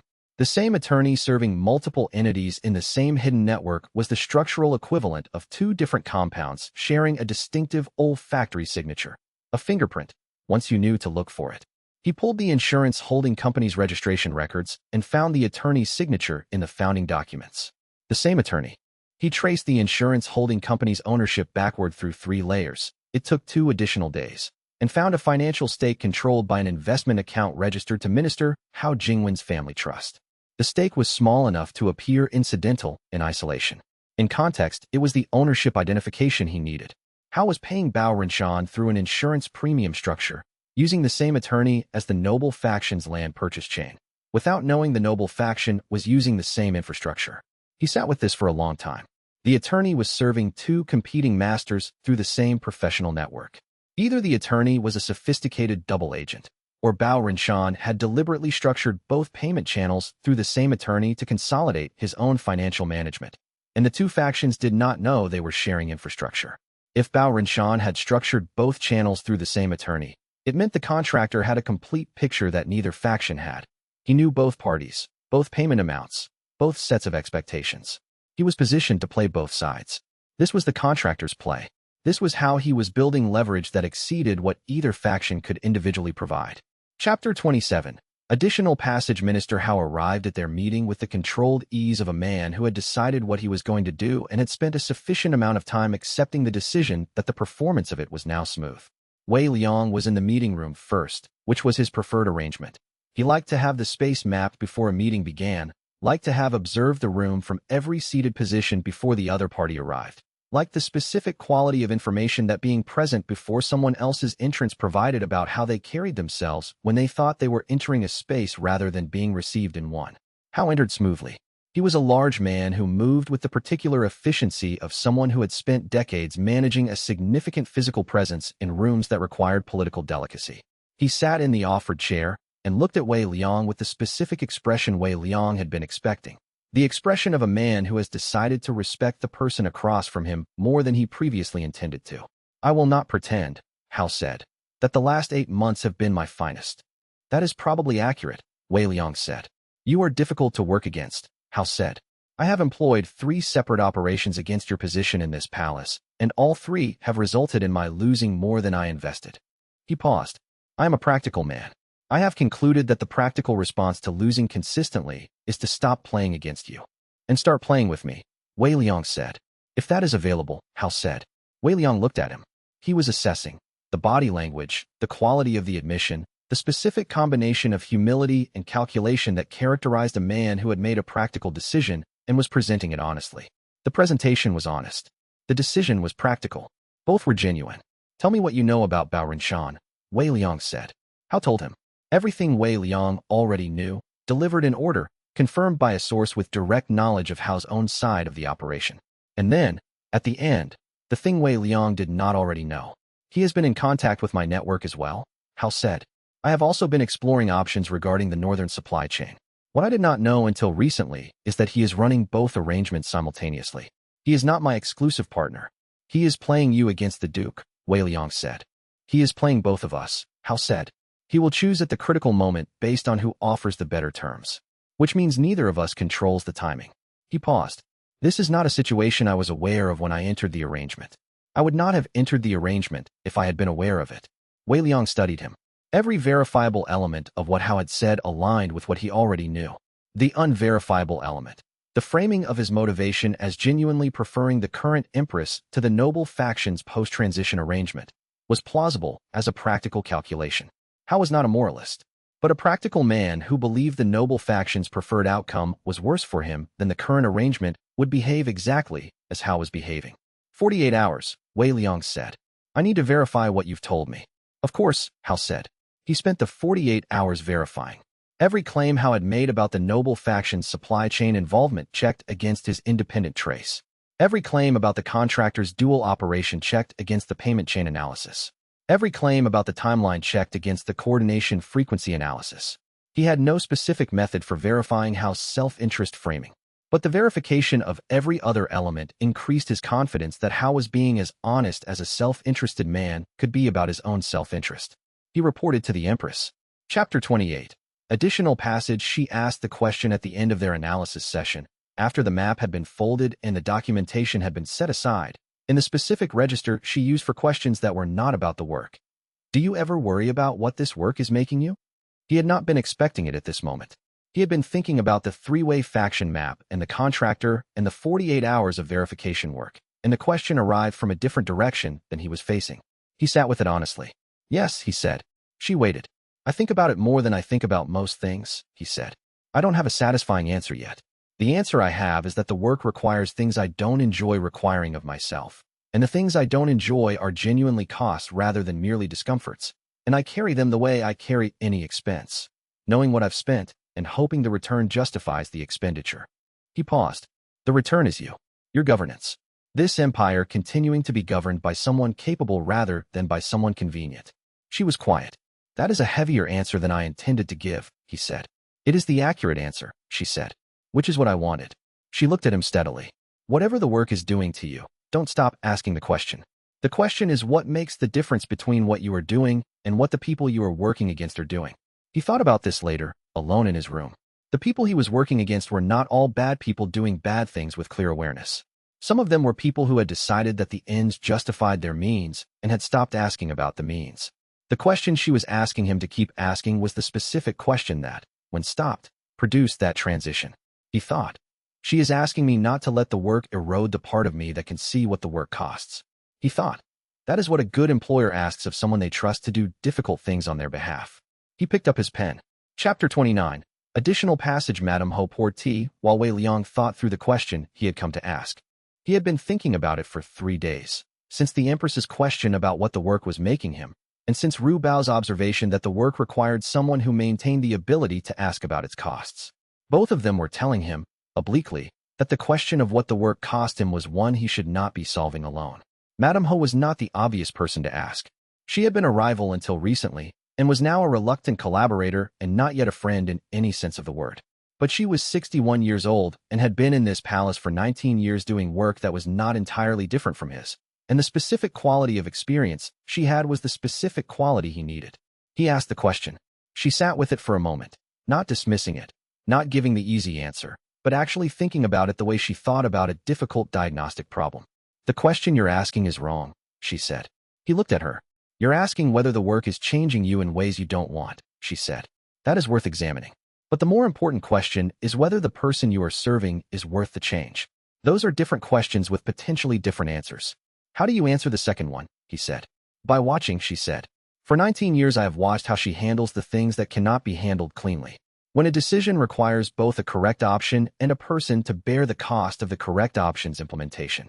There are rulers who find people to bear the cost and are grateful for the bearing. There are rulers who find people to bear the cost and are not grateful because they do not see the cost. And there are rulers who see the cost and choose people they trust to bear it because they cannot bear it themselves, and who acknowledge the bearing. She paused.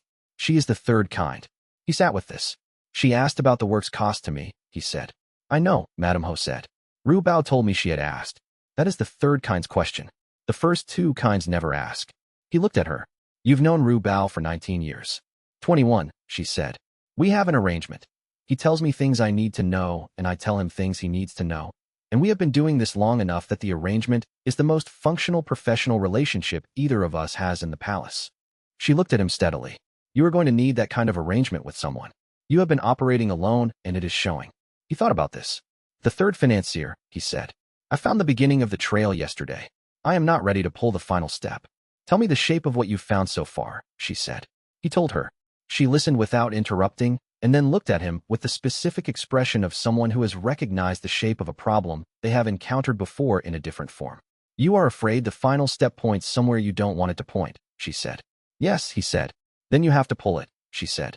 Because the not pulling is doing as much harm as the finding would. He left the dispensary and went back to the financial records. Chapter 30. Additional passage. He pulled the final step on a Thursday afternoon in the palace records room. He had been approaching it in the way a person approaches something they know is going to hurt. Carefully, methodically, with the full professional attention that good analytical practice required, and with the part of himself that was not analytical watching the other part with something like concern. The estate management company that administered the prince's eastern province land had one authorized commercial signatory, the prince's personal agent, operating under a diplomatic seal from the Western Reaches mission. The authorization records showed the company's full commercial history over the past 18 months. In month 5 of that history, the company had made a payment to a distribution intermediary in the Northern Reaches commercial network. The payment was characterized in the accounts as consultant services for provincial development assessment. He looked at the payment amount. He looked at the receiving party. He traced the receiving party through 2 layers. The receiving party was a shell entity that served as a financial aggregator for Bao Frontier Solutions Development Capital, the pool of money Bao Rinshan used for contract expansions and new garrison supply agreements. The prince's estate management company had paid into Bao Rinshan's development capital 8 months ago. He looked at this for a very long time. He ran the verification process 3 times from the beginning. Each time the chain resolved to the same endpoint.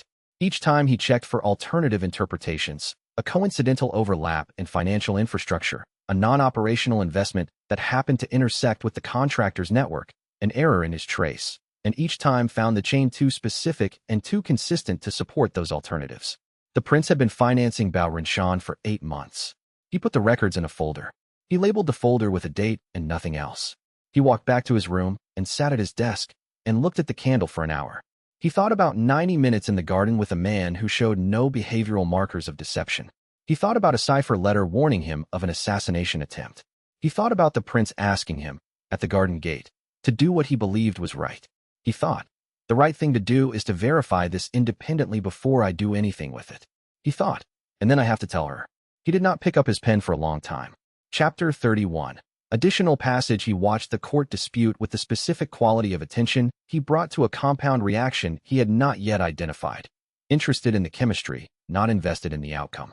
The 3 factions were doing what 3 wounded factions with competing interests and depleted resources did when they were placed in proximity with a shared pressure point.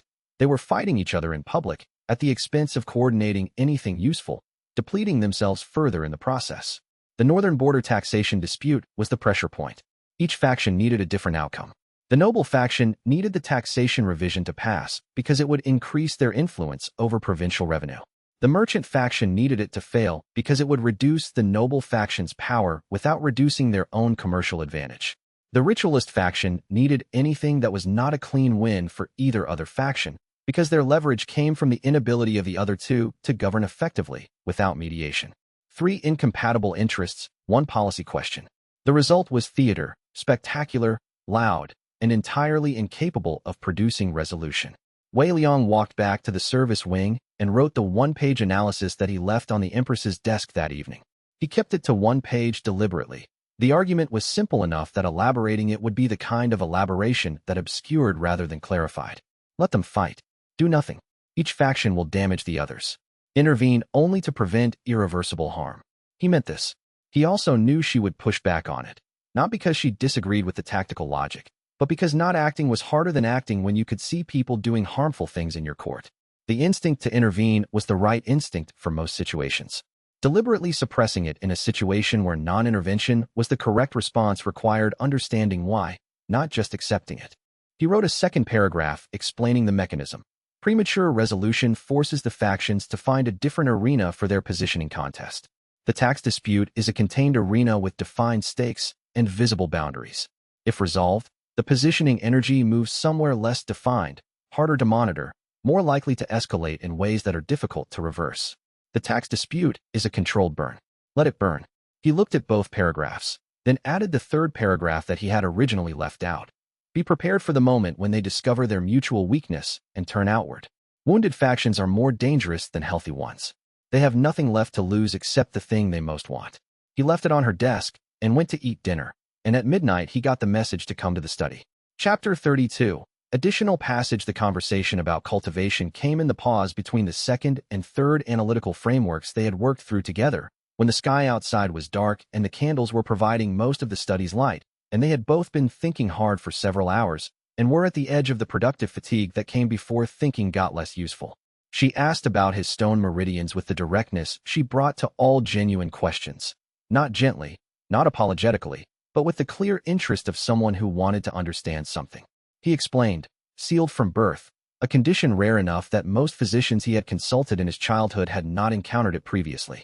The meridians were not absent, as in some very rare congenital conditions. They were present but functionally closed, incapable of receiving or circulating qi. The sensation was not painful. It was an absence, like trying to remember something that had never existed rather than something forgotten. What do you feel when you are in proximity to strong cultivation? She asked. He thought about this carefully. Pressure, he said. Not physical pressure, more like the sensation of standing near a large fire.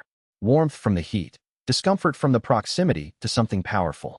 At the seventh realm, it is more pronounced. I am aware of you as a presence in the room in a way that doesn't entirely feel physical. She absorbed this. You have spent your working life in proximity to cultivation without being able to practice it. Yes, he said. And you know more about cultivation theory than most cultivators. Yes, he said. You can learn a great deal about fire by studying ash. 20 years of reading cultivation texts, studying case histories of meridian development, analyzing the way cultivators respond to compounds that interact with chi pathways. It produces a specific kind of knowledge. Not the knowledge of practice, but the knowledge of structure. She was quiet for a moment. Is it frustrating? She asked. He thought about honest answer. Early on, yes, he said. There is an age at which the absence of something everyone around you has is primarily experienced as loss. Past a certain point, it stops being loss and starts being simply the shape of the problem you have to solve. He paused. I have been solving it for 20 years. I am fairly good at the solving. You are, she said simply. They worked until the sky went gray outside the study windows. Chapter 33. Additional passage. Howe's overreach had a specific cause that Wei Liang had identified 4 days before it happened. The minister had received intelligence from one of his provincial contacts. Intelligence that suggested the noble faction was planning to move against the grain distribution network that remained the core of Howe's commercial base. Using the tribunal investigation as cover for a politically motivated restructuring of provincial distribution rights. The intelligence was partially accurate. Wei Liang had verified this. The noble faction did have a proposal in development for provincial distribution reform. The intelligence had exaggerated the immediacy of the threat. The proposal was in early stages, not an operational plan, but Howe didn't know this. A frightened man with a partially accurate intelligence assessment and a tendency toward preemptive action was exactly the combination that produced overreach. Wei Liang had considered warning him. He had worked through the analysis. Warning Howe would require explaining how he knew the noble faction's proposal timeline, which would expose aspects of his investigative access that he preferred to keep private. It would also preempt the overreach that, if it occurred, would produce useful information about the noble faction's response speed and the specific counterintelligence assets they had been holding in reserve. He had decided not to warn him. This was one of the decisions he was not entirely comfortable with in retrospect. The overreach happened as he had calculated it would. The noble faction's response was faster and more comprehensive than he had estimated. They had the counter-documentation ready not because they had anticipated how specifically, but because they had been maintaining a systematic file on every merchant faction official's vulnerabilities as standard practice. The information Howe's overreach produced about the noble faction's counterintelligence capacity was genuinely useful. It told him that the Duke's operation was more professionally organized than he had assessed. The cost was that Howe lost a significant intelligence source and was now considerably more frightened and considerably less stable as a partner. He wrote up this analysis and included it in his own records rather than his formal reports. It was the kind of analysis that documented what he had done rather than what he had found, and those analyses belonged in his own accountability structure rather than in the formal intelligence record. He held himself to the same standard he held everyone else. He found this uncomfortable. He maintained the standard. Chapter 34. Additional passage. He had spent 2 evenings with the Imperial Ritual Code before identifying the exemption clause. The Code's 47th article governing extraordinary convocations was dense with procedural requirements, attendance obligations, timing constraints, ceremony format specifications, acknowledgement protocols. He had read it 3 times before the exemption in subsection 4 had registered as significant rather than as one of many historical provisions that were technically in force but practically dormant. A mortal representative of the Empress's household, of not less than household advisor classification, carrying the Empress's personal seal, could attend the convocation in her name. He had household advisor classification. He had the Empress's personal seal in a formal presentation case. He had the 3 documents establishing his classification. He went to the Empress and showed her the subsection.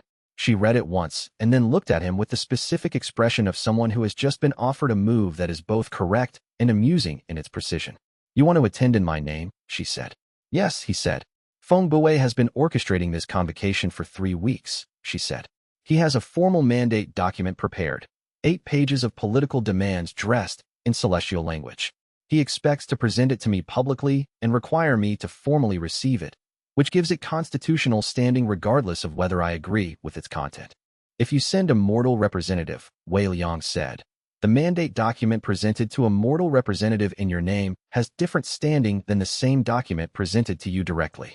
A mortal representative can receive the document but cannot bind your office to any acknowledgement without your direct review and authorization. Feng Buwei cannot proceed to the presentation as planned. The entire ceremony's constitutional mechanism depends on your direct reception. She looked at the provision again. And you would read the document aloud. The public reading provision in the convocation protocol permits the representative to read the mandate document aloud for the Assembly's benefit, he said. I have a copy of the document through a bureau contact I have been developing for 3 weeks. She raised an eyebrow. You have had this plan for 3 weeks. I have been preparing for the moment when Feng Buwei made his move, he said. He has been building toward this convocation since the competency audit failed. I have been preparing an appropriate response. She looked at him for a moment with the expression that was not quite amusement, but had its quality, the appreciation for a specific kind of mind that thought several steps ahead without announcing that it was doing so. Go, she said. Chapter 35. Additional passage. Feng Buwei's face when Wei Liang took his position in the representative seat underwent a rapid internal processing that was visible only to someone who knew what to look for. Wei Liang knew what to look for. The surprise was genuine and well-controlled. The calculation was immediate. The High Ritualist reviewed the procedural implications of a mortal representative in the representative seat, assessed the options available to him, and arrived within 2 seconds at the conclusion that Wei Liang had spent 3 weeks helping him reach, which was that none of the options available were good ones. He could reject the representative on credentials grounds, but Wei Liang had the documentation in a formal presentation case on the acknowledgement table, and the documentation was complete and properly sealed. He could call a recess to consult with his legal staff, but calling a recess without a specific technical deficiency to cite would appear procedurally weak in front of the full assembly.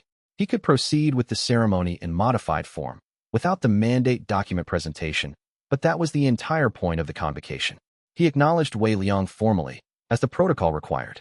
Wei Liang placed his documentation on the table and read the Empress's formal greeting, which he had memorized, which was correctly worded, which contained no technical deficiencies of any kind. He then stated his authorization to receive the mandate document on behalf of the Empress. Feng Buwei produced the mandate document. Wei Liang received it, opened it, and read it aloud. He read it in the formal cadence of a court proceeding, clearly and at sufficient volume to be heard throughout the hall. He read each demand and then, after each demand, stated the specific celestial source text that the Bureau was citing in support of the demand. Then he asked, in a measured and respectful tone, which verse in the cited text supported the specific claim. Feng Buwei could not answer. Not because he was unprepared. He was prepared for almost everything. He could not answer because the citations were wrong, and he knew it, and Wei Liang knew it, and the assembly was about to know it. The silence after each question had a specific quality, not a hostile silence, not a triumphant silence, but the silence of 200 court officials watching a piece of institutional authority come apart at its foundation in real time. Feng Buwei recovered his composure. He stated that the interpretive tradition of the Bureau's celestial readings was complex and that the specific source-text relationship required expert annotation to be fully understood by the uninitiated. Wei Liang thanked him for this clarification and noted, for the Assembly's benefit, that he had read the relevant source texts personally and would be happy to make them available to any officials who wished to examine the citations independently. The convocation ended without producing anything Feng Buwei had intended it to produce. Wei Liang walked back to the palace in the afternoon light and thought about what he had done. He had publicly undermined a religious institution's authority by demonstrating, in front of a full court assembly, that its celestial citations were inaccurate. This was necessary and correct, and it was not a cost-free action. The Bureau would recover. The ritualist tradition had genuine value beyond its political misuse, and the specific damage he had done would take years to properly characterize. He thought, the right thing required, at this particular junction of circumstances, the wrong version of the right thing. He thought, I will hold this in the accountability section of my own records, where it belongs. Chapter 36. Additional passage. He delivered the summary report on a Thursday afternoon. She listened to all 3 faction assessments and did not interrupt until he was finished. Then she said, You called this correctly 3 months ago. I was partially correct, he said. The timeline was wrong. And the aftermath is different from what I predicted.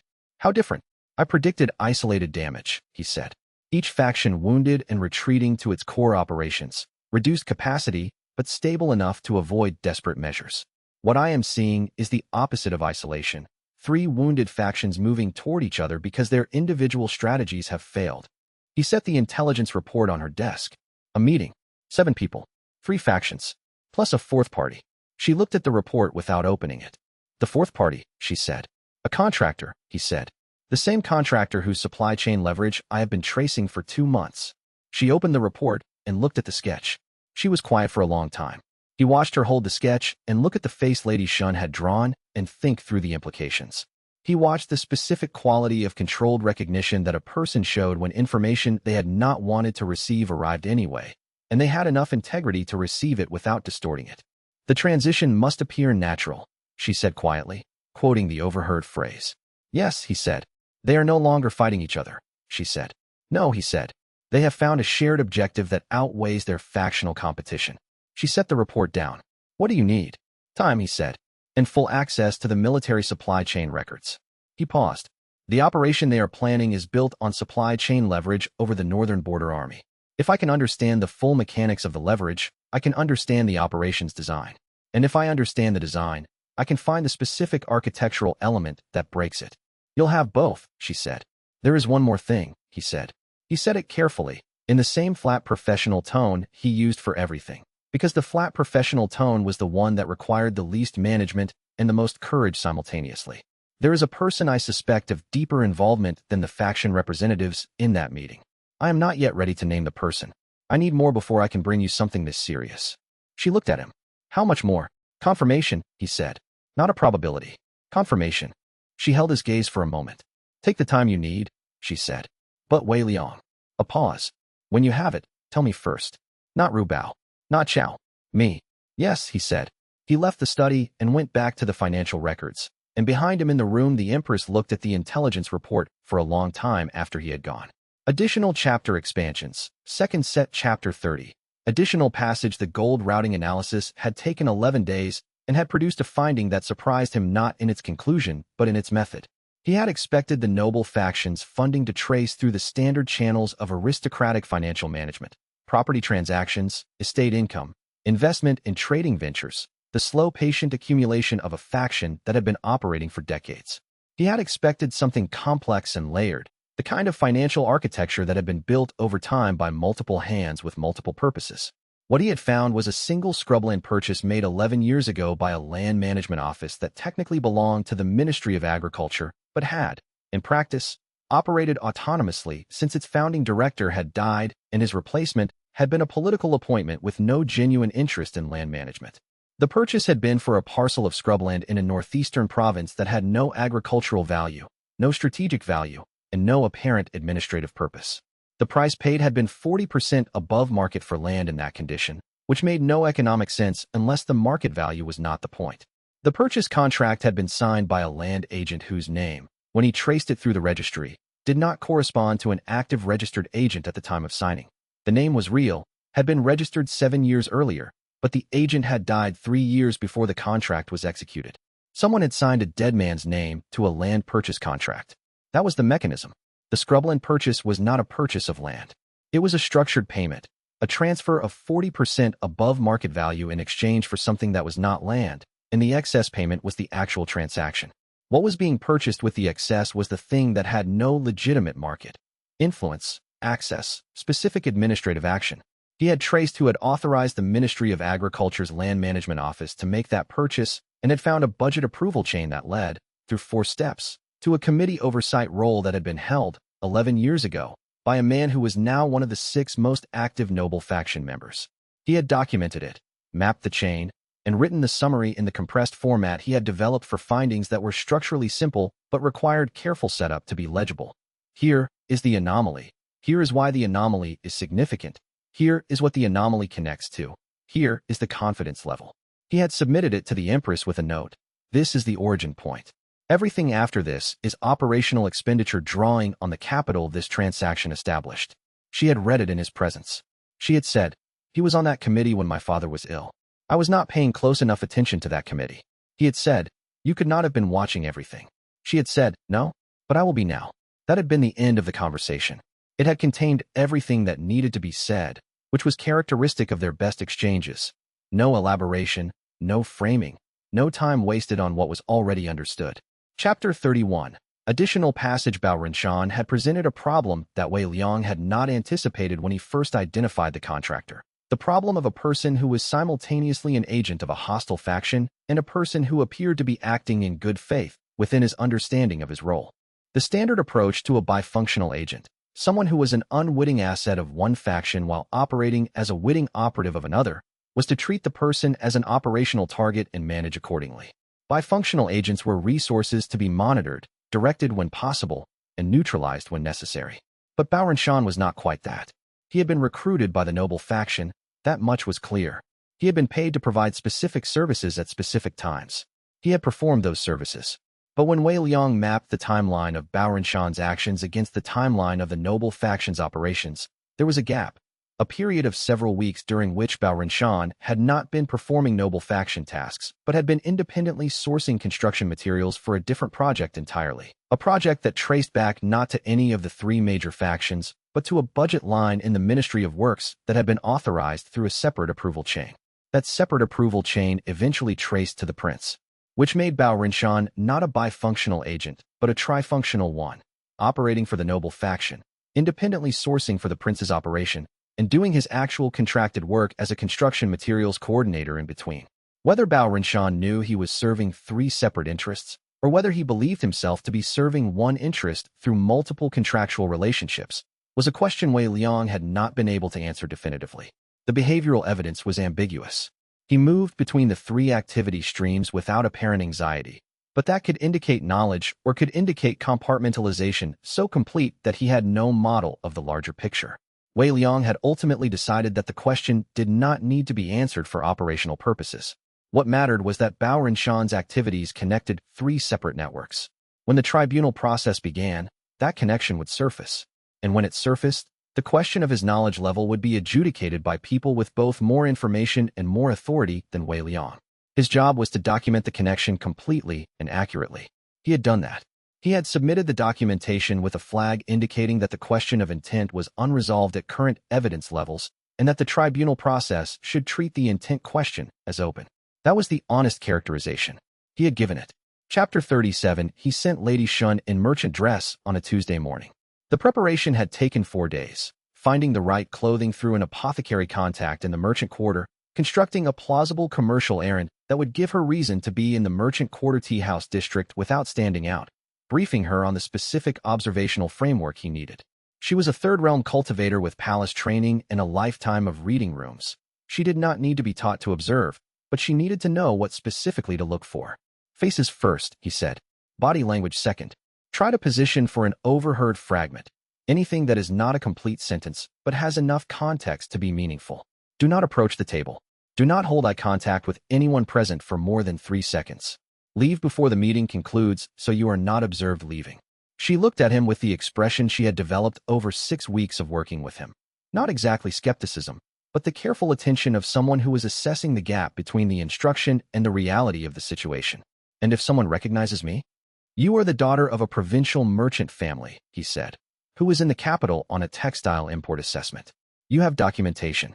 He produced a set of papers. These are genuine. I borrowed them from a contact. You are not impersonating anyone.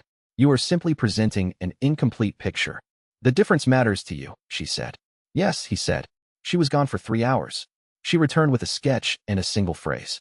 The sketch was done in the rapid, confident style of someone who had always had good visual memory and had spent years honing it. 7 faces, positioned around a circular tea table, each drawn from the angle she had observed them. Some 3/4, one in profile, one almost directly facing. She had labeled each face with a note. Court official, unknown ritualist affiliation, noble faction household staff, merchant faction intermediary, unknown, contractor. The contractor's face was the clearest drawing. Wei Liang looked at it for a long time. The proportions were accurate. He had spent 3 weeks finding every available commercial document that contained Bao Shan's registered identity records, and one of them had included a witness identification drawing from a provincial commercial dispute. The face in Lady Shun's sketch matched. The phrase, he said by the man in the center, she said, pointing to the noble faction household staff figure. He was directing the conversation for a period, and then he said, this was spoken more loudly than the rest of the table, I think for emphasis. The transition must appear natural. That was everything? That was the only complete phrase, she said. There were fragments. Supply window was used twice. once by the contractor and once by the merchant faction intermediary. Protocol access appeared near the end of the conversation, and the ritualist figure used what I think was a date reference, but I couldn't hear the specific date clearly, only the month designation. Which month? The end of the current quarter, she said, or the beginning of the next. 6 weeks. Wei Liang looked at the sketch and thought, 6 weeks.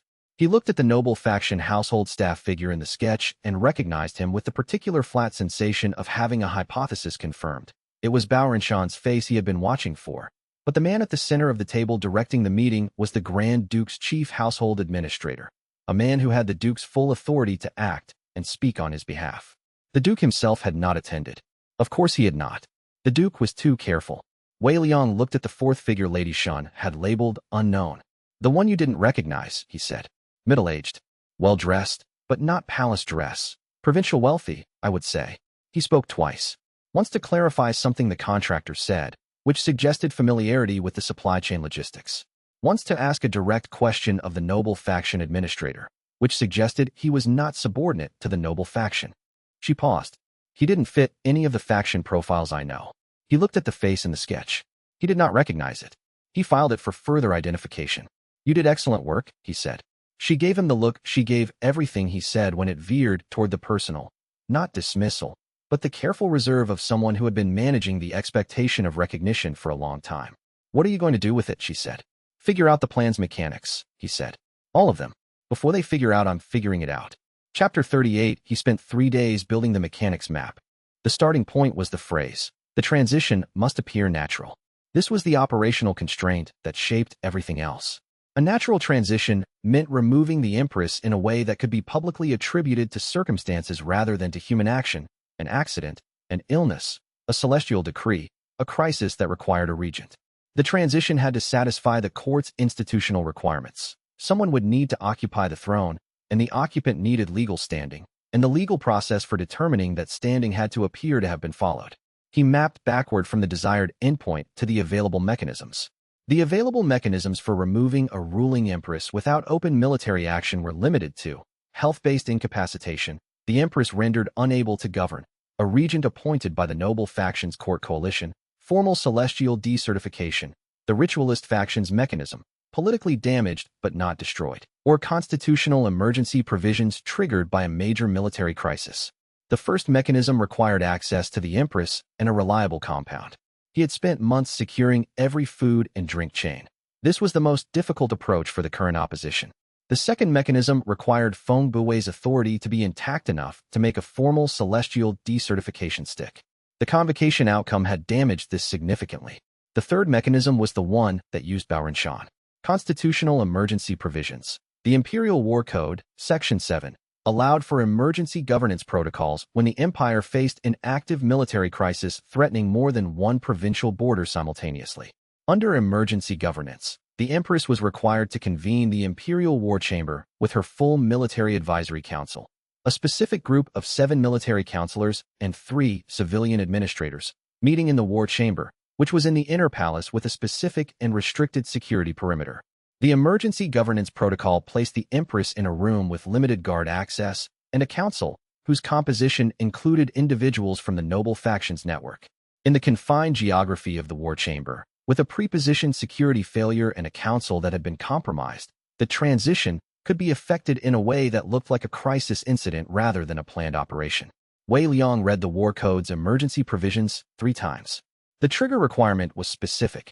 A credible report of military incursion affecting 2 or more border regions simultaneously, verified by the Imperial Border Intelligence Service and co-signed by the Guard Commander and the Senior Military Advisor. General Chao Rini was the Guard Commander. The Senior Military Advisor was General Su Mengfu, who was, Wei Liang checked his network notes, a long-term noble faction associate who had been quiet throughout the faction conflict, but whose household connections to the Duke were documented. The trigger required Chao and Su to co-sign. But if the border report arrived through the official intelligence channels and appeared credible, Chao would have no institutional basis for refusing to sign without examining the underlying report in detail, which required time that the emergency protocol's 6-hour response window didn't provide. Bao Rinshan controlled the supply chains to 19 border garrisons. If those chains were throttled at the right moment, if the garrisons sent emergency supply requests to the capitals citing critical shortfalls, Those requests would generate the border condition reports that would trigger the emergency protocol. The whole architecture was built on supply, not military action, not violence. Paper and logistics, routed through legitimate channels, generating legitimate-looking crisis conditions. He sat with the completed mechanics map for a long time. Then he wrote a single line at the bottom. Whoever designed this has detailed knowledge of imperial protocol, military supply logistics, and the Empress's personal decision-making habits. He looked at that line. He thought about the locked box under his bed. Chapter 39, he worked backward from the design. This was the methodology he always used for complex attribution, not starting from a candidate and looking for confirming evidence, but starting from the problem's requirements and narrowing the candidate pool by what the solution required the designer to know. The design required 3 distinct knowledge categories. First, knowledge of the Empress's habits. Specifically, her decision-making response to military emergencies. The fact that she would enter the war chamber protocol. The fact that she would not delegate a border crisis to a proxy. The fact that she would attend personally and move quickly. This was not common knowledge. Most court officials did not know the specific details of her emergency governance procedures. Someone with close access, long-term, and direct. Second, knowledge of military protocol. The specific trigger conditions for the emergency governance provisions, the co-signature requirement, the 6-hour response window, the war chamber's security perimeter layout. This required either military service or prolonged serious engagement with the Imperial War Code at a level of detail that only military professionals and serious students of governance typically maintained. Third, knowledge of the contractor's leverage. The specific awareness that Bao Rinshan controlled 19 garrison supply chains and could produce the appearance of a simultaneous multi-border crisis. This was the most restricted knowledge category. It required either direct intelligence on Bao Rinshan's contract portfolio or involvement in the financial arrangement that had given the noble faction access to the contractor. He listed the officials who satisfied all 3 requirements simultaneously. The list was short. Grand Duke Shin Tianlong. First category partially. He had court access to the Empress, but not the specific operational knowledge of her emergency response procedures. Second category, yes. His military background was genuine. Third category, yes. He was the noble faction's principal. Senior military advisor Su Mingfu. First category partially. Second category, yes. Third category possibly, given his noble faction alignment. For other names he worked through and eliminated on various grounds. Insufficient access, insufficient detail, insufficient motivation in specific categories. And one name that satisfied all 3 requirements with a quality he found unsatisfying. The knowledge of the Empress's habits that the design required was not court-level familiarity. It was personal familiarity. The design knew she would not send a deputy to the war chamber. It knew she would move in under 6 hours. It knew the specific quality of her emergency response, which was immediate and personal.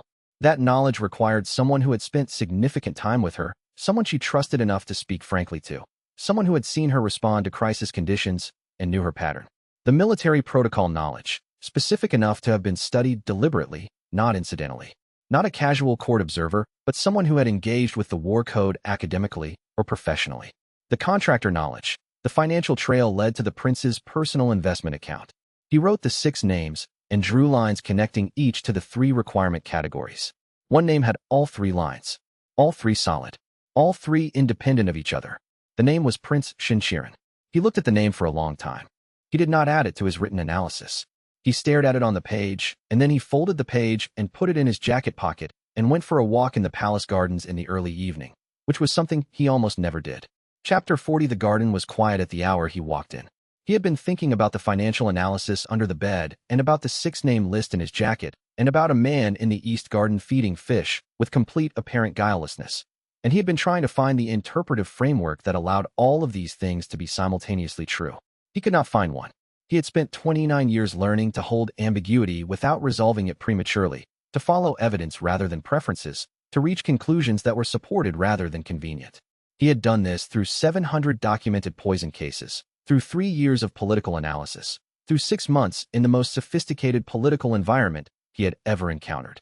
He had never had a target of analysis whom he found himself wanting to be wrong about. He walked the central garden path and counted his own certainty. The financial trail was 3 layers deep but internally consistent. He had checked it 6 times. The design fingerprint analysis had produced a 6-name list. One name satisfied all 3 requirements fully. The prince had been inside the palace during the planning period, unrecorded. The cipher letter had been protective, or it had been a test. Both interpretations remained plausible.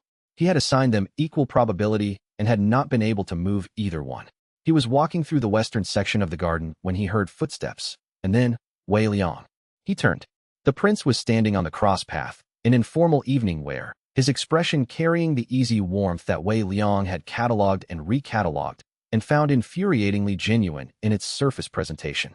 "You look like a man working through something difficult," the prince said. "Occupational hazard," Wei Liang said. The prince walked toward him, fell into step alongside him in the natural way of someone who was comfortable with shared silence. "Are you well?" he said. "You've been in the palace for months now. I sometimes forget to ask whether the people doing important work are actually all right." "I'm all right," Wei Liang said. They walked for a moment in silence. "She depends on you more than she will say," the prince said. "You know that." "I know she trusts my analysis," Wei Liang said carefully. "She trusts you," the prince said. There was something in the emphasis that was specific and deliberate. "That is not the same as trusting your reports. She talks about you differently than she talks about advisors. I've noticed it." He paused. "I'm glad. She should have people she trusts." Wei Liang watched his profile as they walked. The warmth was genuine. The care for the Empress was genuine. He had watched this man for 4 conversations and counted the authenticity each time, and the readings were consistent. This was the problem. This was exactly the problem. "What brings you to the garden tonight?" Wei Liang asked. "I needed air," the prince said. "The council sessions have been long." He paused. "And I have been thinking about the things you must be finding in your investigations. I imagine it is complex. I imagine you carry a great deal that you cannot share." Wei Liang said nothing. "I want you to know," the prince said, "that whatever you find, whatever the investigation requires, you should do what you believe is right. Not what is easy. What is right." He paused. "My sister deserves that from the people around her." Wei Liang looked at him. He could not tell whether this was a genuine statement, a manipulation preparing him for the impact of a revelation, or a man who genuinely believed he was on the right side of something and was inviting the person investigating him to act with integrity because he expected integrity to reach a different conclusion. "I always try to," Wei Liang said. The prince nodded. "I know," he said. "That's why she trusts you." They parted at the garden's eastern gate. Wei Liang went back to his room, retrieved the financial analysis from the locked box, and read through it one more time. He returned it to the box. He locked it. He thought, "I have to be completely certain before I end this." He thought, "I have to be completely certain." He picked up his pen. The next operation had to produce conclusive evidence, not interpretive analysis. He needed proof she could hold in her hands. Chapter 41. He did not tell her about the prince. He went to the morning briefing 4 days before the Imperial Harvest Council, a major court assembly that involved 3 days of formal sessions, multiple diplomatic meetings, and a public reception that would require extensive security management. And he asked, carefully, about the prince's attendance. "He'll be there," she said. "He always attends the Harvest Council. It's his favorite court event. He says it's the one time in the year when the court's agenda is actually about the empire rather than about the factions." She looked up from the briefing documents. "Why?" "I'm planning the security protocol for the council period," Wei Liang said. "I need to know which members of the imperial family will require dedicated protection." This was true.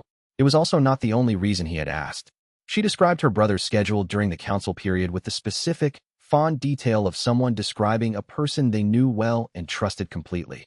The events he would attend, the sessions he would skip, the social gatherings he preferred to the formal ceremonies. She did not speak about him with the careful quality she applied to most palace relationships. She spoke about him with the ease of someone who had decided long ago that this person was not a variable. Wei Liang listened to all of this. When she finished, she asked again, "Is there a specific threat you're tracking?" "I'm not certain yet," he said honestly. She looked at him for a moment. "That usually means yes." "It means I'm being careful," he said. She held his gaze. He held hers. After a moment, she turned back to her documents. "Increase the kitchen security for the council period," she said.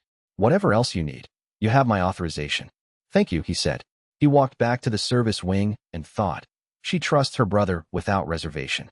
She trusts him with the ease that she extends to no one else in the court. And in 3 weeks, I may be required to take that ease away from her permanently. He sat at his desk for an hour without picking up his pen. Then he picked up his pen. He had promised to keep her safe. That was the promise. Not to make things easy. Not to avoid the hard conclusions. To keep her safe. He began designing the supply chain test. Chapter 42. The supply chain test required precision in both construction and observation. He needed something that would only be significant to someone watching the Northern Border Army's supply chains for the specific pressure points in the coup plan. Not a general anomaly, which would attract any supply chain manager's attention, but a specific anomaly that was only meaningful in the context of knowing which garrisons were scheduled for throttling and in what sequence. He spent 2 days reading through the garrison supply data that Chow's records had given him access to, the requisition patterns, the timing cycles, the specific items that were critical versus supplemental. He identified the 5 garrisons that would be most logically targeted first in a supply throttling strategy. The 5 that controlled the border sections where a manufactured incursion report would be most geographically plausible. He introduced a false requisition anomaly into the supply chain for Garrison 14, one of the 5 critical garrisons, one with a specific equipment maintenance request that was plausibly connected to the fortification system Baoranshan's contracts covered. The anomaly was small, a slightly incorrect quantity on a maintenance supply order, the kind of bureaucratic error that occurred regularly in the system and would generate a routine correction request.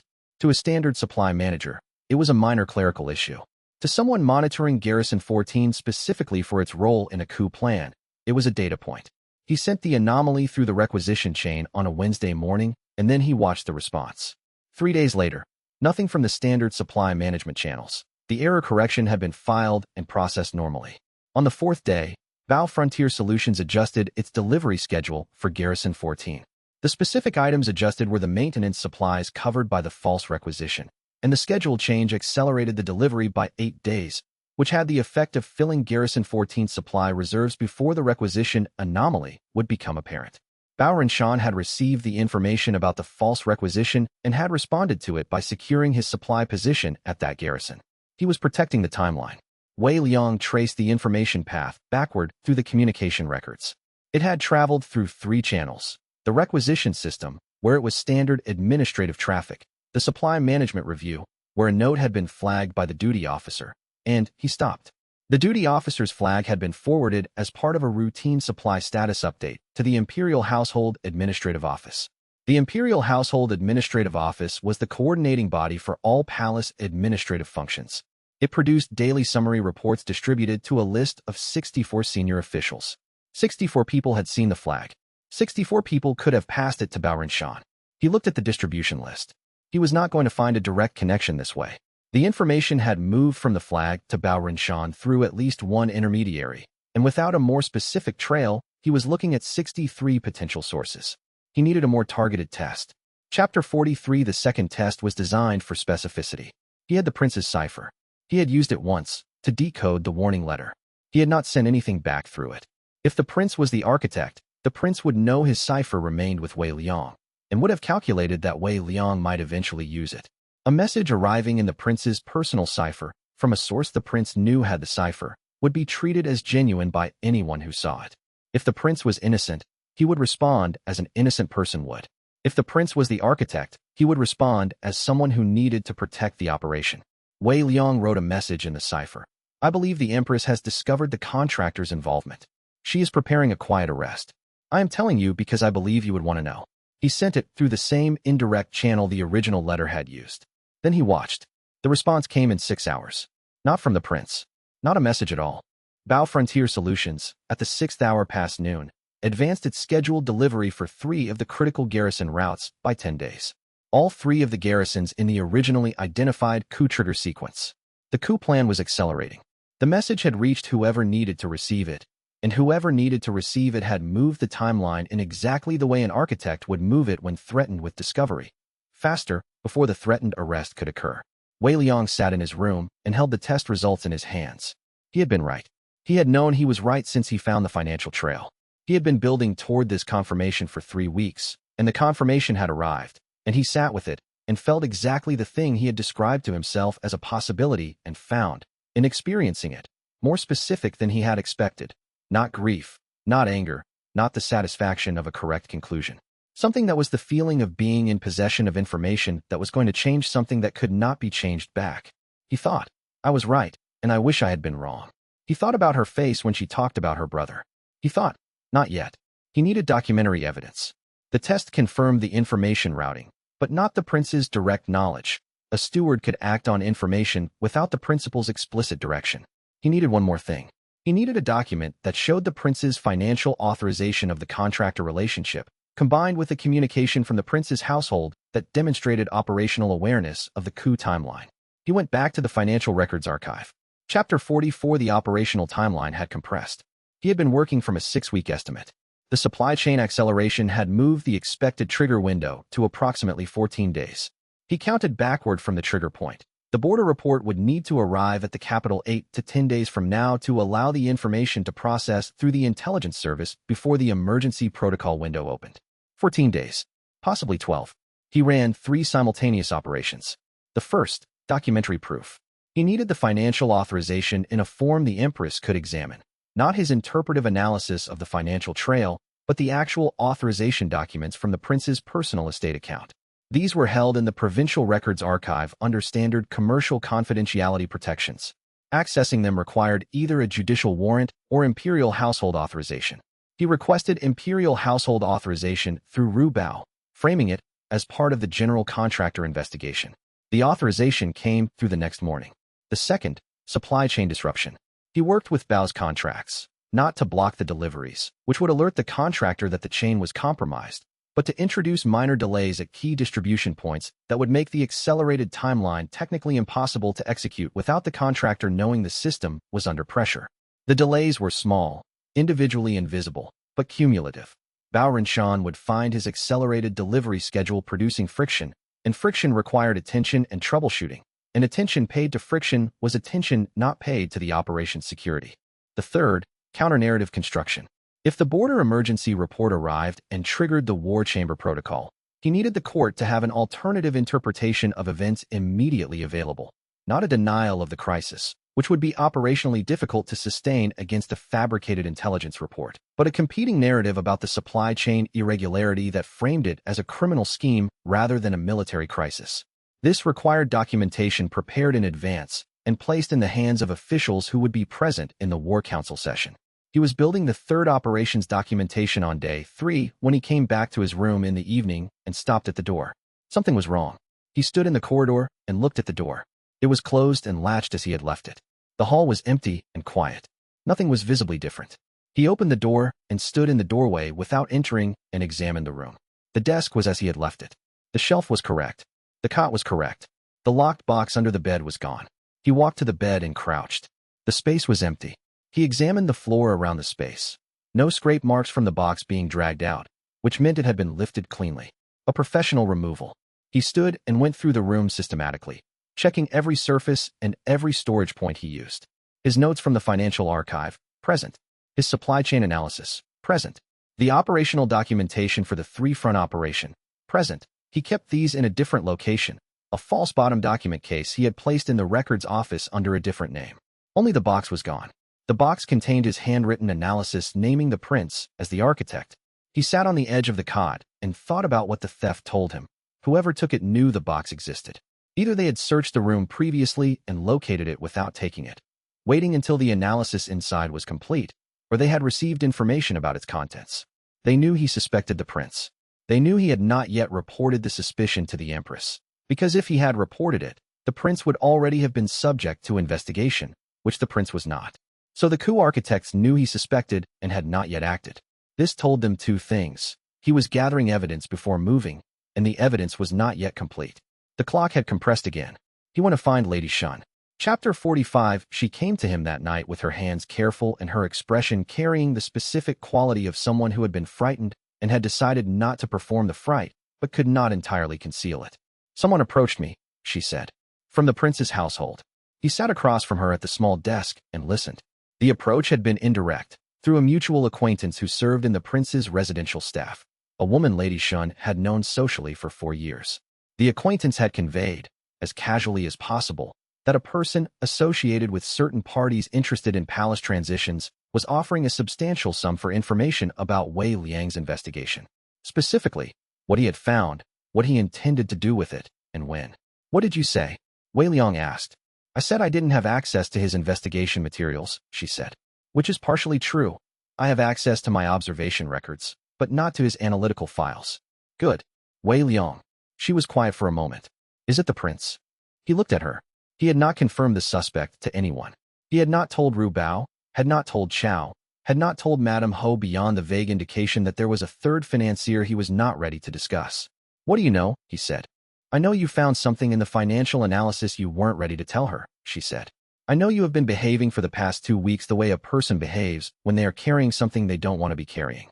And I know the prince's household contacted me, which means someone in that household is running a palace security operation. She paused. I'm not asking you to confirm it. I'm telling you that I already know, and that I will not say anything to anyone, including her, until you decide to. He looked at her. In the first week, he had assessed her as suspicious and protective, a guard, essentially, placed by the Empress around herself. In the third week, he had revised this to loyal and perceptive, with her loyalty preceding any institutional framework. Now, in the 16th week, he had a third assessment. She was one of the 2 or 3 people in this palace he trusted without condition. Move quarters, he said. Tonight. Tell me your new location before you go. I'll give you a reason to give if anyone asks. They offered me money, she said. I refused. Are they going to hurt me? The operations architecture is built on avoiding direct violence until the final move, he said. But the analysis was under my bed and now it isn't, which means I was wrong about something. Move tonight. She nodded. Tell Rubao too, he said. Not the details. Just that he should change his route. She left. He sat alone in the room and thought about the accelerating clock and the theft and the approach to Lady Shun and the way the operation had, in the last 72 hours, gone from a plan he was investigating to a plan that was aware it was being investigated and was adjusting. He opened the financial archive documents he had obtained through the Imperial Household Authorization. He worked through them for 3 hours. At the second hour, he found what he needed. The Prince's estate account authorization for the Northern Frontier Development property transaction, signed in the Prince's personal code with a notation in his hand that referenced the Northern Supply Arrangement. Indirect, deniable, but in the context of the full financial chain, damning. He had the document. He needed 1 more day of supply chain disruption to make the counter-narrative documents hold. 1 more day? Chapter 46, he told Ru Bao at the 7th hour in the morning. He had been awake since the 3rd hour, working through the documentary package and the operational plan, and by the time he went to Ru Bao's office the day's light was still the uncertain early gray that preceded full dawn. He laid the full analysis on Ru Bao's desk. The financial chain, the architect fingerprint analysis, the supply chain tests and their results, the stolen box, the approach to Lady Shun. He laid it all out without paraphrase, and then stood back and waited for Ru Bao to read. Ru Bao read without rushing. He was a former scholar. He read carefully and thoroughly, and when he looked up, his face had the specific quality that Wei Liang had observed in a small number of people confronted with information that was both undeniable and catastrophic. Perfectly still, the emotion visible only in the quality of the stillness. The Empress will be destroyed by this, Ru Bao said. I know, Wei Liang said. Not politically. Personally. She loves him. He said this without any quality of theatrical emphasis, just the flat, precise assessment of someone who had watched these 2 people for decades. He is the only family she has left. I know, Wei Liang said again. And you're telling me before you tell her, because? Because I need someone to know before I go into that room, Wei Liang said. In case I'm wrong about something. In case I've made an error in the chain. Ru Bao looked at him. Have you made an error? Wei Liang thought about this honestly. He had checked the financial chain 6 times. He had verified the supply chain test results independently. He had the documentary authorization in the Prince's hand. No, he said. Then she needs to know today, Ru Bao said. She will know today, Wei Liang said. But I need 24 more hours of supply chain disruption work or the counter-narrative doesn't hold. The disruption needs to be in place before the border report arrives. Ru Bao was quiet. How long does she have before the border report arrives? 6 to 8 days, at current supply chain acceleration, Wei Liang said. Possibly 5 if the contractor pushes the timeline further. And the 24 hours doesn't put you past the safe window? No, Wei Liang said. But it is the edge of it. Ru Bao looked at him steadily. I cannot authorize your decision to wait. That is her decision. I know, Wei Liang said. I'm not asking for authorization. I'm asking for a witness. You have one, Ru Bao said. Wei Liang worked through the next 24 hours without stopping.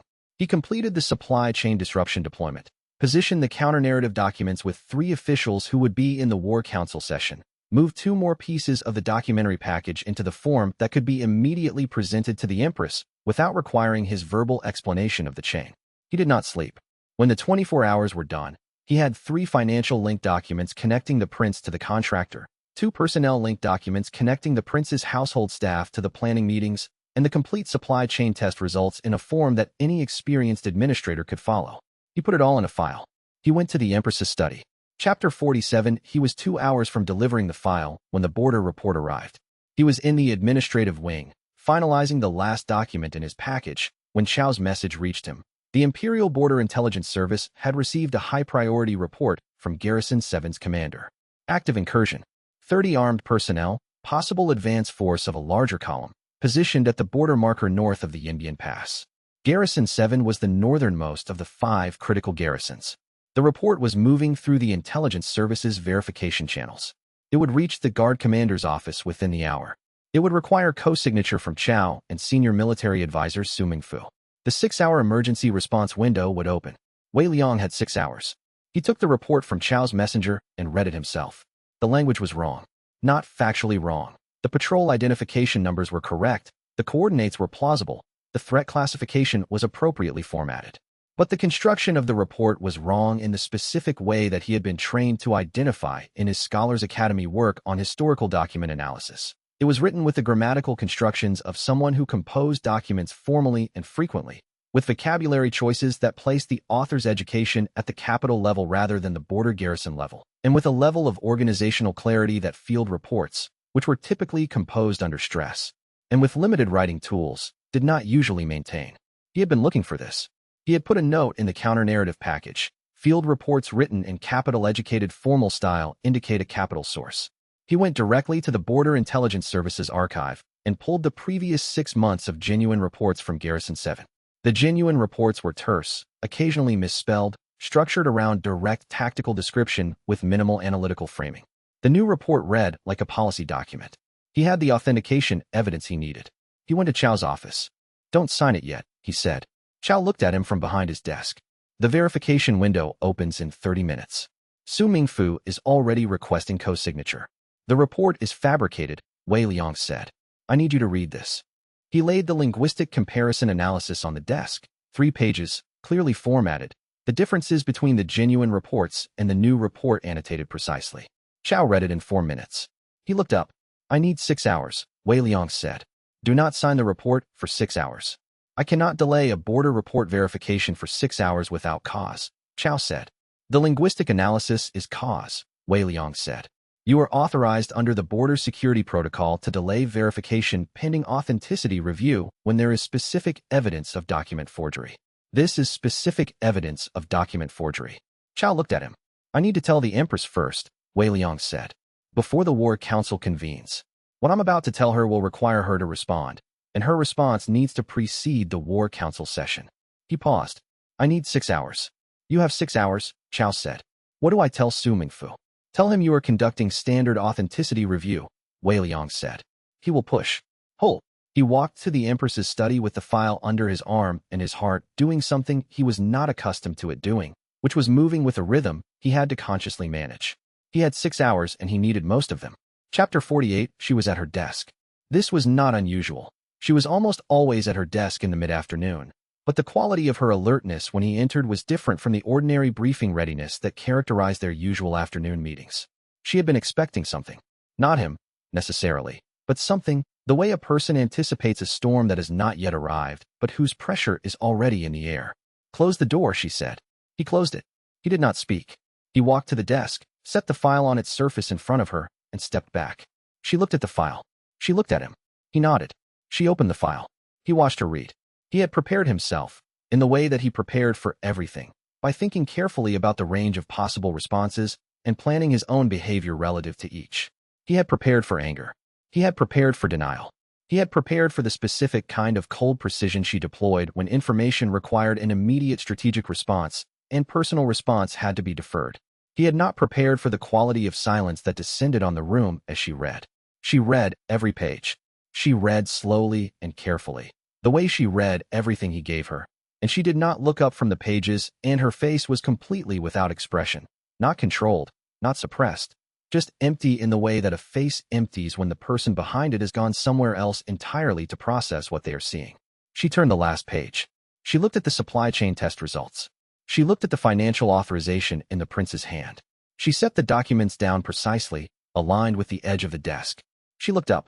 He could not read her face. In 6 months, he had learned to read her face with the precision he applied to every other subject of analysis, had built a detailed map of her expression patterns and their correlations. He could not read her now. The face she showed him was the only face she had ever shown him that was completely closed. "Are you certain?" she said. Her voice was level. Yes, he said. She was quiet for a moment. Why didn't you tell me sooner? She said. Because I wanted to be certain, he said. She looked at him. How long have you known? I had the first evidence 3 weeks ago, he said. The financial trail to the contractor's account. I did not consider it sufficient. I have been building towards sufficient. And now you are certain. Yes. She closed the documents. She folded her hands on the desk in front of her. He watched her do this and thought. She is finding the place inside herself where she can do what she is about to do, and I should not be watching, but I cannot look away, because she is the person I am responsible for, and I need to know she is going to be all right. She looked at him with an expression he had not seen before on her face or anyone else's. The expression of someone who had received a wound that had not fully registered yet, whose body had not yet decided how to respond to the damage. Find my brother, she said. Her voice was perfectly level. Bring him to the Eastern Garden. Tell him I want to talk about the harvest. Do not tell him anything else. Wei Liang looked at her for one more moment. Then he went to find the prince. Chapter Expansions Chapter 37. Additional passage. Lady Shen's preparation for the merchant district observation had taken 4 days. Not the physical preparation, the clothing, the cover identity, the documentation Wei Liang had arranged through his apothecary contacts, but the mental preparation of someone shifting from one professional mode to another. She was a palace cultivator. Her training was for the palace's specific geography, the palace's specific social conventions, the palace's specific threat categories. The merchant district was different in all 3 categories. The geography was open, the social conventions were looser, the threat categories were more physical and less political. He had walked her through the observation methodology twice, and the second time she had interrupted him to say, I understand the framework. What I need from you is the specific information you are trying to collect, not the general instruction to observe. He appreciated this.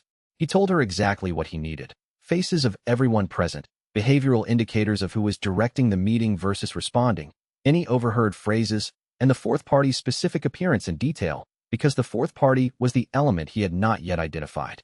She went. She returned with the sketch and the phrase and the additional fragments, supply window, protocol access, the month reference, and she was able, under his questioning, to provide 3 additional details she had not included in her initial report. The arrangement of the meeting, who sat where relative to whom, which told him something about the relative authority structure at the table, the quality of the contractor's body language, which was relaxed in a way that indicated a man comfortable with the power he held in that room, and a detail she had almost dismissed as irrelevant. The noble faction administrator had, at one point, produced a small document and shown it briefly to the contractor before putting it away. The document briefing was the most informative detail. The administrator showing Bao Rinshan a document indicated that the meeting included some kind of operational confirmation, a schedule, a timeline, a specific instruction set. Whatever was in the document was specific enough to require physical presentation rather than verbal communication. Wei Liang looked at the sketch and the fragments and built the analysis. The structure of the meeting was consistent with a coordination session rather than an initial planning session. Everyone present already knew the broad outline and was refining specific elements. The contractor's suggested he was not being recruited but being briefed. He was the contractor, meaning the operations executioner, receiving a schedule update from the clients. 6 weeks, possibly fewer. Chapter 38. Additional passage. He spent 3 days on the mechanics map because he needed to be right. He was not working toward a conclusion he had already reached. He was genuinely uncertain about the specific architecture of the plan's execution, and the uncertainty mattered. A wrong assessment of the mechanics would produce counter-operations that addressed the wrong pressure points, and addressing wrong pressure points while the real ones remained intact was how good defenses failed. He started with the supply chain. Bao Frontier Solutions controlled 19 garrison supply chains. He had the full contract portfolio from Chao's records, which garrisons, which supply categories, which logistics routes. He mapped the specific interdependencies, which garrison supply routes were connected to which others, where the bottlenecks were, which supply categories were critical for garrison function versus supplemental. He identified the 5 garrisons whose supply disruption would produce the most rapid and dramatic apparent crisis. The 5 along the northern border section that a manufactured incursion report would most plausibly reference, with supply interdependencies that would amplify a local shortage into a regional crisis very quickly. If Bao Rinshan throttled supply to those 5 garrisons in coordination with each other, the garrison commanders would begin issuing emergency supply requests within 72 hours.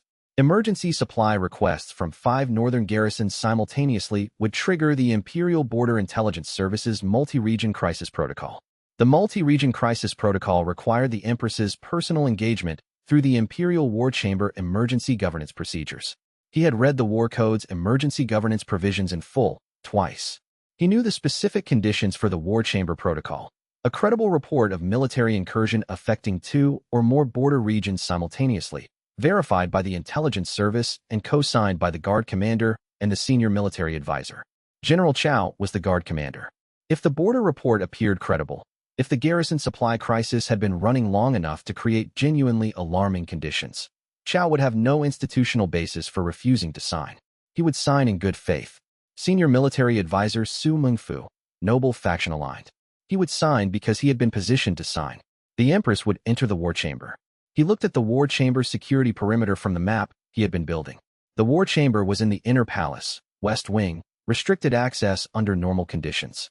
The emergency governance protocol modified the access restrictions. The war council assembled from multiple palace wings. The access routes were expanded to allow rapid assembly. The guard perimeter was reduced to accommodate the council members' personal security rather than the full emergency footprint. Someone who knew the specific access rules for the emergency protocol, someone who had planned for exactly this configuration, could position assets inside the modified perimeter before the Empress arrived. He added this to the mechanics map, or council entry routes, modified perimeter, council member access. He looked at the map. The plan was sophisticated, very sophisticated. It required detailed knowledge of Imperial emergency protocol, military supply logistics, and the Empress's specific emergency response habits. He had said this to the Empress in the Chapter 38 briefing. He had also known, when he said it, that he had a short list of people who possessed all 3 categories of knowledge simultaneously. He had not said this to the Empress because he was not ready. He had needed 3 more days of verification before he could say the name. Chapter 39, Additional Passage. The candidate reduction process took 8 days. He was thorough because thoroughness was required. The implications of the conclusion he was approaching were significant enough that he needed to be able to say, with confidence, that he had considered every alternative before arriving at the candidate he had arrived at. He worked through his 6-name list systematically. Grand Duke Shun Tianlong. Sufficient military protocol knowledge, sufficient noble faction financial knowledge, insufficient knowledge of the Empress's personal emergency response habits. The Duke had court access to the Empress, but not operational familiarity with her specific decision-making under crisis conditions. The kind of knowledge required to design a plan that depended on her responding to a border crisis in a specific way within a specific time frame required someone who had observed her crisis response personally. He eliminated the Duke as the primary architect. The Duke was a sponsor and a co-director, but not the person who had designed the specific protocol exploitation. Senior military advisor Su Mengfu. Sufficient military protocol knowledge, possibly sufficient noble faction knowledge, insufficient Empress familiarity. Su Mengfu was an outsider to the Empress's inner circle. He had been on the Military Advisory Council for 3 years, but had no personal access to the Empress beyond formal sessions. He eliminated Su Mengfu as primary architect. He worked through the other 4 names with the same systematic process, eliminating each on specific grounds, insufficient knowledge in 1 or more of the 3 required categories. He was left with 1 name. He looked at the name for a long time. He verified his elimination reasoning for each of the others again. He looked for any alternative interpretation that allowed the one remaining name to be innocent. He found none that held. He put the name in the locked box under his bed. He went to the garden and walked for an hour, which was not his habit. He walked, and he thought about what it meant to be right about something in a way that hurt the person he served, and about the distinction between being right and having good judgment, which was a distinction he was still not entirely certain he had resolved to his own satisfaction. He came back from the garden and went to see Madame Ho. Chapter 40. Additional passage. He found the prince in the garden at the 47th minute of his walk. He had not expected this. He had not been looking for the prince. He had been walking with the specific quality of purposelessness that only worked for genuine processing, letting his mind move through the analysis without direction, and then the footsteps on the cross path and the voice. Wei Liang, are you well? He looked at the prince and thought, I am holding your financial authorization in a locked box under my bed, and I know what it means, and you are asking me if I am well. I'm well, he said. They walked together for perhaps 10 minutes in the comfortable way they had walked before, the prince talking about a governance question he had been thinking about, agricultural land reform in the eastern provinces, a question of genuine policy substance that had nothing to do with anything Wei Liang was investigating. The prince was brilliant. This was one of the harder aspects of the situation. The intelligence he was dealing with in this particular adversary was not manufactured. The prince was genuinely intelligent, genuinely thoughtful about governance, genuinely invested in the empire's well-being. He had arrived at a conclusion that was catastrophically wrong through a process of reasoning that was, by its own internal logic, coherent. Whatever you find, the prince said, near the end of the 10 minutes, do what you believe is right. He said it directly, not casually. He said it the way a person said something they had been carrying and had decided to say. Wei Liang looked at him. He thought, he knows. Not everything, but enough. He knows I've been investigating the supply chain, and he knows I am approaching the end of the investigation, and he knows that when I reach the end I will find him there. And he is telling me, as directly as he can without forcing an open confrontation, do what is right. I always try to, Wei Liang said. The prince smiled. The smile had something in it that was not warm. It was a different quality, something more complicated and more honest than warmth. It was the expression of someone who has decided to accept what is coming. I know, the prince said. That is why she trusts you. He walked away. Wei Liang stood in the garden and looked at the path where the prince had been and thought about what it meant for a person to have built something over 3 years and then to tell his own investigator to do what was right. He thought, he is a good person who made a terrible choice, and he knows it now, and he is making peace with the consequences. He thought, knowing this makes what comes next harder, not easier. He went back to his room and started writing the final analysis. Chapter 41. Additional passage. He asked about the prince obliquely. He was sitting across from her desk in the morning briefing session, 3 days before the Imperial Harvest Council, and he had asked about the prince's council attendance, and she had answered with the warmth and the specificity of someone describing a person they trusted entirely. He listened to all of it and catalogued the warmth. She talked about her brother as someone who had been her ally when alliance was costly, her only family who had known her before she was the Empress, a person whose intelligence and care for the Empire were as genuine as her own. She talked about him with the specific trust of someone who had stopped checking a relationship because the relationship had never failed in a way that required checking. He sat across from her and listened and did not say what he knew. He told himself, I need the final confirmation before I tell her. The supply chain test has to come first. I cannot take her brother away from her on the basis of a financial trace I have not independently verified through a second mechanism. He believed this reasoning. He also recognized, with the honest self-awareness he had developed over the years of careful analysis, that he was also afraid of the specific moment when he would say the words and watch what happened to her face. Both things were true. Both were real. Is there a specific threat? She asked when he requested the increased security for the council period. I'm not certain yet, he said. She held his gaze for a moment. That usually means yes, she said. It means I'm being careful, he said. She looked at him for a moment with an expression that carried something he had not seen before, the particular quality of a person who suspects they are not being told something and is deciding whether to press or to trust. She chose to trust. He left the briefing and went back to his room and started designing the supply chain test. Chapter 42. Additional passage. The supply chain test required 3 things to work: a believable anomaly, a specific enough specification to be meaningful only to someone watching for coup planning supply chain details, and a clear enough information path that he could trace the response back to its source. He spent 2 days designing the anomaly. The false requisition was for a maintenance supply item at Garrison 14, a specific equipment component used in the fortification gate mechanism, with a quantity that was slightly off from the standard order. Not dramatically off, the kind of thing that would generate a routine correction request in the normal course of supply management. What made it specific to the coup plan's design was the item itself. The fortification gate mechanism components were the specific supply category that Bao Rinshan's contract covered for that garrison. If someone was monitoring Garrison 14's supply status for the specific components that would need to be available for the border wall operation described in the coup mechanics map, this anomaly would register as significant. To a standard supply manager, a minor clerical error.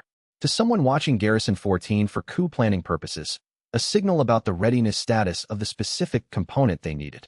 He introduced the anomaly on a Wednesday morning and watched 3 days of normal supply management response. The standard correction request was filed, processed, and completed by the duty officer. Routine.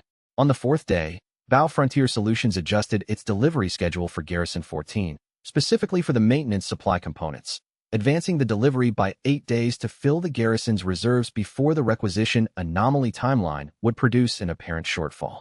The contractor was watching Garrison 14's supply status for the specific components. He traced the information path backward. The anomaly had been introduced through the regular requisition channel. It had been flagged in the Supply Management Review and noted in the Daily Summary Update. The Daily Summary Update had been distributed to 64 officials through the Imperial Household Administrative Office. He could not narrow the source to fewer than 64 through this path alone. He needed the second test. Chapter 43. Additional passage. He composed the cipher message in the prince's personal code, working from the cipher structure he had decoded in the first letter. The message was simple and specific. I believe the Empress has discovered the contractor's involvement.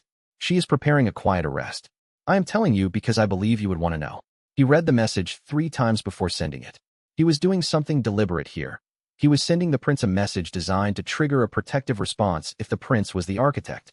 If the prince received the message and believed it, believed that the Empress had discovered Bao Rinshan and was moving against him, and if the prince's goal was to protect the coup plan, he would accelerate. He would instruct the contractor to move the timeline forward before the arrest could disrupt the operation. If the prince was innocent, if he was a genuine ally with inside knowledge but not directorial involvement, he would respond differently. He would come to Wei Liang alarmed, or he would go to the Empress, or he would do something that indicated he had received alarming information and was trying to address it through legitimate channels. He sent the message through the same indirect channel the original letter had used. Then he watched. 6 hours later, he was in his room reading the garrison supply records when Lady Shen's observation network flagged a commercial logistics message from Bao Frontier Solutions to the Northern Reaches Supply Depot. Delivery schedule for 3 garrison routes advanced by 10 days. All 3 routes in the originally identified coup-trigger garrison sequence. The plan was accelerating. He sat with this. The information had traveled from his message to the contractor's logistics operation in 6 hours. Through the prince's household, or through a handler who served as an intermediary between them. Either way, the message had produced the exact response that an architect receiving unwanted news would produce. He was right. He thought about the garden. He thought about the warmth. He thought about the prince saying, "Do what you believe is right." He thought, he was right. He knew I was investigating. He was right that I would do what was right. He was trusting me to do it correctly even when it cost him. He did not know how to hold this. He did not try to resolve it. He put the confirmation documents in a new folder, labeled them with the date, and placed them in the locked box with everything else. Then he began designing the 3-front counter-operation. Chapter 44. Additional passage. The 3 simultaneous fronts required more coordination than any operation he had run previously, because each front had its own timing requirements and its own risk profile, and the 3 had to be synchronized against the closing coup timeline without any one front triggering an alert that compromised the others. The documentary evidence front was straightforward in principle and time-intensive in execution.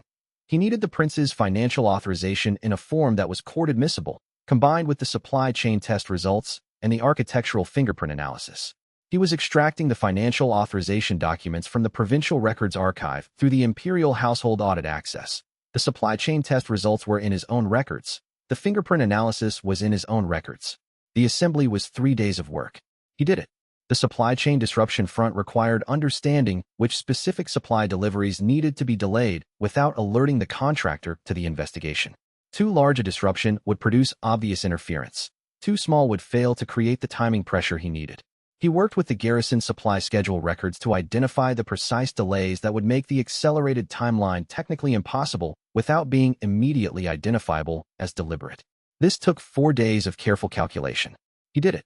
The counter-narrative front required positioning documentation in the hands of the 3 officials who would be in the War Council session, documentation that established, in advance of the manufactured border report's arrival, an alternative explanation for the northern supply irregularities.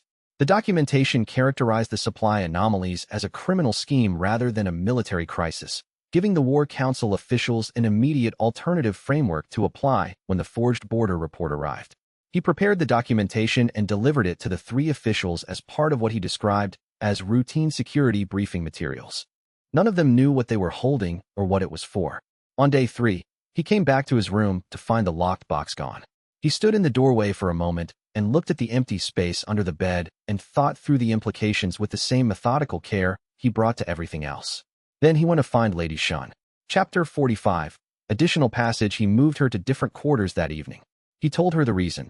Not the full reason, not the name, not the analysis. He told her that someone had searched his room, and that the search had been professional and targeted, and that the target of the search was specific enough to tell him he was running out of time. She listened and then asked, "What does it mean that they searched your room rather than acting against you directly?" He looked at her.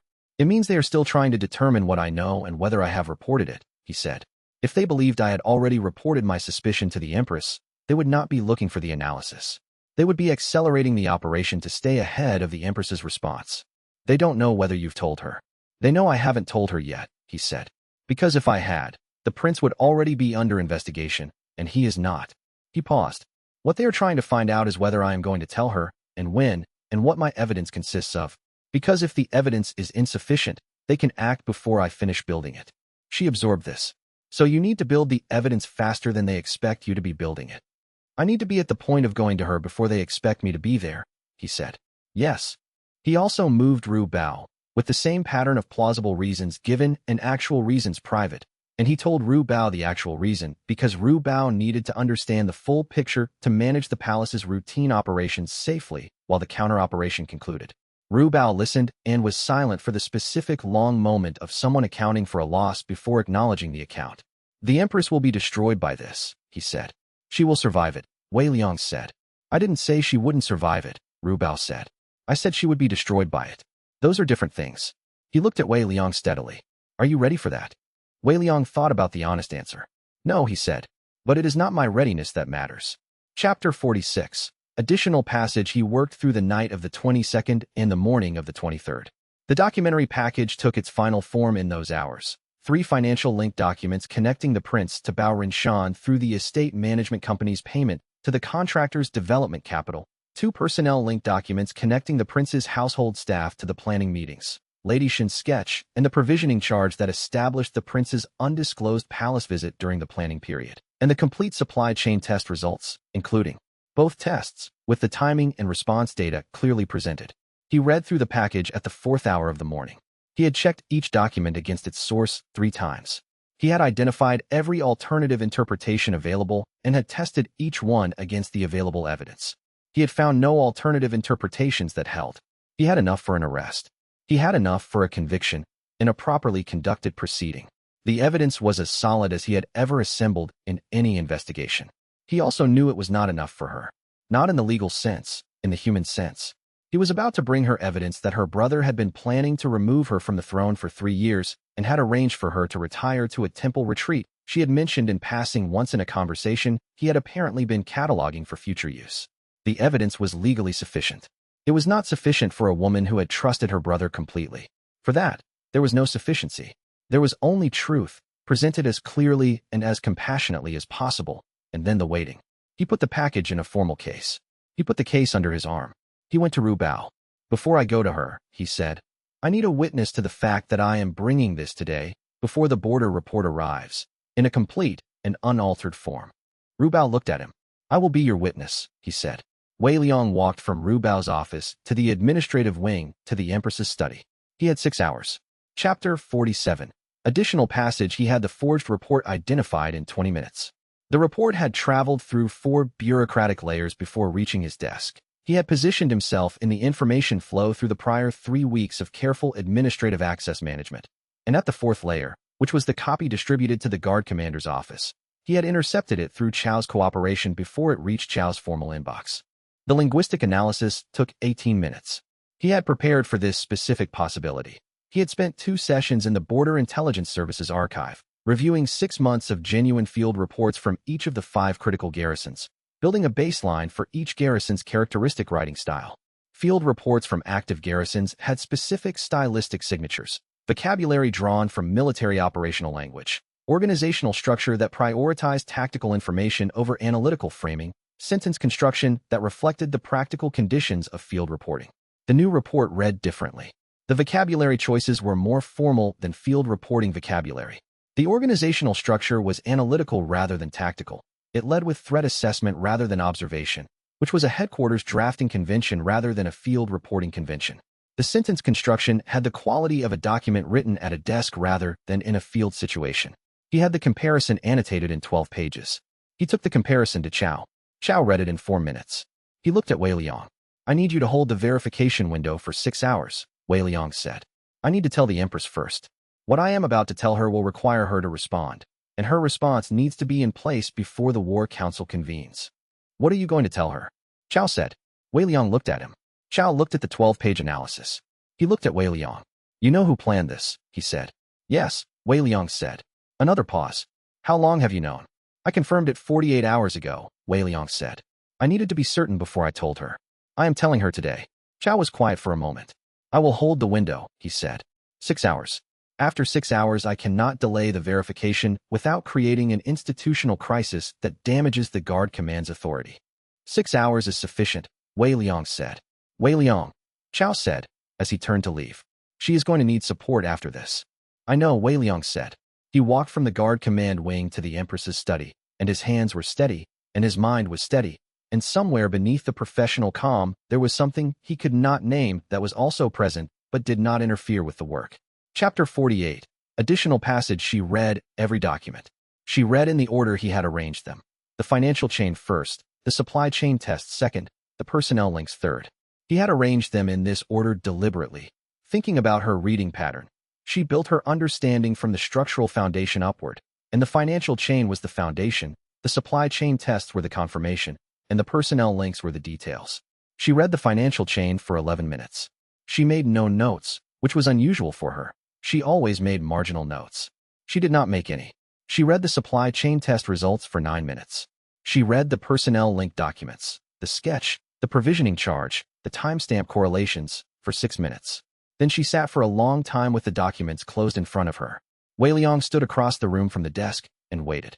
He had decided, in the 4 hours of night when he had been preparing the package, that he would not manage this moment. He would not calibrate his behavior for her comfort. He would stand quietly and allow her to respond in whatever way the reality required. She looked up at him.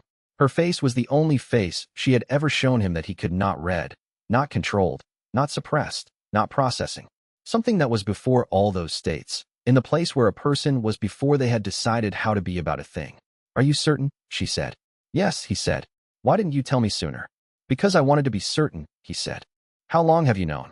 I had the first evidence 3 weeks ago, he said. The financial trail. I did not consider it sufficient. I have been building towards certainty since. She closed the documents carefully, precisely, aligned with the edge of the desk. She folded her hands on top of them. She looked at him with the expression that was before all the other expressions, and he stood across the room and looked back at her and did not look away because she needed someone to look at her without managing what they saw. Find my brother, she said. Her voice was level, perfectly level. Bring him to the Eastern Garden. Tell him I want to talk about the harvest. Do not tell him anything else. Wei Liang looked at her for one more moment. Then he left to find the prince, and he did not look back at the door, and behind him she sat alone with the documents and the quiet and the thing that was going to take a long time to account for. Additional chapter expansions. Step 4, Chapter 37. Second passage. The fourth party's identity was confirmed over the 2 days following Lady Shin's return. He had the sketch, and he had 3 commercial databases, and he had the methodical patience to work through them until the sketch resolved against a documented face. He found the match on the second day, a procurement record submission from 3 years ago, filed with the Imperial Arsenal's contractor registry, showing a witness identification drawing from a provincial commercial dispute. The proportions matched. Bao Renshan had been to the meeting himself, which meant the noble faction had either sufficient trust in the contractor to include him in the planning session or sufficient operational need for his physical presence to accept the exposure risk. The operational need was more likely. The meeting had been an operational coordination session, not a recruitment session. Bao Renshan had been briefed on the specific timeline and had confirmed his capacity to execute it. He thought about this. A contractor who was comfortable attending a planning meeting with 3 faction representatives was a contractor who believed he held sufficient leverage over all 3 parties to make his presence safe. Bao Renshan knew he controlled 19 garrison supply chains. He knew the noble faction needed him. He knew the merchant faction needed him. He knew the ritualist faction, the weakest of the 3, was essentially a spectator. He was the single operationally critical element in a plan being coordinated by 3 frightened factions.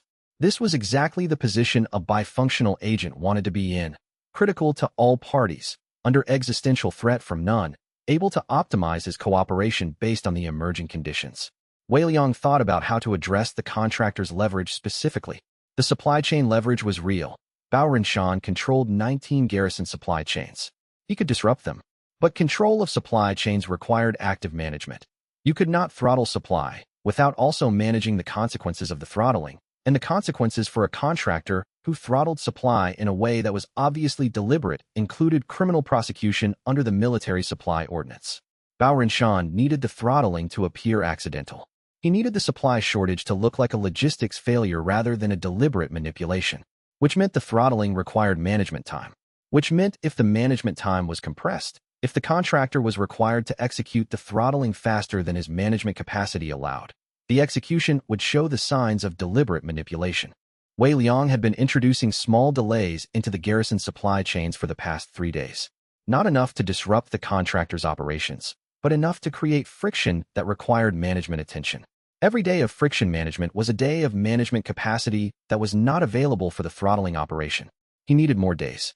Chapter 38. Second passage. The operational timeline's sophistication was, he had concluded, the product of a specific kind of analytical mind. He had been thinking about this since he first mapped the mechanics. The plan was built on procedural exploitation rather than direct force, which meant its architect had spent significant time understanding exactly how the imperial governance protocols worked under non-standard conditions. This was not the kind of understanding you acquired casually. It required deliberate study of the imperial war code, the war chamber protocols, the emergency governance procedures, the specific co-signature requirements. He had studied those documents himself. He knew how long it took and how specific the knowledge was. The architect had spent at least 3 months in the war code and related documents. Possibly more. He had also understood the supply chain leverage mechanism, which required either direct knowledge of Bao contract portfolio or access to the contractor's operational records. The contractor's records were not public. They were in the Imperial Arsenal's contractor database, accessible only to authorized procurement officials and to the contractor's own clients. He had been authorized procurement official for 3 years before the Scholars Academy posting. He had studied supply chain governance as part of his third-year academic work and had produced a paper on the inefficiencies in the border garrison resupply logistics that had been read, apparently, by at least one person with an interest in those inefficiencies. He stopped. He went to the Scholars Academy archives, through the Tribunal's document access channel, and pulled the published version of his third-year supply chain governance paper. The paper had been published in the Academy's quarterly review 6 years ago. The quarterly review was distributed to all Academy scholars, to all Imperial Ministry offices, and to the Imperial Family's library. His paper, specifically the section on border garrison resupply logistics, had laid out the exact vulnerability that the coup plan was exploiting. He sat with this for a moment. He had written the blueprint for the vulnerability that was now being used against the Empress. He filed this under the accountability section of his own records, where the things that required ongoing consideration rather than resolution lived. Then he continued building the counter-operation.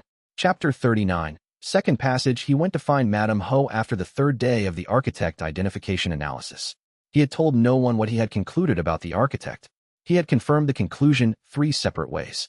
He was holding it alone, and holding it alone was beginning to produce a specific quality of weight that he recognized as unsustainable. He did not tell Madame Ho the architect's name. He told her the shape of the problem. I have concluded who the architect is. The conclusion is correct. The conclusion will have significant consequences for the Empress personally. I cannot report it until I have physical documentary evidence that she can hold in her hands. Not analysis, not inference, but documentation. Madame Ho looked at him steadily. How long to get the documentation? She said. 1 to 2 weeks, he said. And the coup timeline? 6 to 8 weeks at current estimate. Possibly compressed if the architect realizes the investigation is close to conclusion. She was quiet for a moment. You're afraid to tell her, she said. I'm afraid of what it will do to her, he said. Yes. That fear is appropriate, she said. It means you understand what you're carrying. Inappropriate fear would be being afraid of the telling itself, or afraid of how she will respond to you for being the one who tells her. You are afraid of the harm to her. She paused. That is the right kind of fear. Get the documentation. Then tell her. He nodded. One more thing, she said. When you are ready to tell her, do not wait for the right moment. There is no right moment for this kind of thing. Tell her when you have what you need to tell her, before the operation forces the moment on you. I know, he said. She looked at him for a moment. Do you sleep? Adequately, he said. You are lying, she said. Eat properly and sleep adequately. You will not be useful to her if you arrive at the critical moment depleted. He ate properly and slept adequately. It helped. Chapter 40. Second passage. He found the prince's estate authorization in the financial records on the morning of the 32nd day of the investigation into the supply chain. The authorization document was in a procurement correspondence file rather than in the standard financial records archive. It had been filed incorrectly, or perhaps correctly, in a way that placed it one additional layer away from standard review. He had found it by looking for authorization documents that crossed the prince's personal estate management company against the contractor's capital account, which was a specific enough cross-reference that it had required him to know both sides of the connection before he could look for the document that connected them. The document was a standard commercial authorization. It permitted the estate management company to make a financial transfer to the contractor's development capital account, with the prince's personal authorization code in the signature block and a notation in the prince's handwriting, the notation that referenced the Northern Supply arrangement. He had been expecting to find something. He had not been expecting it to be in the prince's own handwriting. He looked at the handwriting for a long time. He had seen the prince's handwriting before, in the cipher letter, in the formal court correspondence that was publicly available, in the Western Reaches diplomatic dispatch that had announced his early return.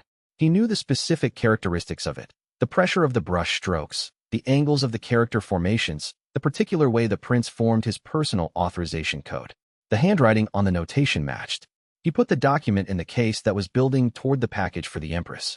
He sat at the desk in the records room for approximately 20 minutes after putting the document away and looked at nothing. Then he put on his jacket and walked back to the service wing to finish the counter operation. Additional chapter expansions. Second set, Chapter 41. Second passage. The 6-name list had been produced through a method Wei Liang had spent 3 weeks constructing and had never expected to use for this specific purpose. The method had begun with a different problem. He had been tasked, in the 8th week of his tenure, with identifying the probable author of an anonymous petition that had been submitted to the Ministry of Rights with a false seal. The petition itself was benign, a procedural complaint about temple supply routes, but the false seal was not, and the Empress had wanted to know whether the false sealing was an act of bureaucratic laziness or an act of deliberate concealment. He had determined that the false seal was bureaucratic laziness. The petition writer had used a decommissioned seal that was technically valid but no longer in official circulation, almost certainly not knowing it was decommissioned, and had identified the petition writer as a mid-level supplies clerk in the 3rd Ministerial Annex. But what the exercise had produced was a methodology, a way of analyzing the linguistic signature of a written document and matching it against a known corpus of administrative writing to identify probable authors. The method was imperfect. It produced a probability ranking, not an identification, but for a set of documents produced by people within a known institutional context, where the corpus was the existing body of official correspondence, the probability rankings were reliable enough to narrow a field. He had run the architectural specifications through the same method. The specifications for the emergency war chamber protocol had been written by someone with a specific educational background. He could tell this from the organizational scheme, which followed a particular academy of administrative training that had been established 40 years ago and had produced about 200 graduates, a third of whom were still in active palace-adjacent service. Within that third, filtering for position access, clearance level, and the specific technical vocabulary of military architecture that appeared in the specifications, he had produced a set of 9. Cross-referencing the 9 against the financial records, who had received payment from the same routing chain as the Baoranshan operation, had produced 6. That was the list he had brought to the Empress. She had looked at it for a long time. He had said, the name at the top is most probable. The probability gap between first and second is significant. She had looked at the first name. She had not said anything for almost a minute. He had waited, because the silence was not empty. It was the kind of silence that preceded a recalibration, when someone who has been expecting a general direction discovers the specific destination. She had said, finally, he is my nephew. Wei Liang had said, yes. She had said, you knew? He had said, I assembled the evidence and the evidence pointed here. I did not adjust the evidence. That had been the precise and correct thing to say. He had known, from approximately the 3rd week of the architectural analysis, that the probability was converging on a member of the extended imperial family. He had not known which one until he ran the complete analysis. When he had known which one, he had spent 2 days reviewing his methodology looking for errors, not because he wanted to find errors, but because the standard required it, and because the consequences of misidentifying a member of the imperial family were severe. He had not found errors. He had brought the list. She had looked at it. He had waited. Chapter 43. Second passage. The supply chain tests had been designed with the specific elegance of simplicity. They did not require direct contact with the prince. They did not require confrontation or accusation, and they produced evidence that was either positive or absent, with no ambiguous middle state. Test 1 had been the Garrison 14 anomaly. Wei Liang had identified, in the standard supply chain reporting, an irregularity in the grain allocation figures for a garrison station in the northeastern quadrant of the city. The irregularity was small, a discrepancy of approximately 200 units across 3 reporting cycles, and the most natural explanation was administrative rounding in 2 different reporting formats that were being averaged together. But Wei Liang had not been interested in the most natural explanation. He had been interested in whether the irregularity was administrative or operational. He had introduced a deliberate error in the next reporting cycle, a small reclassification of a grain type that would not affect the allocation totals but would require a competent analyst to recheck the base figures, and had watched who checked. For people had checked within expected time frames.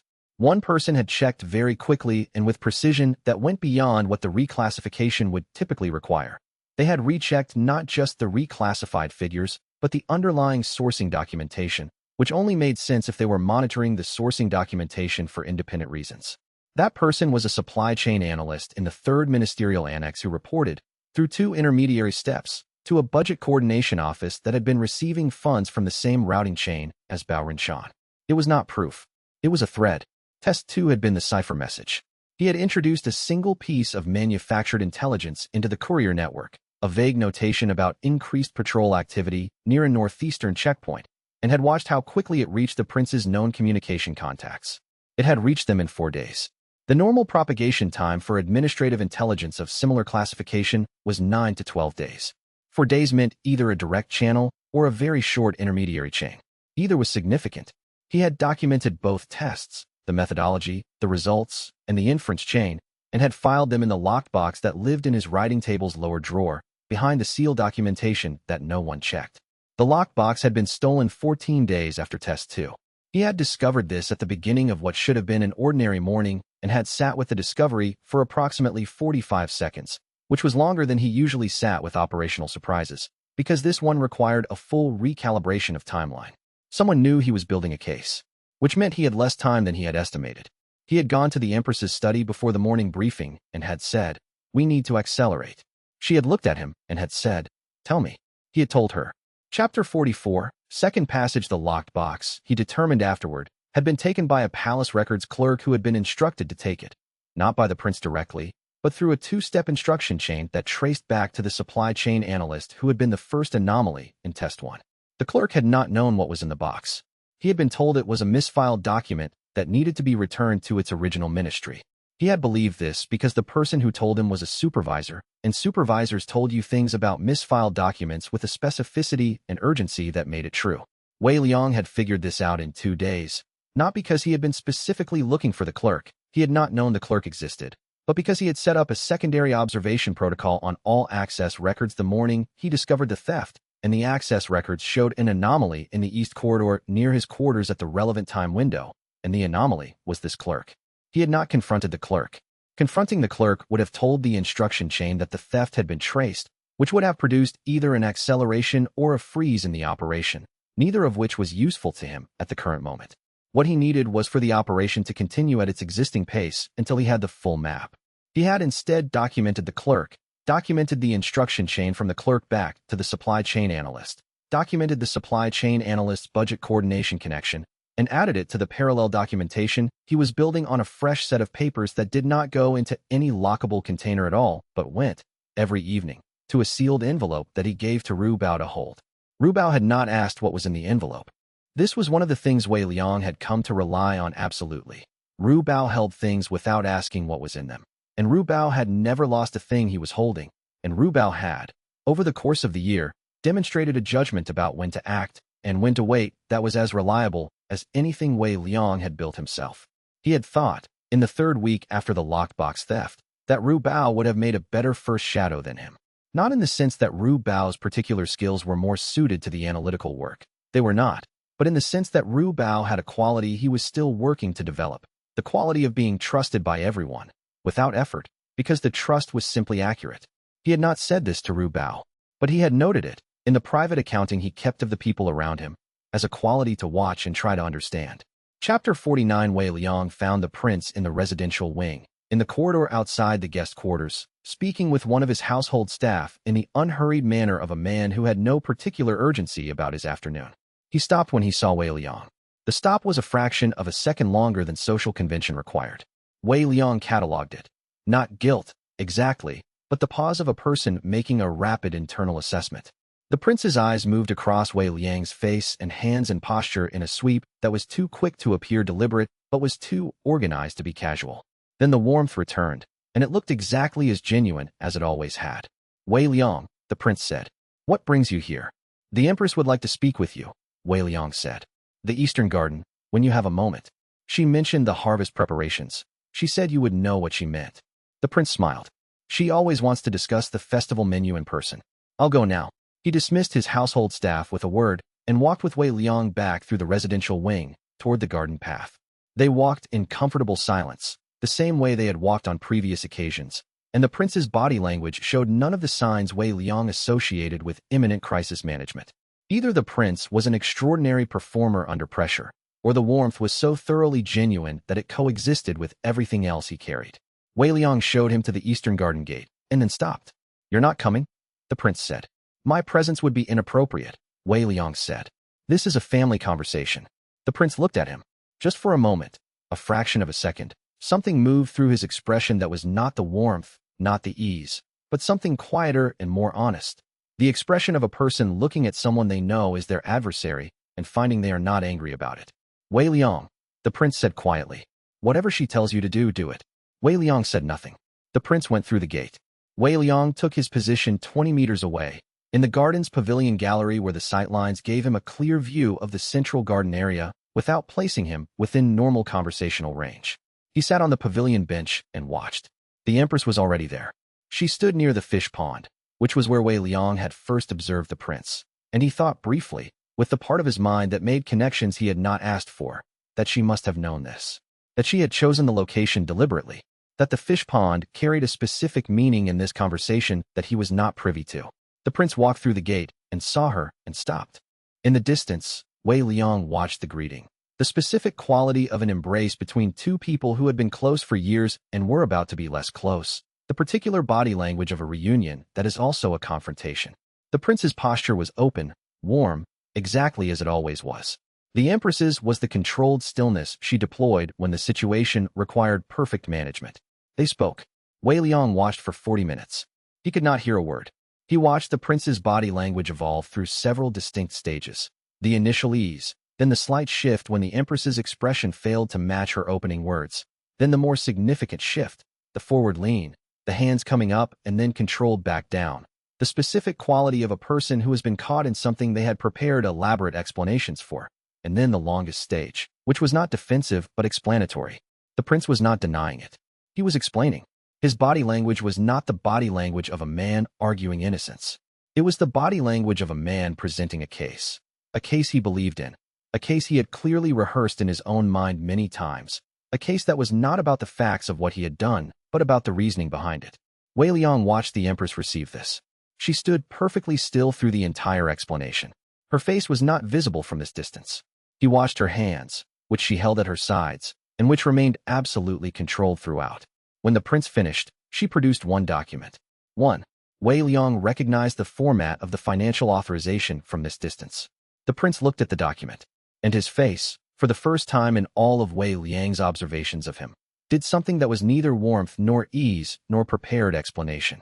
It did something more complicated, something that had grief in it and calculation and perhaps the specific recognition of a man who knows he has passed the point of no return and is only now fully understanding what that means.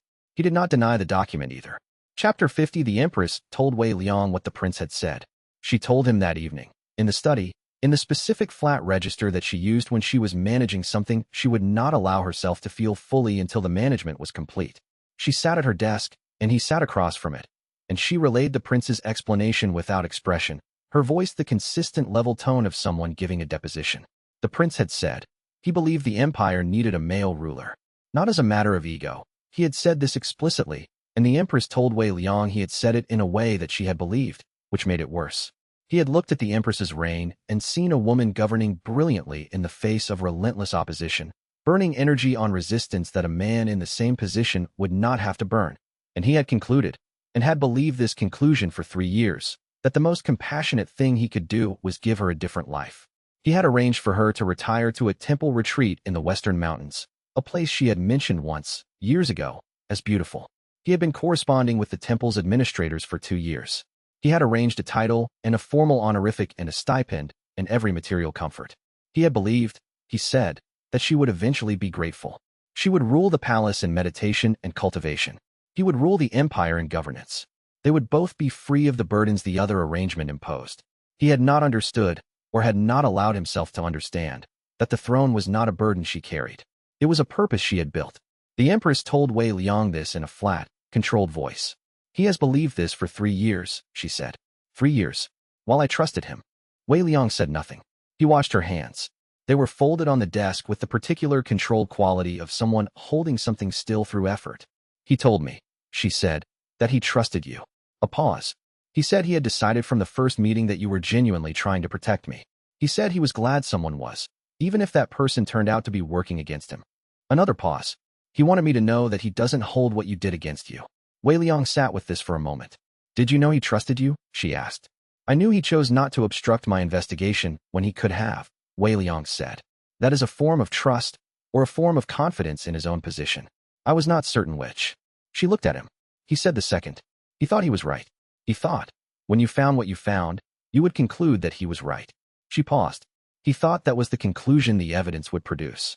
Wei Liang thought about this. He thought I would look at the analysis of what he had built, he said slowly, and conclude that the empire would be better governed with a male ruler, and that I would make the same calculation he had made. Yes, she said. He was wrong about that, Wei Liang said. I know. She looked at the desk. He doesn't understand the part that I understand, which is that the quality of the ruler is not the question. The question is whether the process that removes a competent ruler without her consent is the kind of process that produces a well-governed empire. It never is. She paused. He is intelligent enough to understand this. He was not honest enough to apply it to his own plan. Wei Liang said nothing for a moment. Then he said, What do you want to do?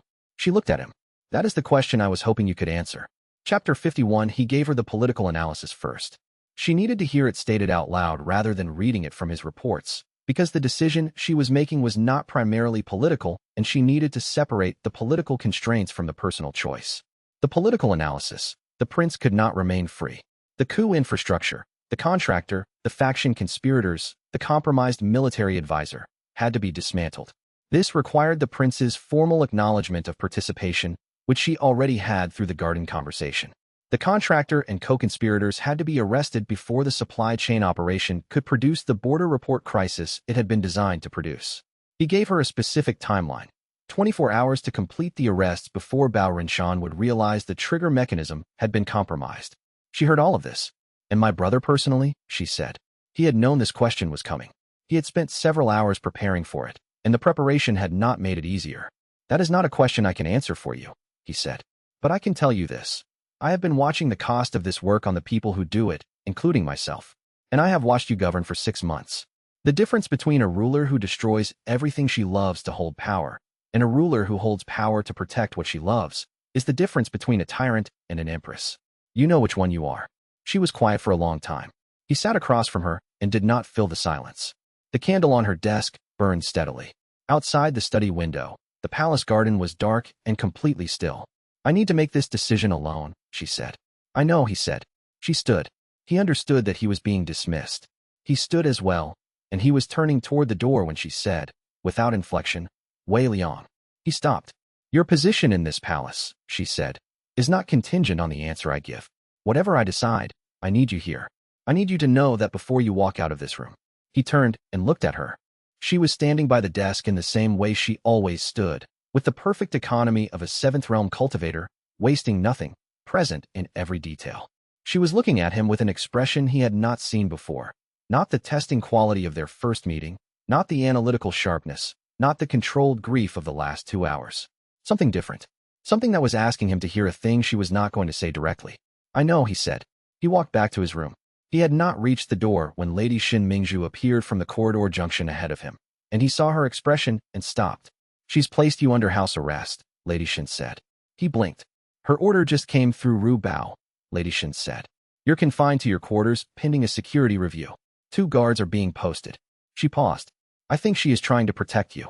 He stood in the corridor for a moment. Then he went to his room, and the door closed, and the guards took their positions, and Wei Liang sat down on the edge of his cot and thought, she is managing this herself.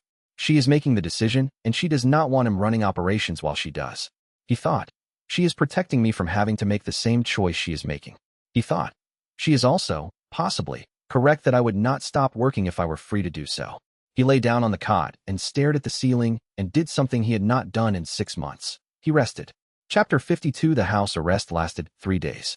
On the first day, Ru Bao brought him food and said nothing beyond answering his direct questions. The contractor Bao Rinshan had been detained at a border checkpoint through Chao's authority. 3 of the faction conspirators, including senior military advisor Su Mengfu, had been placed under security review.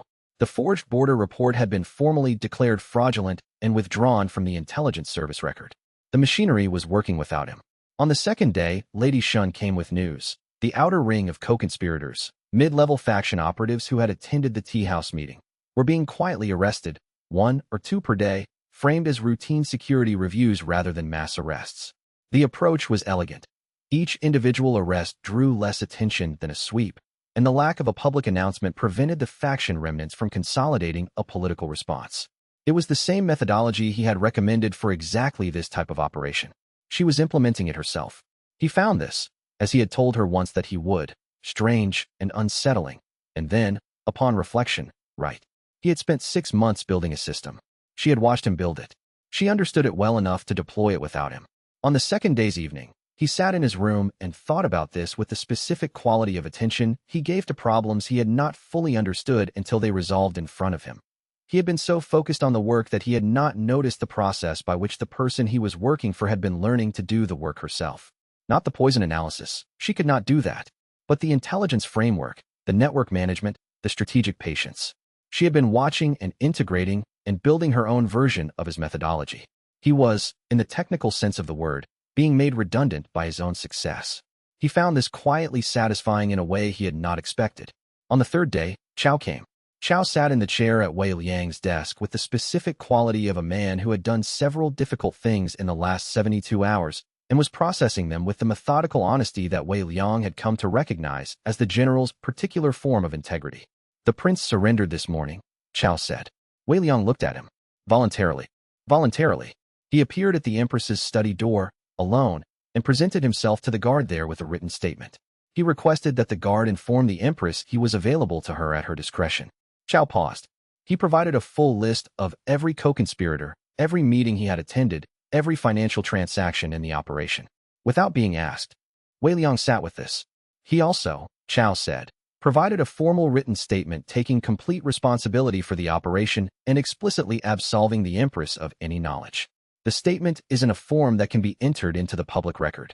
Wei Liang thought about the garden, about the prince's expression when he had looked at the financial document, about the quality of recognition in that fraction of a second at the garden gate. He thought about a man who had built a 3-year operation, who had been intelligent enough to understand the risks, who had loved his sister enough to protect her even from the consequences of his own plan. He thought, the most politically sophisticated thing the prince has done is this. The surrender was not defeat. It was a final act of protection, making the Empress's response look like justice rather than suppression, making the case for her mercy by removing any basis for sympathy for the coup. A prince who confessed fully and took responsibility completely could be treated mercifully without political cost. A prince who had to be arrested could not. He knew. He had known enough to design a coup that almost worked. He knew enough to end it in a way that protected his sister. Wei Liang thought, I do not know whether to admire this or find it unbearable. He found, honestly, that it was both. She is releasing you, Chao said. She wanted me to tell you in person. Chapter 53. The Empress summoned him to the throne room that afternoon. Not to the study, not to the Jade Pavilion, to the throne room, which was the formal court space where the Empress conducted official business in front of the assembled court. Wei Liang arrived to find the room already full. Every court official above the 5th procedural rank, the guard command's senior staff, the household senior officers, and, standing quietly in the observation gallery, Lady Shun, Ru Bao, and Madame Ho. He took his position in the household staff area and waited. The Empress entered from the formal doors. She was in full court dress, not the working robe she wore for private briefings, but the complete ceremonial presentation of imperial authority, every element of which communicated that what was happening here was not administrative but constitutional. She moved through the room to the throne with the specific quality of presence that she rarely deployed in the spaces he knew her in, and which was, he found, genuinely commanding. Not performed, not imposed, but the natural authority of a seventh-realm cultivator who had been governing for 8 years and had no uncertainty left about her right to the space she occupied. She seated herself and looked at the court. She spoke for 14 minutes without notes. She named the conspirators, the charges, the evidence. She was specific about the operations mechanics, the contractor, the supply chain leverage, the fabricated border report, in a way that left no ambiguity about what had been attempted and how it had been stopped. She named the prince's involvement and his confession and his full cooperation.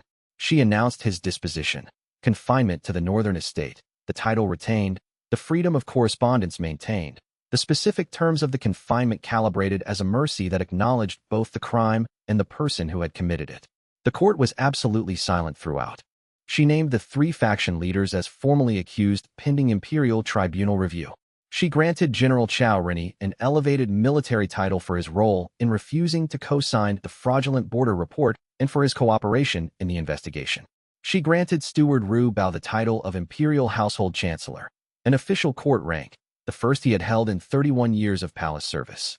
Wei Liang watched Ru Bao in the observation gallery receive this and saw, for the first time, the steward's controlled composure show something unguarded.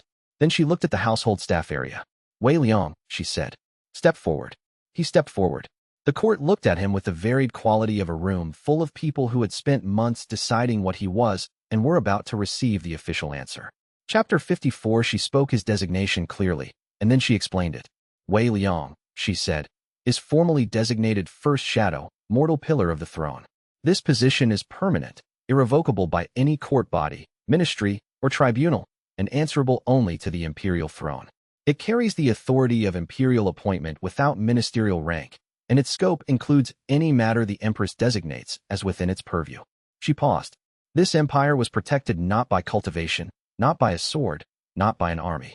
It was protected by knowledge, patience, and the willingness to bear difficult truths and deliver them to the person who needed to hear them, regardless of the cost to the one who carried them. She looked at Wei Liang directly. The court has spent considerable effort over the past 6 months attempting to define Wei Liang as something without legitimate standing in this palace, she said. I am resolving that question. She looked back at the assembled court. A mortal without cultivation, in a position of permanent standing in an immortal court. This is not a precedent I take lightly. It is a precedent I take because it is correct. The court was quiet. Wei Liang stood in the place he had stepped to, not quite the center of the room, not quite the edge, and felt the specific quality of a room in which the political balance has shifted in a way that everyone present recognizes as final. He looked at Minister Hao Jingwen in the assembled court. The minister was in the 3rd row, between 2 colleagues who were both watching the Empress with expressions ranging from careful neutrality to controlled alarm. Hao was not watching the Empress. He was watching Wei Liang. And the expression on his face was not the hatred that Wei Liang had catalogued in their early interactions, not the calculating pragmatism of their collaboration, and not the fury of their confrontation after the merchant faction's exposure. It was something more complicated. It was the expression of a man revising his assessment of something he had previously misunderstood. Wei Liang held the recognition in the minister's eyes for a moment. Then the ceremony concluded, and the court dispersed, and he walked back to his small room off the servants' corridor and sat at his desk and wrote his afternoon report. The report was about the coup's infrastructure dismantlement, the contractor's detention status, the co-conspirators' arrest timeline, the supply chain normalization process for the Northern Border Army. It was precise and thorough and covered everything that needed to be addressed in the next 48 hours. He delivered it to the Empress's study before the evening meal. Chapter 55. The weeks that followed had a different texture than anything that had preceded them. He had spent 6 months operating in conditions of continuous threat management. Every day a new problem, a new vector, a new analysis that had to be completed before someone could be hurt. The weeks after the coup's dismantlement were not easy, and they were not simple, but they had a different quality of pressure, the pressure of reconstruction rather than defense. The 3 faction leaders' tribunals proceeded with the methodical care that proper legal proceedings required. Wei Liang attended the relevant sessions as a witness and as the primary intelligence analyst for the prosecution case. He gave his testimony with the same precise calibration he gave everything else, answering exactly the questions asked and providing exactly the documentation required. Feng Buwei was stripped of his ritualist bureau leadership and formally confined to his sect's mountain retreat under the bureau's own disciplinary protocol. The bureau's remaining staff, freed from the high ritualist political direction, began, cautiously, over weeks, to return to its legitimate function of celestial observation and ritual maintenance. Wei Liang found this outcome quietly satisfying. Grand Duke Shen Tianlong was formally censured and stripped of his court advisory role. The noble faction's institutional structure remained. Destroying it entirely would have created a power vacuum in the noble military alignment that the empire's governance couldn't absorb immediately, but the duke's personal authority was broken. His son, the proposed consort candidate, withdrew the consort petition within the week. Minister Hao, in the end, was the most useful of the three. He made a deal. Full cooperation with the tribunal's investigation of the merchant faction's corruption networks in exchange for a reduced charge that acknowledged his cooperation and provided a path to eventual commercial rehabilitation under strict conditions. The deal produced enough information to dismantle the merchant faction's corruption infrastructure almost entirely. 7 years of systematically built corruption networks, identified and dismantled in 3 months of cooperative disclosure. Wei Liang processed each outcome with a satisfaction that was specific and measured, and not the same thing as happiness, which he had noticed was different in texture. Satisfaction had a complete quality, a sense of resolution. Happiness was something else, something less certain, more open, with a particular vulnerability to disruption that satisfaction did not have. He thought about this distinction while reading the tribunal's final report on the faction proceedings, alone in his room in the late evening, the candle burning steadily on his desk. He set the report down and went to find Ru Bao. Chapter 56. Ru Bao was in his office at the late hour, as he almost always was, working through the palace's administrative correspondence with the patient thoroughness of someone who had been doing this work for decades and had decided long ago that thoroughness was the only ethical approach to administrative responsibility. He looked up when Wei Liang came in. The tribunal reports are done, Wei Liang said. He sat in the chair across from the desk, the same chair he had sat in when Ru Bao had first shown him the scope of what he was being hired to do, 6 months and a lifetime ago. All 3 factional proceedings concluded. I read the summaries, Ru Bao said. Hao's cooperation was more complete than I expected, Wei Liang said. He is a man who knows how to survive, Ru Bao said. He knew the cooperation was the survival mechanism. He used it. He set down his pen. Are you troubled by the outcome? By Hao's outcome specifically? No. He did real harm. The cooperation reduced his sentence but didn't erase the harm. Wei Liang paused. By the aggregate outcome, less certain. Ru Bao looked at him. In what sense? 3 factions dismantled or severely curtailed. The supply chain normalized. The coup infrastructure destroyed. The empire is more stably governed now than it was 12 months ago by any measurable indicator. He paused. And I am sitting in a room that I operated from while conducting intelligence operations on most of the people in this palace, using methods that were not always clean, to reach an outcome that I believe was right. He looked at Ru Bao steadily. I don't know how to hold that. Ru Bao was quiet for a moment. What does happiness feel like? Wei Liang asked. To a palace steward. Ru Bao looked at him with the specific expression of someone who had not been asked this question and was taking it seriously. It feels like going to sleep, he said, knowing that the person you serve is safe, that the palace is functioning, that the morning will bring problems that are within the normal scope of governance rather than crises that threaten the institution. He paused. Did you feel that last night? Wei Liang considered this honestly. Yes, he said. I think I did. Ru Bao nodded. Then you have your answer, he said, about how to hold it. Wei Liang sat in the quiet of the office for a moment. Then he stood. The palace physician protocol, he said. Madam Ho and I have been discussing a joint inspection framework. I'd like to formalize it under the new security protocols. I'll schedule it, Ru Bao said. He walked back to his room through the late-night corridors, and the palace around him was quiet in the way that palaces were quiet when they were safe. Not silent, because a living institution was never silent, but calm, the specific quality of a place whose residents were sleeping rather than watching. He found this remarkable. Chapter 57. The restructuring took 6 weeks. He began with what he knew. The informal intelligence and security framework he had been running from his room since the 2nd week of his employment. The framework had been effective, but it was fragile. It ran on his personal relationships, his informal networks, his individual analytical work. If something happened to him, it stopped.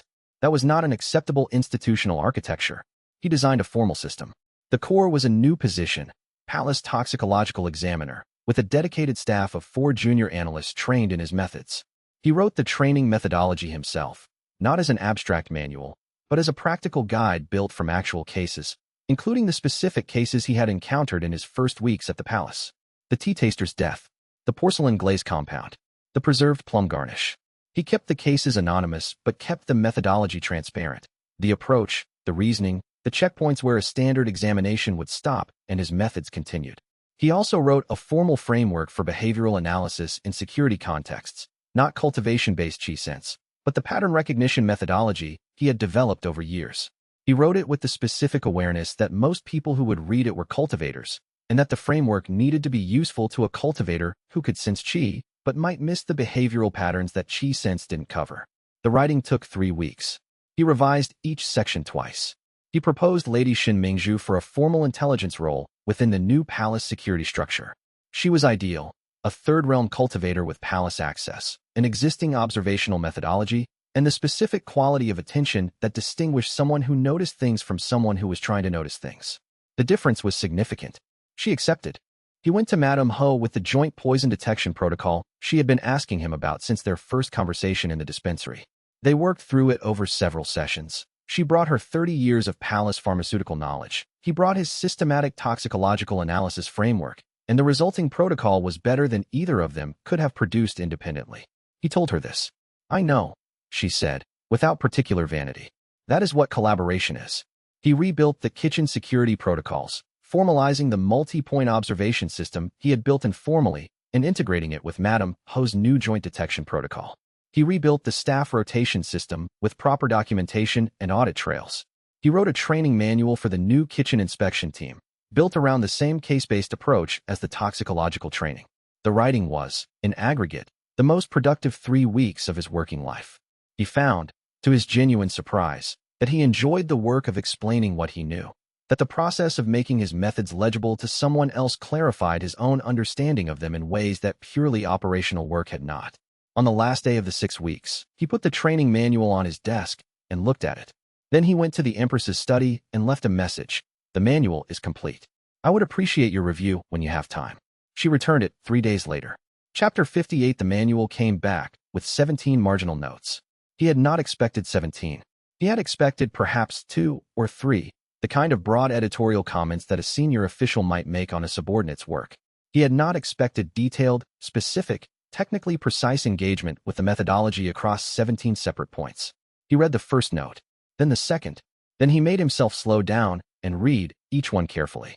She had engaged with the manual the way she engaged with everything he wrote, not accepting it as a finished product, but as a starting point, adding her own thinking where his thinking had left gaps, questioning his reasoning where her reasoning went somewhere different.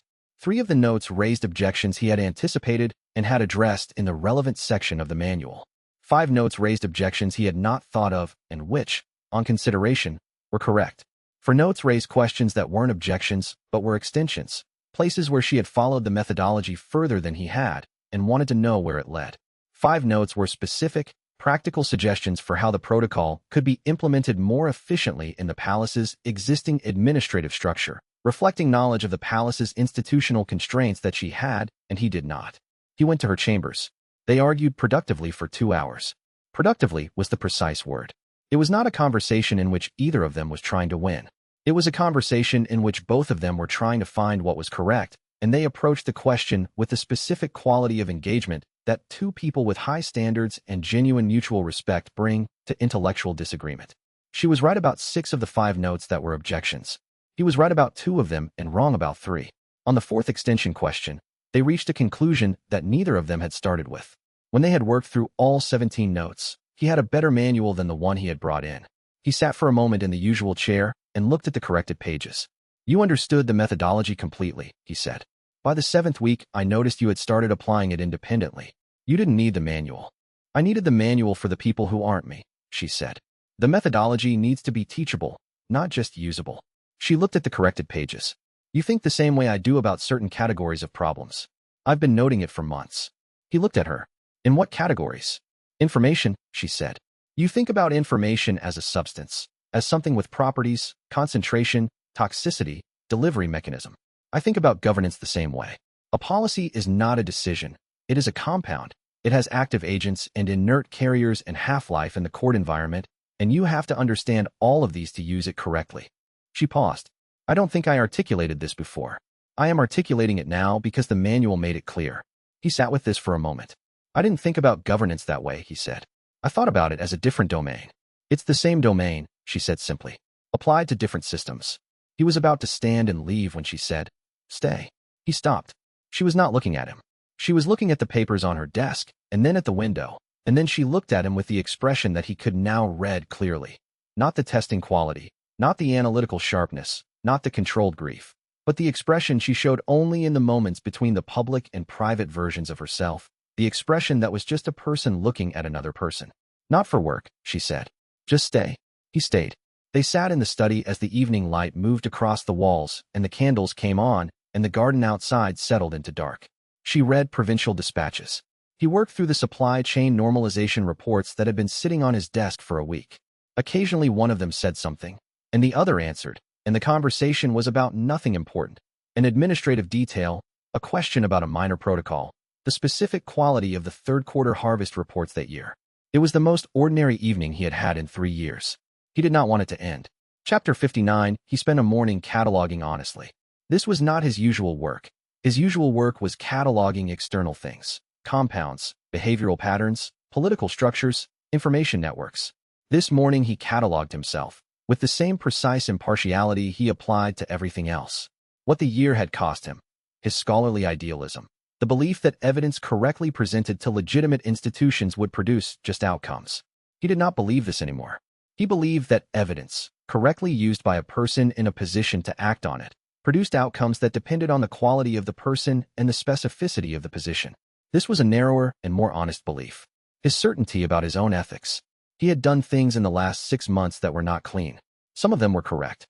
Some of them he was still uncertain about. He had made peace with the uncertainty and with the fact that making peace with uncertainty was different from resolving it. His distance. He had operated at a careful distance from all his previous professional relationships. Consultants were not friends. Contacts were not allies. Analysis was not care.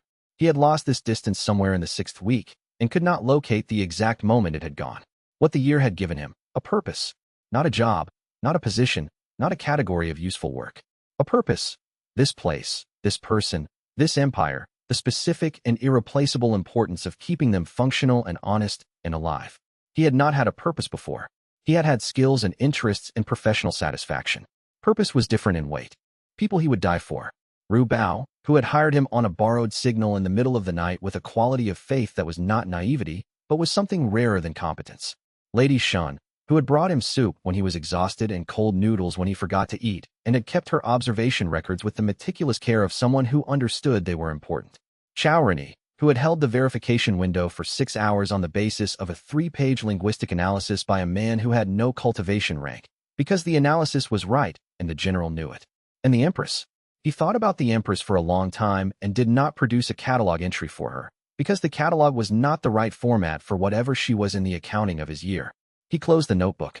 He picked up his jacket and went to find Ru Bao. "I'm going to be here for a very long time, aren't I?" he said. It was not entirely a question. Ru Bao looked up from his desk. He was holding a supply manifest and a cup of tea, and his expression carried the specific quality of someone who has been expecting a conversation for a long time and is prepared for it.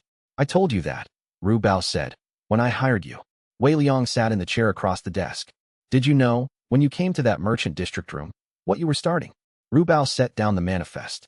He was quiet for a moment that Wei Liang recognized as genuine consideration rather than management. "I knew you were the most dangerous man I had ever interviewed," Ru Bao said at last. "I knew that you would either transform the palace or be destroyed by it, and that those were the only 2 options available to someone with your particular combination of skills and principles in this environment." He paused. "I hired you anyway, because the palace needed transforming, and I was 62 years old and unlikely to find another candidate. That is the job. Recognize the dangerous necessary thing, and bring it in, and trust that the person in front of you is who they appear to be."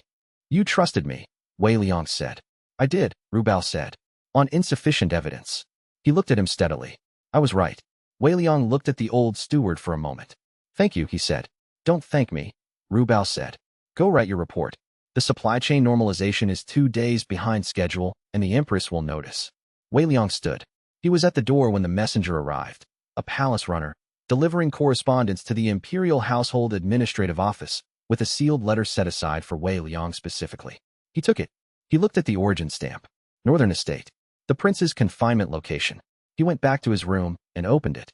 Chapter 60. The letter from the Northern Estate was 3 pages in the prince's precise handwriting. The first page was administrative, the prince reporting that he had settled into his confinement quarters, that the staff at the estate had been courteous, that the library was substantial and the gardens required significant work, which he intended to address personally as an occupation. He described the view from the north-facing windows with the specific, slightly self-conscious precision of a man writing to someone he isn't certain will respond, filling space with observable detail while waiting to see whether the larger communication is welcome. The second page was harder. He wrote about the plan, not defensively, but honestly. He wrote that he had believed himself to be right, and that he had examined this belief carefully in the weeks of confinement and found it was genuine.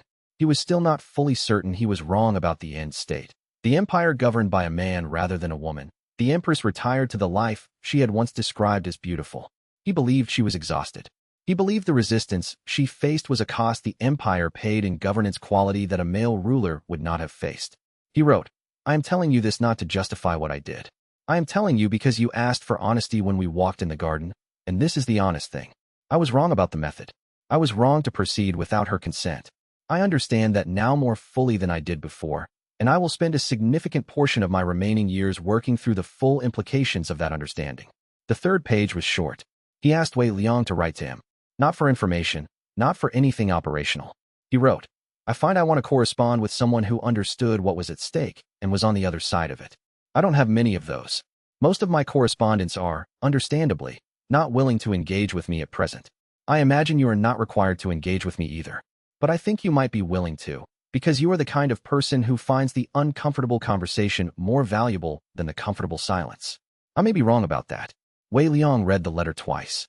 He sat at his desk for a long time with the letter in front of him, and he thought about the prince in the garden feeding fish, and about 90 minutes of conversation that had shown him nothing false, and about a man who had built a 3-year operation out of a genuine belief and had ended it with the most precise act of protection available to him. He picked up his pen. He wrote, "You were wrong about the method. I am not certain you were wrong about everything else. The empire is better for having you care about it, even if your care became a knife. I do not know if that is comfort or not. I will keep her safe. That I can promise." He sealed the letter and put it on the outgoing correspondence pile. Then he took a clean sheet of paper and began his daily report to the Empress. The supply chain normalization. 2 of the 19 garrison contracts had been re-tendered to legitimate contractors and were operating at full efficiency. 3 more were in the re-tendering process. The remaining 14 were operating under temporary administration pending new contract awards. Estimated full normalization, 40 days. The faction tribunal proceedings. All 3 concluded. The formal orders were being drafted. He expected completion by end of week. The new toxicological examination staff. 2 of the 4 candidates had completed their preliminary training under his supervision. He recommended full installation by the end of the following month. He finished the report, read through it once, made 2 corrections, and folded it into the formal household correspondence envelope. He walked through the morning corridors toward the Empress's study. The palace was moving at its normal pace. Servants carrying correspondence and supplies, administrative staff crossing between wings on their daily routes, the guard commander's rounds visible at the outer gate. An ordinary morning. Ordinary problems, governance problems, administrative problems, the continuous low-level effort of keeping a functioning institution functioning. He had never in his life worked anywhere that he thought of as his. The Scholars' Academy had been a posting. The merchant district consulting work had been a livelihood. This was something else. He had not decided exactly what to call it. He thought probably there was not a clean word for it in the standard vocabulary. He turned the last corridor toward her study and found the door open. She was at her desk, tea in hand, reading the morning provincial dispatches with the specific quality of focused attention she brought to early morning reading, which was different from her afternoon attention, sharper in some ways and more relaxed in others. She had the specific posture of someone who was comfortable in their own space. She looked up when she heard his footstep. "I was waiting," she said. He walked in. He sat across from her desk in the chair he had occupied for 6 months of morning briefings, and he set the daily report on the desk between them. And he looked at the woman who governed the empire from a desk covered in provincial dispatches, with tea going cold at her elbow because she forgot to drink it when she was reading, who wrote 17 marginal notes in the margins of a toxicological training manual because she was constitutionally incapable of receiving information passively, who had made the hardest decision of her reign in a garden by a fish pond and emerged from it without losing anything that was essentially hers. "Your Majesty," he said, "here is what I have found." She set down the dispatch she was reading. She picked up his report. She looked at him once more, the specific look that he had learned to read over 6 months and would continue reading for however long this work lasted. Then she began to read, and he began to talk, and outside the study windows the empire turned through its mourning the way empires do when they are, for a moment, in capable hands. And so the Tao continues. If this journey moved you, leave a like and share your thoughts in the comments below. Subscribe and ring the bell. More stories await on the path ahead. Until next time, fellow cultivators. Chapter Expansions Chapter 49. Additional passage. He took his position in the garden pavilion gallery 20 minutes before the Empress arrived. This was the part of the work that he had not prepared for, the part where the intelligence operation concluded, and the human reality of the operation's conclusion was present in the garden on a Tuesday morning with the fish pond reflecting the autumn sky, and two people who loved each other meeting to discuss what could not be undone. He had planned everything he could plan. The documentary package was delivered. Chow had the verification window held. The counter-narrative documents were in the War Council officials' hands. The contractor was detained. The outer ring of conspirators was under watch. He could not plan the conversation in the garden. He could only watch it. The prince entered through the garden gate with the ease he always carried, the unhurried quality of someone for whom this particular location had positive associations. He was early, which meant he had come when Wei Liang's message arrived rather than waiting. He had wanted to come. The Empress was already at the fish pond. She did not turn when she heard the gate. Wei Liang watched the greeting from 20 meters away, the prince's body language adjusting as he approached and saw her posture, the specific quality of the adjustment when a person reads in another person's posture that something is different from what it should be. He was still moving forward, still warm, but with a new quality of care, the careful movement of someone who knows they are approaching something that requires delicacy. She turned when he was 4 meters away. Wei Liang could see her face from this distance, but not the specific details of her expression. Too far, wrong angle. He could read the shape of it, controlled, with an effort. The prince stopped. 2 meters of distance between them. The quality of the stop was specific, not surprise, not guilt, but the stop of someone who has been expecting this moment and has arrived at it, and is now doing the accounting that they knew was coming. They talked for 40 minutes. Wei Liang watched the body language move through several stages. The prince's initial engagement, warm and explaining. The Empress's controlled reception. The document production, one single document that she showed him. The prince's face doing the thing that was not denial. And then the long second stage of the conversation, which was the prince explaining something, not the what. Wei Liang knew the what, but the why. The why was what she had needed to hear. He watched her receive it. Her stillness deepened during the explanation, the particular stillness of a person taking in something that was recontextualizing everything they had understood about a relationship they had thought they understood completely. The conversation ended with both of them standing by the pond in silence. Wei Liang stayed in the gallery until the prince had left through the gate, and the Empress had turned back to the water and stood there alone for a moment, looking at the fish. Then he withdrew and waited for her to summon him. Chapter 50. Additional passage. She told him what the prince had said that evening, in the study, with the flat voice of someone recounting a deposition. The prince had spoken for 20 minutes. He had explained his reasoning, not defensively, she said, but as a person presenting a case they had prepared and lived with for years. He had told her that he had been watching her govern for 8 years, and had seen her expend a quality and quantity of effort on resistance that a male ruler would not have faced. He had seen the faction obstruction, the consort pressure, the celestial manipulation. He had concluded that the governing capacity was being consumed by the resistance rather than by the governance. He had thought she was exhausted. He had been wrong. He had been wrong because he had not asked her. He had arranged the temple retreat, a specific temple in the western mountains that she had mentioned once, years ago, in a casual conversation about landscape. He had been corresponding with the temple's administrators for 2 years, arranging the title and the honorific and the material provisions. He had imagined her there, in cultivation rather than governance, and he had believed she would eventually be grateful. She told Wei Liang this in the flat voice, and Wei Liang listened to it with the specific quality of attention that a person gave to information they needed to receive completely before they could respond to it at all. He has believed this for 3 years, she said. 3 years of planning. 3 years of what I thought was his trust. Wei Liang said nothing. He told me, she said, that he had been watching you. Since your first week. He had been watching how you worked, and he had concluded that you were genuinely trying to protect me, not to advance your own position. She paused. He said he was glad someone was. Wei Liang sat with this. Did you know, she said, that he was watching you?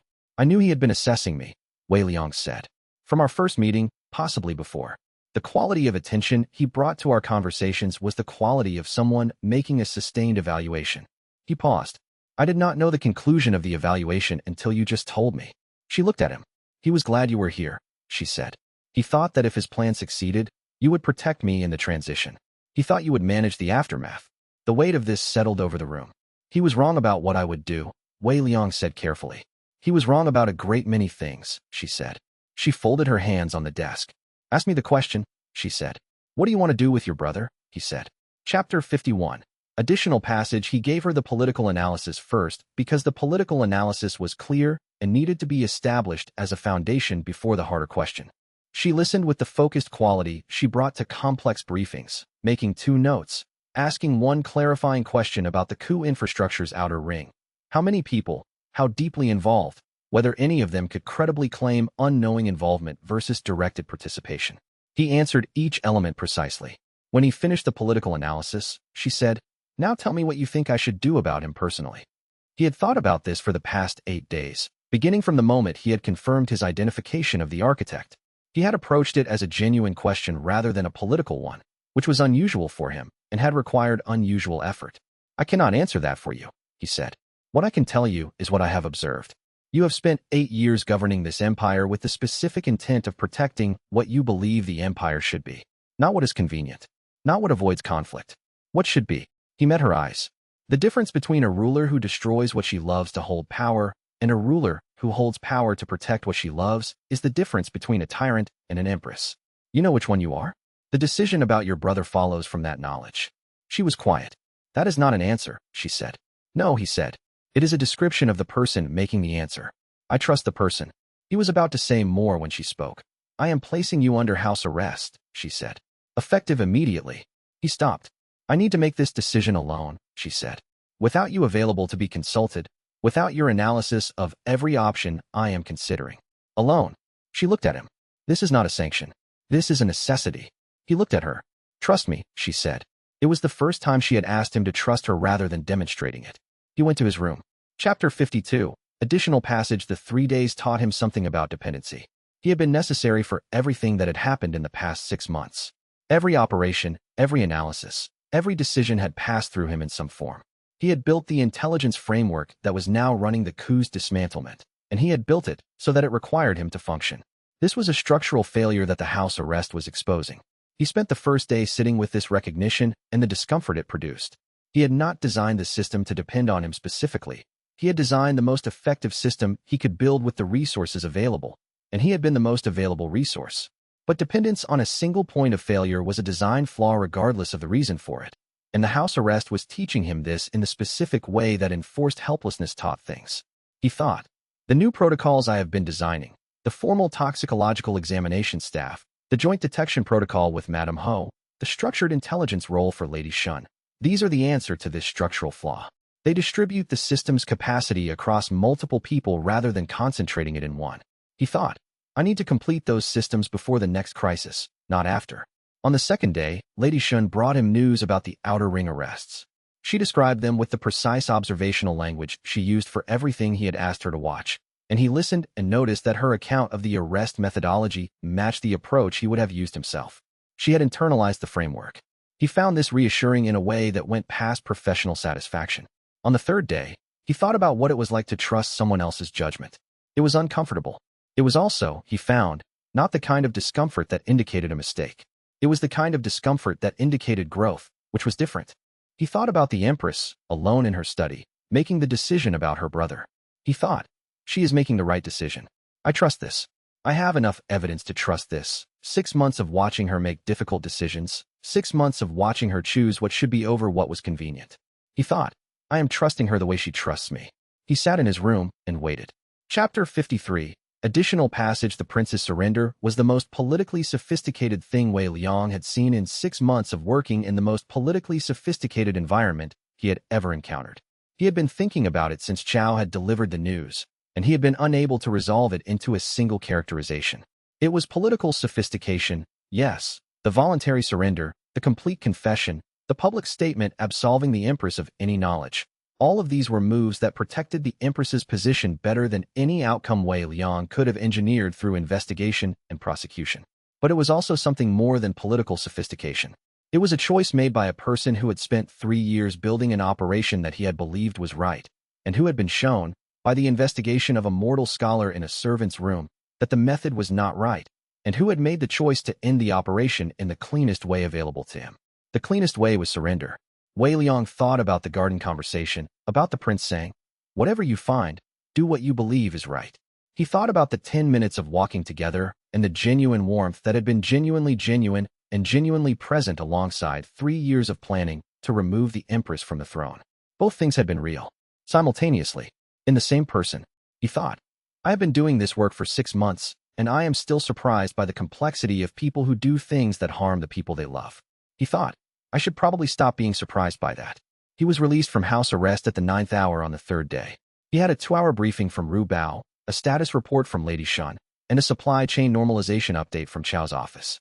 Everything was moving in the right direction. Then Ru Bao said, "She is summoning you to the throne room." Chapter 54. Additional passage. He stood in the household staff area and watched the Empress address the court and thought about what it meant to watch a person do their work at the level they had been doing it all along. He had been watching her in the private sessions, in the briefings, in the study, in the midnight conversations that had run to dawn. He had seen her think and decide and correct and hold difficult truths without flinching. He had built a detailed map of her mind over 6 months. He had not seen her in the throne room. What he saw was not different from what he knew, but it was the same thing in a different key. The same precision and the same authority, but at the scale of an institution rather than a conversation. The controlled grief of addressing the court about her brother's actions. The specific quality of the mercy she extended, not weakness, not sentiment, but the deliberate choice of a person who had decided that what kind of ruler she was mattered more than what kind of political message she sent. She granted Chao his title. She granted Ru Bao his rank. Both were right, and both were public, and both communicated, to anyone who could read the communication, something about how she understood loyalty and what she considered worth rewarding. Then she looked at the household staff area and said his name. He stepped forward and she explained, to the full court, what he was. Not what he had done, though she named the coup's prevention and attributed it correctly.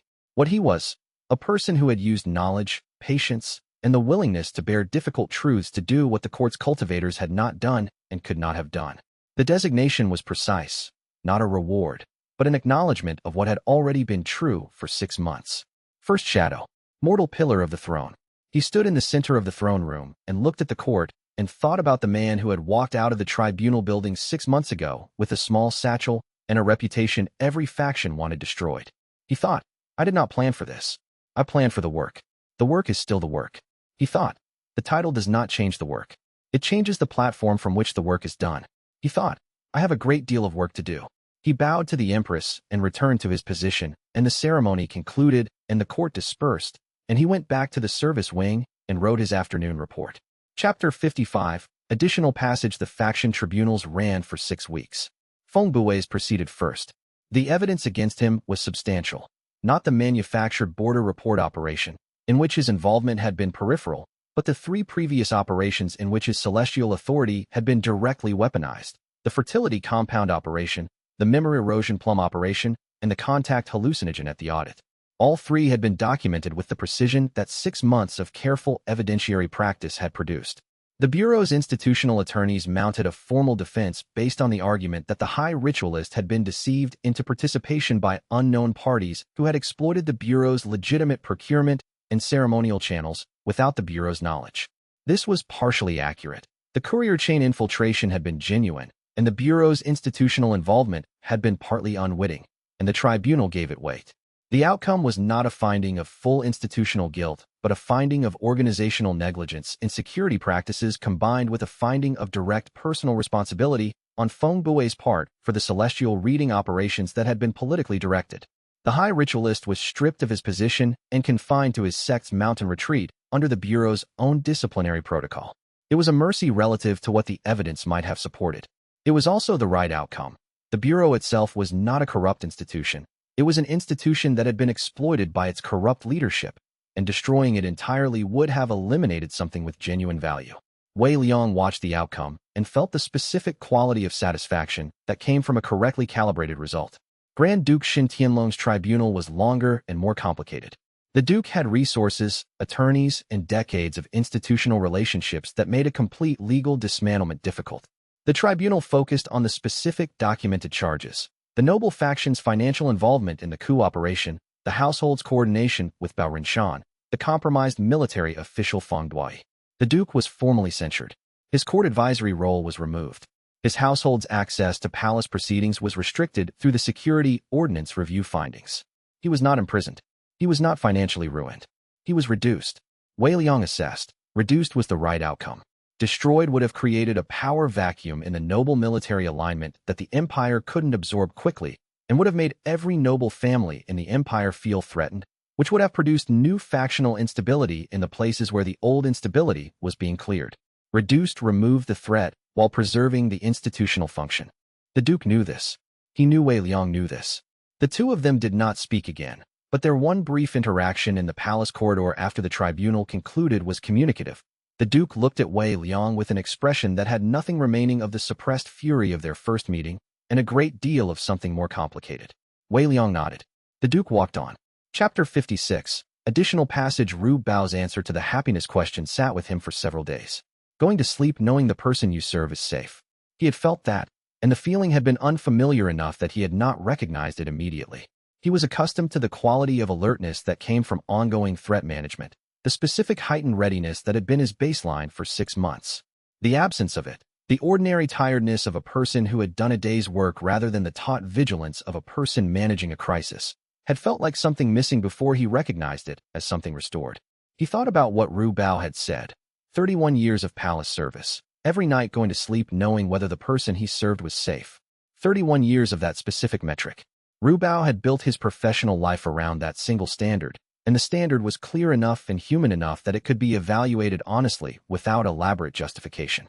He thought about his own standard. He had been operating on what he would have described, if asked, as a commitment to competence. His own competence, the Empress's competence, the Empire's competence at governing itself. But competence was a cool standard, a professional one, and what he had found over 6 months was that he was not operating from a cool standard. He was operating from something warmer than that. He thought about the midnight conversations, and the marginal notes, and the 17-point manual review. He thought about the way she said come at midnight and meant it, and the way she said stay and meant it differently, and the way he had stayed, reading, in the most ordinary, extraordinary evening of his recent life. He thought, I am not purely an advisor. I am something more specific than that, and the more specific thing is harder to name, and naming it would change the shape of what it was in ways I am not certain I want. He thought, I can hold this without naming it for now. He went to find Ru Bao and ask about happiness. Chapter 57. Additional passage. The training manual took 3 weeks to write. He had written one before. The Scholars Academy had required a minor policy paper, and he had written 3 forensic methodological appendices for the tribunal investigation. But those had been audience-specific and purpose-specific in ways that this manual was not.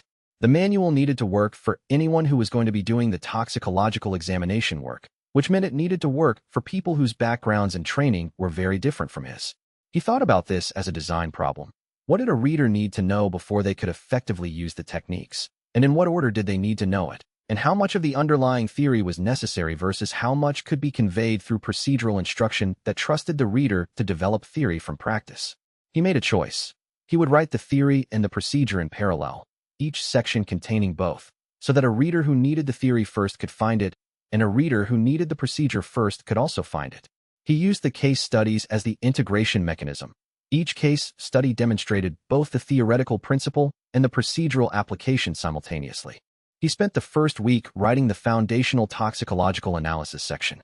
He spent the second week writing the behavioral analysis section, which was harder because behavioral analysis did not have the same formal disciplinary foundation as toxicology. It was more methodological innovation than established science, and writing it required making the methodology explicit in a way that his practice of it had never required. He spent the third week writing the integration section, which was about how the two analytical tracks work together, how to hold toxicological and behavioral evidence simultaneously, how to weight them against each other when they pointed in different directions. He read the completed manual and found it good. Not perfect. He had already identified 4 areas that needed strengthening, but functional and honest, and more clearly organized than the methodology had been in his own head before he wrote it down. He left it on the Empress's desk. Chapter 58. Additional passage. The argument about Note 11 ran for 40 minutes. Note 11 was about the behavioral analysis section, specifically the claim that behavioral indicators of deception were more reliable than behavioral indicators of honesty, that absence of deception was less informative than presence of it. She had noted, "This seems backward. Absence of deception should be highly informative in a context where most actors have reason to deceive." He had thought about this carefully before engaging the argument, because her claim was not obviously wrong. "The claim is about the relative reliability of positive versus negative evidence," he said. "Presence of deception indicators is reliable positive evidence. It tells you something specific is happening. Absence of deception indicators is ambiguous negative evidence. It could mean the person is honest, or it could mean the person is a sufficiently skilled performer that the indicators are not appearing." "But in a palace context," she said, "most actors are not sufficiently skilled performers. The base rate of successful deception performance is low. So absence of deception indicators, in this context, is actually quite informative." He thought about this. She was right that the base rate mattered. He had been writing the methodology in a context-agnostic way. "You're arguing that the base rate of skilled performers in this specific population is low enough that absence of indicators is reliable," he said. "Yes. I agree with the base rate claim," he said. "I don't agree that it changes the fundamental asymmetry. The reason deception indicators are more reliable than honest indicators is not about the base rate. It is about the asymmetry between false positive and false negative errors. A false positive on a deception indicator, attributing deception where there is honesty, costs you a good source. A false negative, attributing honesty where there is deception, costs you significantly more." She was quiet. "So the asymmetry in error cost drives the asymmetry in reliability," she said slowly. "Yes," he said. "Then the note should be rewritten to explain the error cost reasoning, not just the reliability claim," she said. "As written, it reads as a bare assertion." She was right. He rewrote note 11. When he was about to leave, she said, "Stay." He stayed. Chapter 59. Additional passage. He went to see Ru Bao the day the full accounting was complete. Not the palace's accounting. That would take years. His own accounting. The specific personal inventory of what had been spent in the previous year and what had been produced by the spending. He sat in the chair across from Ru Bao's desk and said, "I am going to be here for a very long time." Ru Bao set down his pen. "Yes," he said. "When you hired me," Wei Liang said. "Did you know?" Ru Bao thought about this genuinely, which was how he thought about everything. "I knew you were dangerous," he said. "Not dangerous in the sense of threatening the palace. Dangerous in the sense of being the kind of person who changed things permanently when they were brought into a situation. I have hired perhaps 60 people over 31 years in this role, and I have learned to recognize the difference between the people who do the work as it is given to them and the people who reconceive the work while they are doing it. You were the second kind, and you hired me anyway," Wei Liang said. "The palace needed the second kind," Ru Bao said simply. "It needed someone who would reconceive the work. I had known this for years and had not found the right person, and then you came to me with the silver thread extract identification and the courier analysis and the clear-eyed assessment of what the palace's security situation actually was, and I thought, here is the right person. You knew I would change things permanently." "Yes," Ru Bao said. "That was what I was hiring." Wei Liang sat with this for a moment. "What was the biggest thing you did not expect?" Ru Bao thought about it. "That she would trust you as quickly as she did," he said. "I thought it would take a year before she trusted you fully. It took 3 months. She saw you faster than I expected her to see you." He paused. "I was glad to be wrong about the timeline." The messenger arrived. Wei Liang took the letter from the northern estate and looked at the origin stamp and felt something he had not fully felt before, which was the specific sensation of a relationship whose form had changed and was still in the process of finding its new shape. He went back to his room to read the letter and write his reply. Chapter 60. Additional passage. The letter took him 2 hours to write. Not because the words were difficult to find. He had always been precise and economical with words, and the words came when the thinking was clear, but because the thinking required 2 hours. He was writing to the prince, who had done something terrible out of genuine love, who had been wrong in a way that had cost both of them and the Empress a great deal, and who had ended the thing with the most honest act available to him. He was writing to someone he was not certain what to call. Not an enemy. The prince had tried to harm something Wei Liang valued, but the harm had not been motivated by malice. Not a colleague. They had been on opposite sides of the same operation for years. Not a friend. Not yet. Something between those categories, in the specific space that existed for people who had been in genuine conflict and had come through the conflict to a different kind of regard. He wrote, "You were wrong about the method. I am not certain you were wrong about everything else. The empire is better for having you care about it, even if your care became a knife. I do not know if that is comfort or not." He paused and thought about what else to say. He wrote, "I will keep her safe. That I can promise. He sealed the letter. He looked at the sealed letter for a moment and thought about the year that had produced it. The tribunal building steps, the man in the alley in his robe, the silver thread extract in the porcelain glaze, the 6 cups in the jade pavilion, the cipher letter, the 2 analyses, the garden, the financial trace, the locked box, the 6 hours, the documents on her desk, the garden by the fish pond, the full court assembly, the throne room. All of it had led here. To this room, this desk, this sealed letter, this daily report to write. He picked up his pen. He wrote the daily report with the same precision and care he brought to every report, because the crisis was resolved and the work was ongoing, and the ongoing work was the same work the crisis had been, just at different scale, in different conditions, with different instruments. He walked to the Empress's study through the morning corridors. The palace was doing what palaces did in the morning, servants moving through their routes, guards completing their rotations, administrative staff crossing between wings with their armfuls of correspondence and their purposeful pace. An ordinary morning, ordinary problems. The door was open. She was at her desk, tea in hand, reading the provincial dispatches. She looked up when she heard his step. She looked at him with the expression that he had catalogued and learned and could now read with the precision he brought to everything else. The expression that was not the testing mode or the analytical sharpness or the controlled grief, but the one that was simply her, looking at him, in the ordinary, extraordinary morning light. I was waiting, she said. He walked in. He sat across from her desk in the chair that had become the most familiar chair he had occupied in his working life, and he set the daily report on the desk between them, and he looked at the woman who governed the empire from a desk covered in provincial dispatches with tea going cold at her elbow because she forgot to drink it when she was reading. She set down the dispatch she had been reading. She picked up his report. "Your Majesty," he said, "here is what I have found." She began to read. He began to talk. And outside the study windows the empire moved through its morning in the way that things moved when they were, for a time, being properly cared for. Chapter expansions. Additional passages. Chapter 49. Additional passage. The garden meeting had lasted 40 minutes by Wei Liang's count. He had spent the walk back to his quarters reviewing every exchange in sequence, because that was what he did with significant conversations. He ran them backward and forward in his memory, checking the architecture of what had been said against the architecture of what had not been said, looking for the load-bearing elements that would determine what came next. Prince Shinshiren had arrived composed and left composed. That was itself a kind of data. Most people who had been caught, truly caught, with the evidence fully documented and the inference chain intact from initial investment to operational coordination to the emergency protocol itself.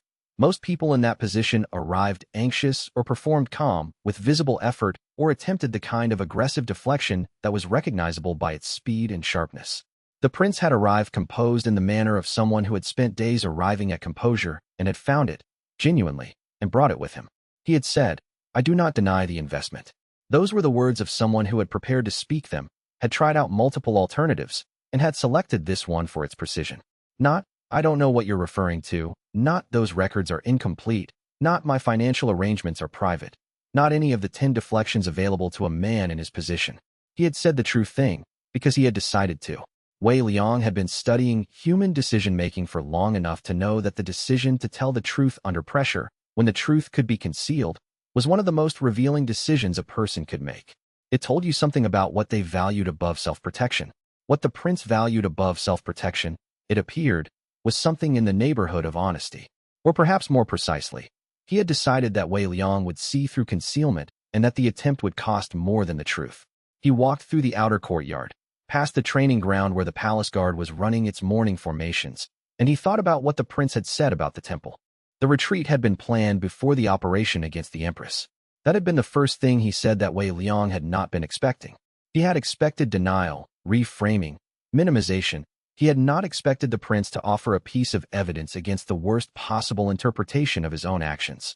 The temple retreat had been arranged 6 months before the emergency protocol financing had been routed to Baoranshan, which meant the prince had been thinking about withdrawal before he had committed to interference, which meant the commitment had been contingent, conditional, possibly reluctant. None of that made it less dangerous. A man who acts reluctantly while believing he is correct about the necessity of the action will commit fully once committed. Reluctance is not moderation, but it was relevant to the question of what to advise. He reached his quarters, dismissed the guard at the door with a nod, went inside, and sat at his writing table with the blank paper in front of him and the tea he had forgotten to ask for absent, and thought about the hardest question. The prince believed the empire needed a male ruler. He had believed it with enough force to act. He had been wrong about the method. Was he wrong about the empire's need? Wei Liang was not equipped to answer that question from ideology or sentiment. He was equipped to answer it from observation. And what he had observed, over the full year of his service, was an empress who was more careful, more precise, more patient, and more structurally sophisticated in her governance than any of the 3 ministers he had worked under in his Scholars' Academy years. The empire was not suffering from a female ruler. The empire was benefiting from this particular ruler. That was the answer he would give if the question was ever asked. But the harder question was not whether the empire needed a male ruler. The harder question was what to do with a prince who had, in a moment of certainty about necessity, done something that could not be undone and had then chosen, when the consequence arrived, not to flee and not to fight, but to sit in a garden and speak the truth. He picked up his pen. He did not write anything yet. He held it and thought about what the Empress would need to know, what she was capable of deciding without his recommendation, what she was capable of deciding only if he gave her the fullest picture, and what he owed the prince as a man who had chosen honesty when dishonesty was available. He owed him nothing by obligation. He had built no relationship with the prince. The prince had worked against the thing Wei Liang served. But what you owe by obligation and what you choose to extend as a matter of principle are separate accounting columns. And Wei Liang had learned early that his own principles were not merely situational. He would give the Empress a complete report. He would include the temple retreat timeline. He would note the composure and the voluntary truth-telling. He would not interpret these things for her. She was fully capable of interpretation. But he would include them, because his job was to provide the fullest possible picture and her job was to decide. He began to write. Chapter 50. Additional passage. The hardest counsel Wei Liang had ever given did not feel difficult in the moment. That was how he would remember it afterward. Not as a moment of anguish or hesitation or the specific internal resistance that came when he knew something and did not want to say it, but as a moment of clarity that felt, in the speaking of it, simply true. The Empress had listened to the full report without interruption.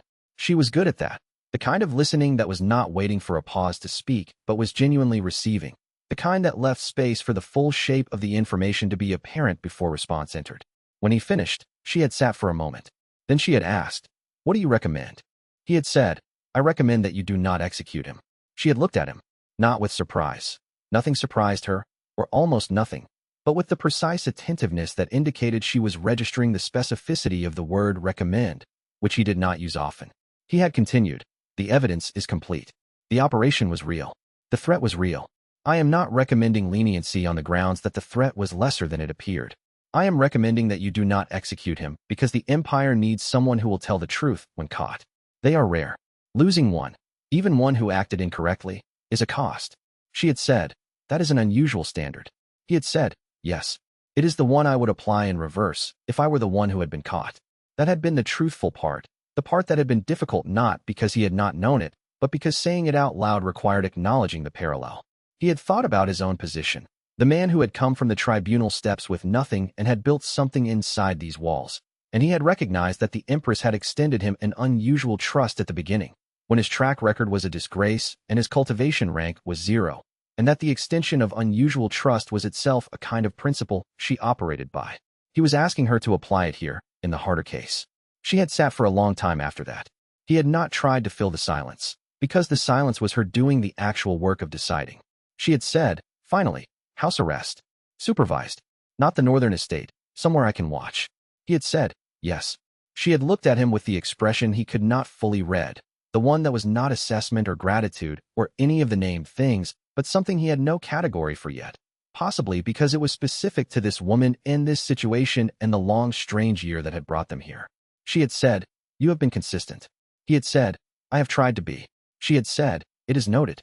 He had gone back to his quarters and written up the house arrest parameters and the supervision protocols and the review schedule and delivered them to Ru Bao before the afternoon meal, because the decision had been made and the next thing was the operational follow-through, and the operational follow-through was always his. Chapter 51. Additional passage. The 3 days of house arrest passed in their own strange rhythm. Wei Liang had not been confined. He had been, if anything, needed more during those 3 days than in the ordinary run of his work, because the decision about the prince was not yet announced and the factions were waiting, and the waiting produced its own category of management problems. He spent the first day managing 3 separate inquiries from Hao Jingwen's office about irregular movement patterns in the eastern quarters, that were not quite questions about the prince, but were clearly questions about the prince, phrased with the elaborate indirection that characterized all of Hao's communication when he was trying to learn something he suspected he was not entitled to know. The second day was consumed by a problem that had nothing to do with the prince at all, a supply chain irregularity in the northern provinces that had been flagged in a routine provincial report, and that, on closer examination, was not a supply chain irregularity, but an accounting convention difference between two adjacent prefecture offices that had been compiling grain census data differently for 11 years. No fraud, no diversion. Just two bureaucrats with different training who had never compared notes because the administrative boundary between them had made comparison non-obvious. He had solved it in 3 hours, written the solution into a single-page recommendation for standardized census format across the two prefectures, and sent it to the appropriate ministry. He had thought about that problem afterward. In the specific way he found himself thinking about small administrative problems when the large political ones were temporarily suspended, not with satisfaction exactly, but with something like confirmation. The empire had an enormous number of 11-year accounting convention differences.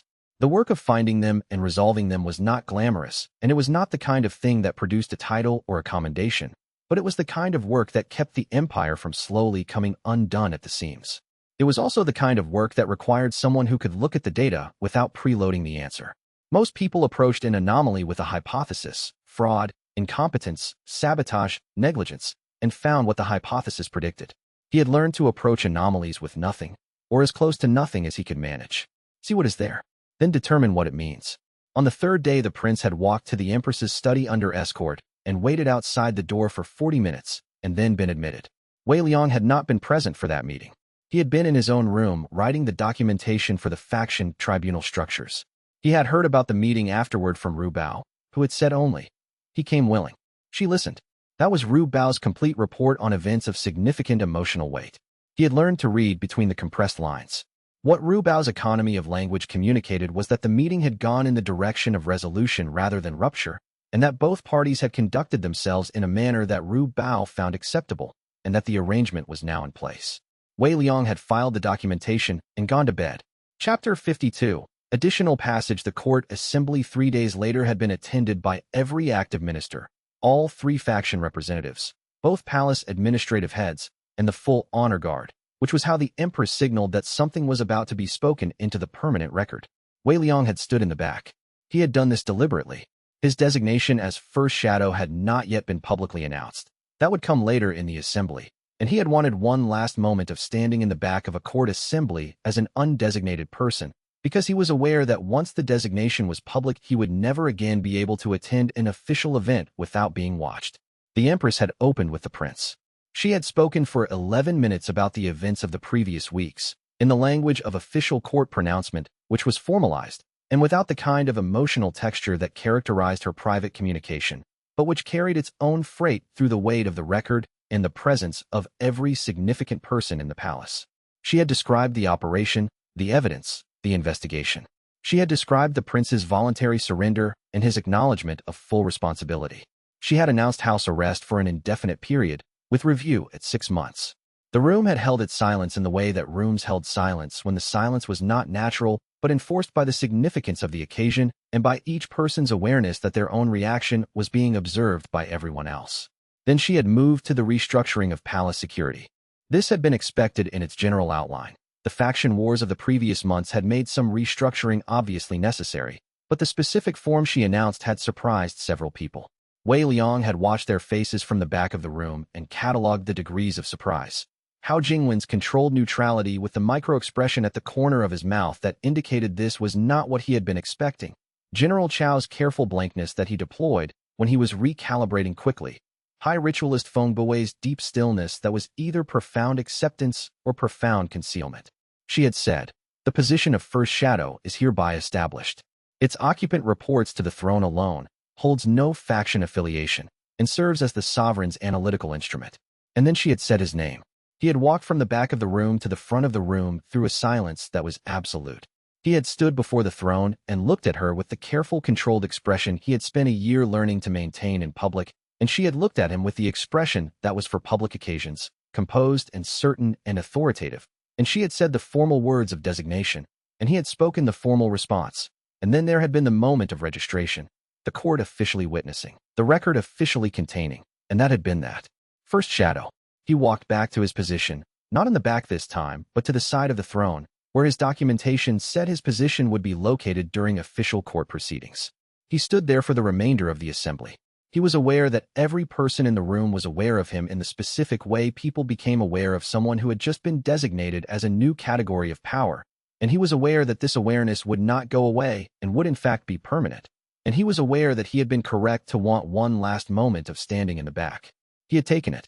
That was the thing about operational decisions. You made them and they were done, and you moved to the next one.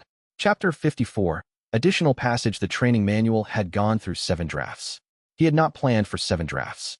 He had planned to write a clear, direct document describing the methodology he had developed over the course of the year, the observation protocols, the inference chain standards, the contact network management approaches, the briefing formats, the distinction between operational intelligence and administrative intelligence and political intelligence, and how each category demanded different handling. The first draft had been 22 pages and had been technically accurate and had communicated almost nothing useful to a hypothetical reader who did not already know the work. He had recognized this problem on rereading. The difficulty was not that the content was wrong, but that the content assumed the reader understood why each element of the methodology existed, which required understanding the problems the methodology had been developed to solve, which required understanding the operational history of the year itself, which was classified at a level that a training manual could not contain. So the second draft had tried to embed context, to describe the methodology and the generic form of the problems that had generated each approach, without identifying specific operations. That draft had been 41 pages and had been more useful, but had been structurally inconsistent, with some sections well contextualized and others still written for a reader who already knew everything. Drafts 3 through 6 had been iterations of the same basic problem: how much context to provide, at what level of specificity, in what sequence, to make the methodology legible to someone who was intelligent and capable, but who had not lived through the construction of the methodology. The 7th draft had solved it by abandoning the chronological organization entirely and restructuring around question types. What category of problem is this? What is the first question to ask? What is the standard of evidence for each inference type? How do you know when you don't know enough? That draft had been 33 pages and had been, on rereading, actually useful. He had submitted it to the Empress for review with a note saying, "This is a draft document and contains no classified operational details, but will benefit from your corrections on any points of institutional context I may have mischaracterized." She had returned it 11 days later with 17 marginal notes. He had read through all 17 before responding to any of them, because he had learned that her notes required full context before individual response, that they were not independent but formed a conversation, and that responding to Note 3 before reading Note 17 would produce a response to Note 3 that she had already anticipated and addressed in Note 17. She was, he had concluded, the most efficient annotator he had ever encountered. The 17 notes covered 33 pages and had missed nothing significant and had been precise about exactly the right things to be precise about. Note 4 had said, next to his section on contact network management, the framing here implies that contacts are assets to be managed. Consider whether relationships with ongoing professional obligations captures the ethical distinction you likely intend. That had been a real correction. He had rewritten the section. Note 11 had said, next to his section on advising the sovereign, the weight of counsel depends on its truthfulness even when the truth is unwelcome. You have written this as an axiom without explaining why. Readers who have not learned this through consequence will benefit from the explanation. He had looked at Note 11 for a long time. Chapter 55. Additional passage. He went to the study to argue about Note 11. He had not planned to argue. He had planned to accept the correction, rewrite the section, and return the revised draft. He was capable of accepting corrections without argument. He had been accepting corrections for the whole year, from her and from Ru Bao, and from the work itself, and he had gotten better at recognizing when a correction was right rather than merely disagreeable. But Note 11 had a quality that the other 16 notes did not have, which was the quality of being a correction that required him to examine the underlying question rather than simply the section's handling of it. He had written the axiom, the weight of counsel depends on its truthfulness even when the truth is unwelcome, without explanation because to him it was not an axiom, but an observed fact. He had learned it through consequence, as she correctly noted, but he had not been aware until reading her note that the consequence was not in the training manual, and therefore the axiom was floating without support. The question was what the explanation should be. He could write a general principle about the long-run costs of incomplete information. He could cite observed cases from administrative history where advisors had shaped their counsel toward acceptability and the shaping had cost the sovereign time and resources. He could write about the specific dynamic of trust and how it was built and how it was damaged. All of those were true. None of them was the explanation.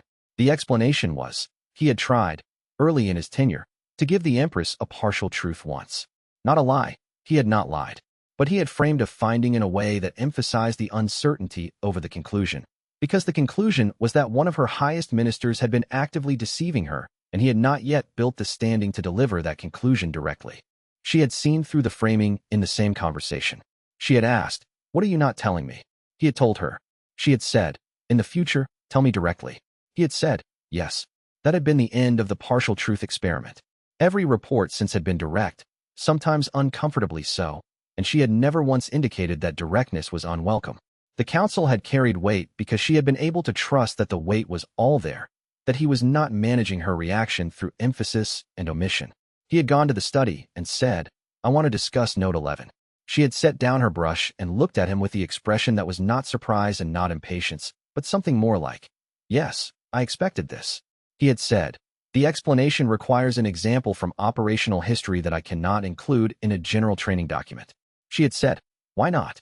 He had said, "Because the example is about you, and it concerns a period when your administration was less effective than it is now, and that record being in a training manual creates a risk of that framing becoming permanent." She had looked at him for a moment. She had said, "What was the incident?" He had told her which one. She had said, "Include it." He had said, "The document will be read by." She had said, "Include it."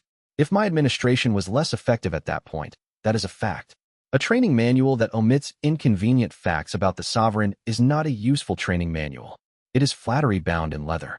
He had gone back to his quarters and rewritten the section and included the example. It had been the best section in the final draft. Chapter 57. Additional passage. The faction tribunals had taken 11 days to conclude and had produced outcomes that fell within the range Wei Liang had predicted with a margin of error he found acceptable. The noble faction had been reduced. 2 of the 6 most active members had accepted reassignments to provincial posts that were technically prestigious and practically distant, which was the mechanism the Empress used when she wanted to remove people from the center without the permanent record of disgrace. 1 had retired with appropriate ceremony. The remaining 3 had been retained, but with modified portfolios that reduced their autonomous operational authority. Hao Jingwen had come through the restructuring in a position that was formally reduced, but actually more stable than before, because the faction war had cost the noble faction more than it had cost him personally, and his positioning relative to the survivors was stronger. Wei Liang had noted this in his analysis of the tribunal outcomes, and had flagged it as a point of ongoing attention. The military faction had been handled differently, because General Chao's situation was different. He had been used, his endorsement had been extracted through the forged border report, his authority had been weaponized without his knowledge or consent. The general who had nearly been made complicit in a coup he had not authorized was not someone who needed reduction. He needed acknowledgement of what had been done and a clear signal that the institution had not failed to notice. She had given him that in private before the public tribunals began. Wei Liang had not been present for that conversation either, but Ru Bao's report. He came in tense. He left steady, had been sufficient. The ritualist faction had presented a different kind of problem. High ritualist Feng Buwei's extraordinary celestial convocation had been, by every observable measure, an act of institutional overreach. He had called a full court convocation without sovereign authorization and had done so at a moment when the convocation served to publicly crystallize the faction conflict in a way that was not in the Empress's interest. But it had also, paradoxically, been an act that had surfaced information Wei Liang would not otherwise have obtained, because the convocation had forced the 3 factions into explicit conflict, and the explicit conflict had produced observable behavior that the intelligence networks alone could not have generated. The question of what to do with someone who had overreached in a way that had been, functionally, useful was one Wei Liang had thought carefully about. He had recommended that Feng Buwei be reprimanded formally and retained actively, with a clear statement of what the reprimand was for and a clear statement that his institutional function was valued. The clarity on both sides was important. A reprimand without clarity left room for resentment. A retention without clarity left room for repetition. The Empress had delivered the reprimand in a private audience, and had reportedly done so with the kind of precision that left no ambiguity about what had happened and no ambiguity about what she expected going forward.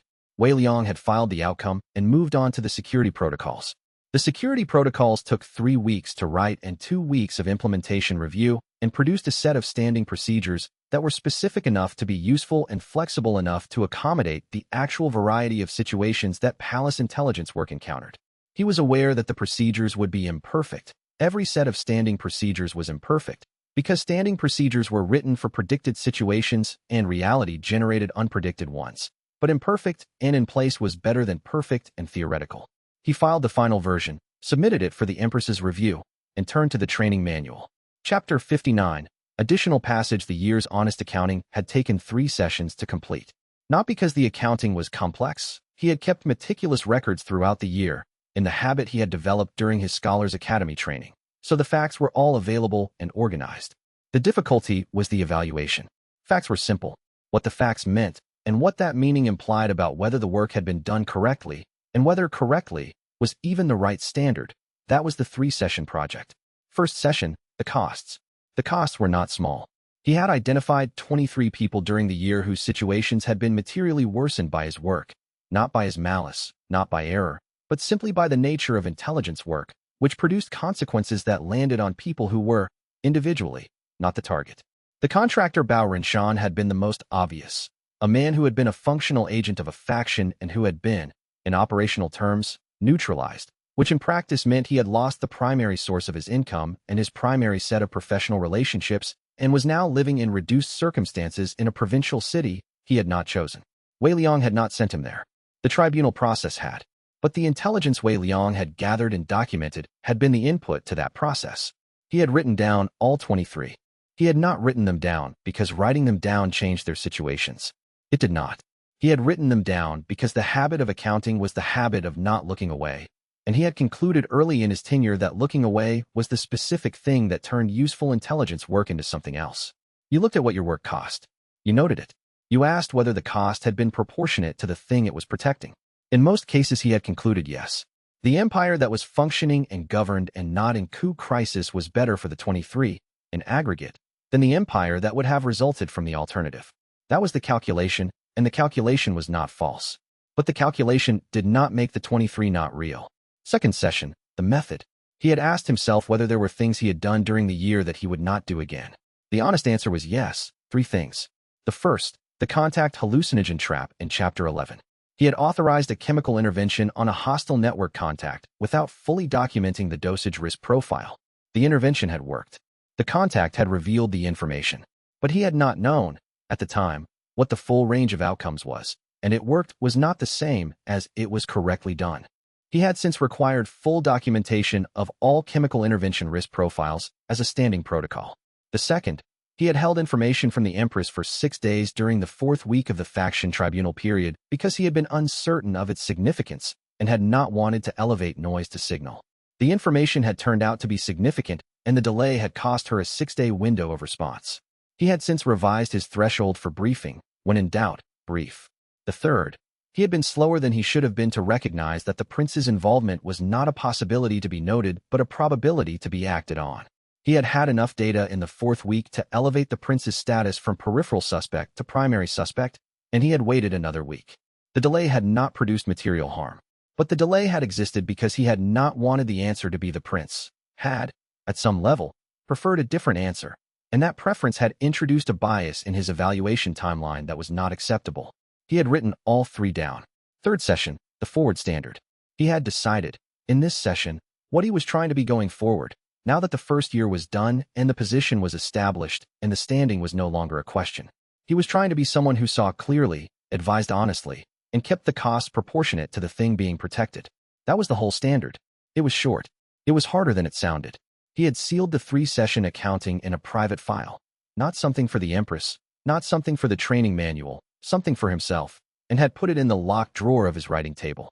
He would open it again at the end of the 2nd year and see if the accounting had changed. Closing CTA. If you've made it this far, you already know this story goes places most cultivation novels don't. No chi surges, no breakthrough rankings, just intelligence, patience, and the specific kind of strength that comes from knowing things other people don't. If that's the kind of story you want more of, subscribe to the channel. There's more Wei Liang coming. And the second part of this story goes even deeper into the Shadow Court.